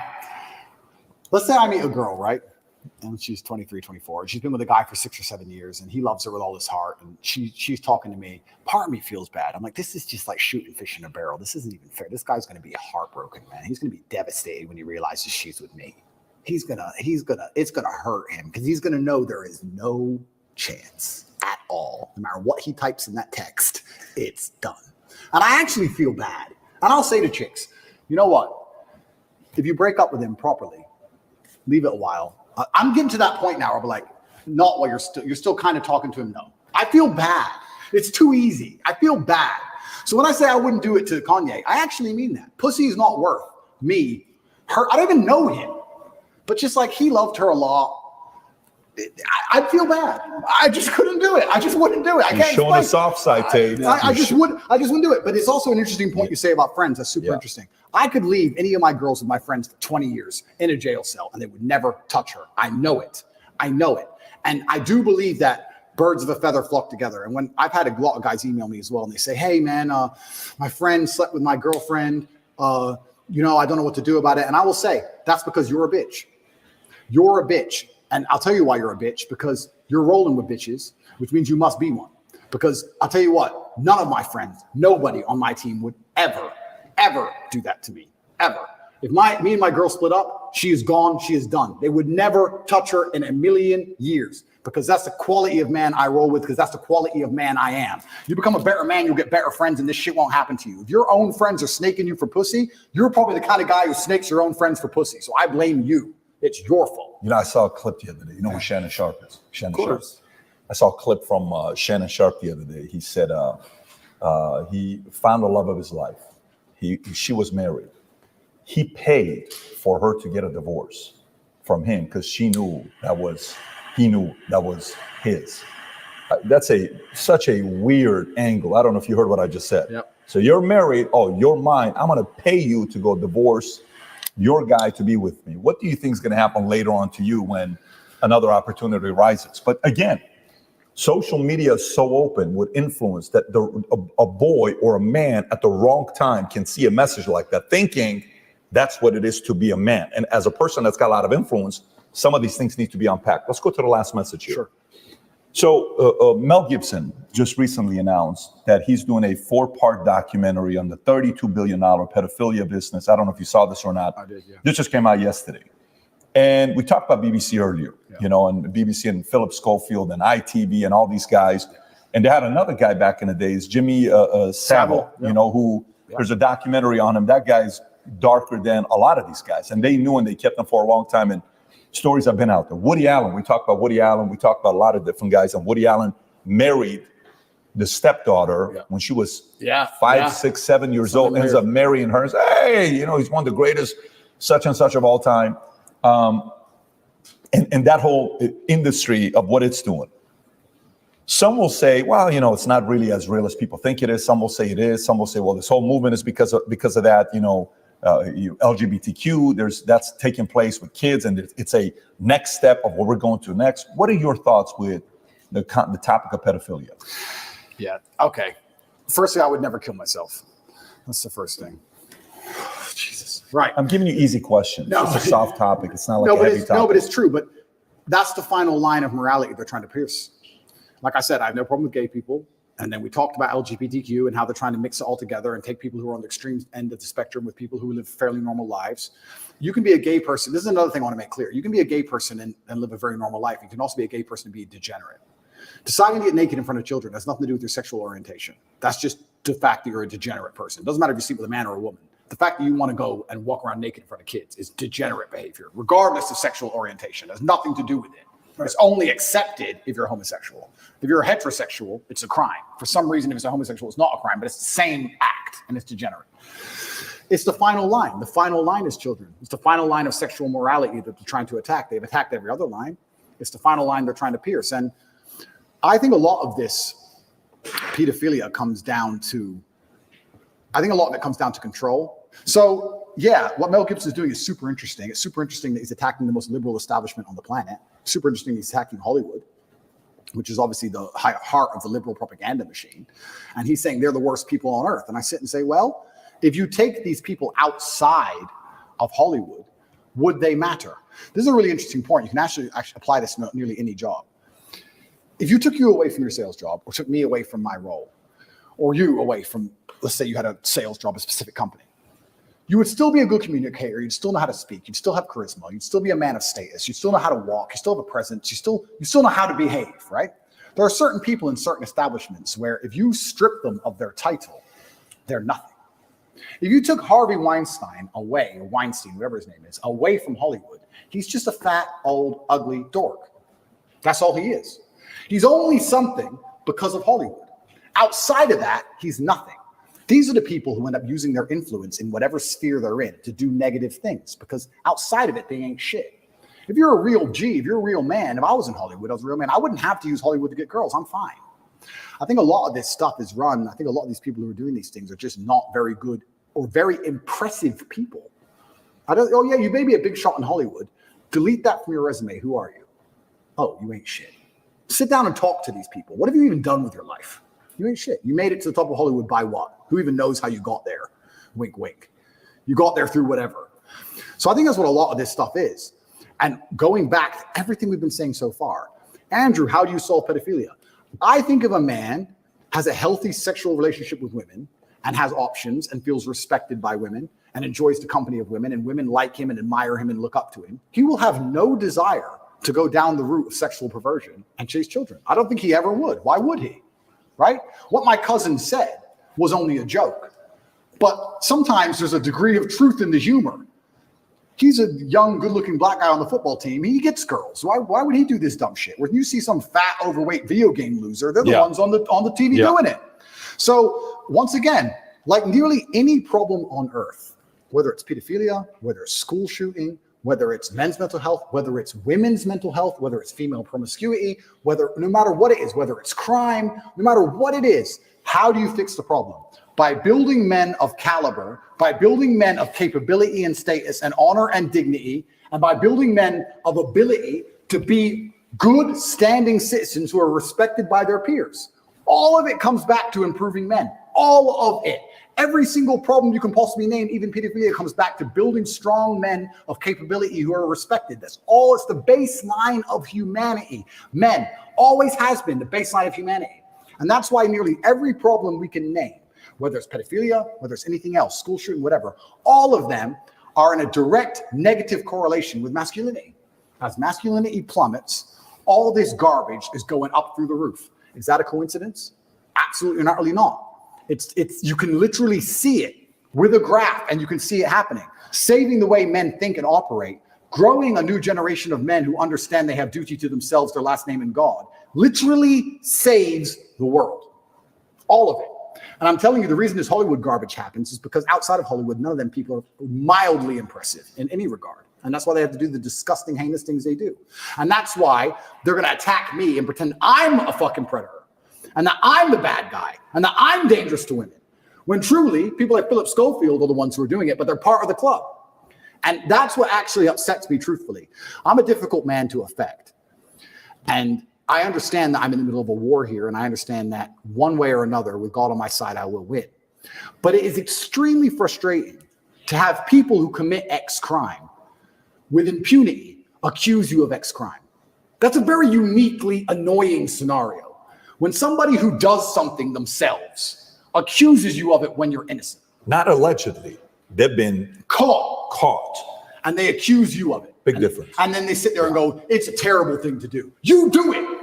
All of these liberals and elites attacking me do it. And I don't. And I'm the one who's sitting in a fucking dungeon for it. It's insane. What should be the punishment for that? I think attacking innocence is the most heinous thing you can possibly do. Did you hear what DeSantis announced? No. Death penalty for that. Well, I think absolutely. They're innocent. Attacking innocence is the biggest act of cowardice. It's cowardice. Attacking innocence is the biggest possible act of cowardice. Even, you don't shoot an unarmed man. Even in war, there's the Geneva Convention. There's supposed to be a degree of rule. Someone can't defend themselves. There's no need to hurt them. These people can't defend themselves. Attacking innocence is the most heinous of all crimes. And children are the absolutely most innocent thing on the planet. And I'd like to think that I'm rational enough that not much would drive me to murder, but I know what would happen if someone hurt my children. Should they be castrated? I think they should face an extremely heinous punishment. Now, the death penalty is fantastic. I also think, from what I've just been through, and it was only 3 short months, I think a nice long life of solitary confinement would do just fine. I really, truly believe it. And I truly believe that we need to make that clear to the world. But the problem is the world we're living in, the people who are in charge of the world have no obligation or no intention of stopping what's happening. They want to accelerate what's happening. That's what's scary, because they could put punishments in place that would genuinely stop this shit. And I don't think they are. In fact, they're promoting this shit and trying to say that you're born that way. Because when you're born that way, once again, you have no control. It's not your fault. It's not your fault you touched that kid. You were born that way. Not your fault you're fat. You were born that way. Not your fault you're a school shooter. You were born that way. This is why I have a problem with psychologists. Every single time you ask them anything, it's not your fault. It's something else's fault or someone else's fault. And I don't accept that. I accept absolute and utter ruthless personal accountability. Absolutely everything is my fault. Every action I undertake is completely my fault. If I do something wrong, it is my fault and I should be punished for it, me. And that should be implied on every single other man on the planet. And the second we start doing that, dumb shit might stop. It's a powerful message. We're at the end of it, so if you got anything. Well, this is going to be more of a lighthearted question to end on a lighter note. But You're going to ask about who's a better actor, Al Pacino or Robert De Niro? Actually, a real question. That's your question. So I got a question. Do you like both actors, Pacino or De Niro? De Niro hates Trump, right? Yeah. They both do. They both do. They both do. Oh, they both do? Yeah. Oh, fucking hell. So now you got to go on their merit. Uh-oh. I don't know then. They're both on the wrong team. Scarface or Goodfellas? Yeah. So this is actually a funny question, lighthearted question, but it is about your legacy. Sure. I don't know if there's anybody in the world, when I say a country, oh, I'm going to this country, they say, well, you must be going to see Tate. Yeah. If I told my mom, we're not supposed to talk about this. Yeah. Hey, Mom, I'm going to Romania. Are you going to see Andrew Tate? Yeah. If I told that, hey, anybody, I'm going to Romania, they're going to say, oh, you're going to go see Tate. Yeah. That's how synonymous you are with Romania. Yeah. The irony is that Romania is the country that's locked you up. There's one other person that's associated with the country. If I say the country, you know the name. They're not even a real person. And that person is from the country of Kazakhstan. Yeah, Borat. Borat. Yeah. I say Kazakhstan, you think of Borat. Yeah. Ironically, in a twist of fate, in 2006, when the movie Borat came out, they actually banned the movie. Yeah. They didn't want the people of Kazakhstan to see the movie. Yeah. Because it was insulting. A great insult for the people of Kazakhstan. Yeah. Ironically, in 2020, after COVID, it became a global brand, Kazakhstan. Yeah. The tourism board basically created ads and embraced the moniker Kazakhstan, very nice, as a way to drive tourism to Kazakhstan. So in a twist of fate, they banned the movie. Yeah. 15 years later, they're embracing Borat. Yeah. So my question to you is, when you're innocent and you're scot-free, what will Romania do to make amends for what's happened to you? Will it be Romania? What color is your Bugatti? Yeah. What are they going to say? That's a really good question, because I love this country. I chose to live here. I think that they have done themselves a massive disservice, but I don't think it's Romanians as a whole. 99.9% of Romanians I interact with apologize to me. Every Romanian I see says sorry. Even the police officers who come and check my house arrest apologize to me. There's a select few Romanians who have done irreparable damage to this country, and they're going to have to deal with the consequences of that if they have a conscience at all. Most Romanians understand exactly what's happening and have apologized to me and are good people. I think I did a lot for this country in terms of tourism. I don't think it was mentioned much before me. Yes. And truthfully, it is a safe place and it is a beautiful place and you can carve a good life here. But I think they've certainly scared away a lot of high net worth individuals from ever moving here, because they will seize all of their things and throw you in a jail cell. So we'll have to see how they try and recover from the mess they've made. And if the few people who have done this, and it's a small group, are ever going to be held responsible. And if the country of Romania is mature enough, they will understand that it's a very small group of people who have made a very big mess. Last question. What source of power do you get from this? This is actually a mudra from power, a mudra for power. I think I'm not sure which yoga or Hindu or something it's from. It is a mudra from power, but my father used to sit and play chess like this. This is how he played chess. So I stole it. I stole it when I would be losing chess games in chess tournaments when I was a kid. I was like, shit, I'm losing. I need power. Shit, let me do like Dad. Sometimes it would work, sometimes it wouldn't. But I just adopted it because it was his hand symbol, so I just copied it. And there's a lot of theories online that, it's occultist this and occultist that. I let the conspiracy theories run, but it's far more simple than that. There's lots of pictures of my dad doing it, and I copied it. That's all it is. Respect. So again, 5 hours felt like 5 minutes, just like last time. I can't tell you how many people last time said, glad you came, bro. People wanted to watch every second of it. This was great.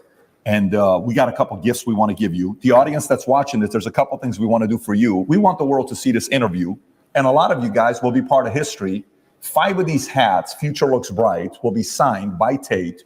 And on Twitter, we will pick anybody that posts the interview there with hashtag TatePBD for the interview when we release this. 5 of you are going to get these hats sent over to you for you to pick them up. And aside from that, I got a gift for you as well. Amazing. Let's start off with the first one. The first one is a Bible. Okay. Okay. Now, whatever you choose to do with this, whether you give it to Tristan or you keep it, this is a special Bible because it's from 1870. Wow. Okay. This is not a newer Bible. It's 1870.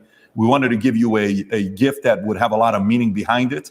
We had to go look for this. Brandon worked very hard to find this. We finally found it. So this is a gift from us to you. Brother, I absolutely love things like this. Thank you very much. And one of our vice presidents in our company, Haz Bozi, who is a Muslim himself, but we love this guy, respectable leader. Yeah. His family, we were calling around to get a high quality Quran with a lot of meaning behind it. Yeah. The Quran that his mom passed down to them is the one he gave to us for us to give to you. Can we look for this all over the place? Brother, thank you So this is a gift to you as well. We know this is important to you. If you open it up with the presentation in it, I hope you appreciate that.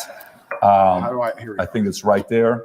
So this is something that's been passed from family to family to family. It's incredible. We hope you appreciate that too. And then the last one is a book I read years ago by a guy that's an interesting guy, C.S. Lewis. It's one of the best books I've read, Mere Christianity. If you've never read it, he's an interesting guy, Oxford professor who went from being an atheist to all of a sudden believing in God, and his transition to it, it's wild. If you've never read it, highly recommend you reading that. I think you will enjoy it. This is incredible. I'm truly humbled. And if they send me back, I have plenty to read. I'll take them with me. Thank you very much. Plenty of reading to do. Once again, brother, really enjoyed this. Thank you. Thank you. Thank you. Thank you. Connect is an application which allows you to take a minute to connect with influencers from all around the world. My name is Andrew Tate, and I'm available to speak directly to you on Connect.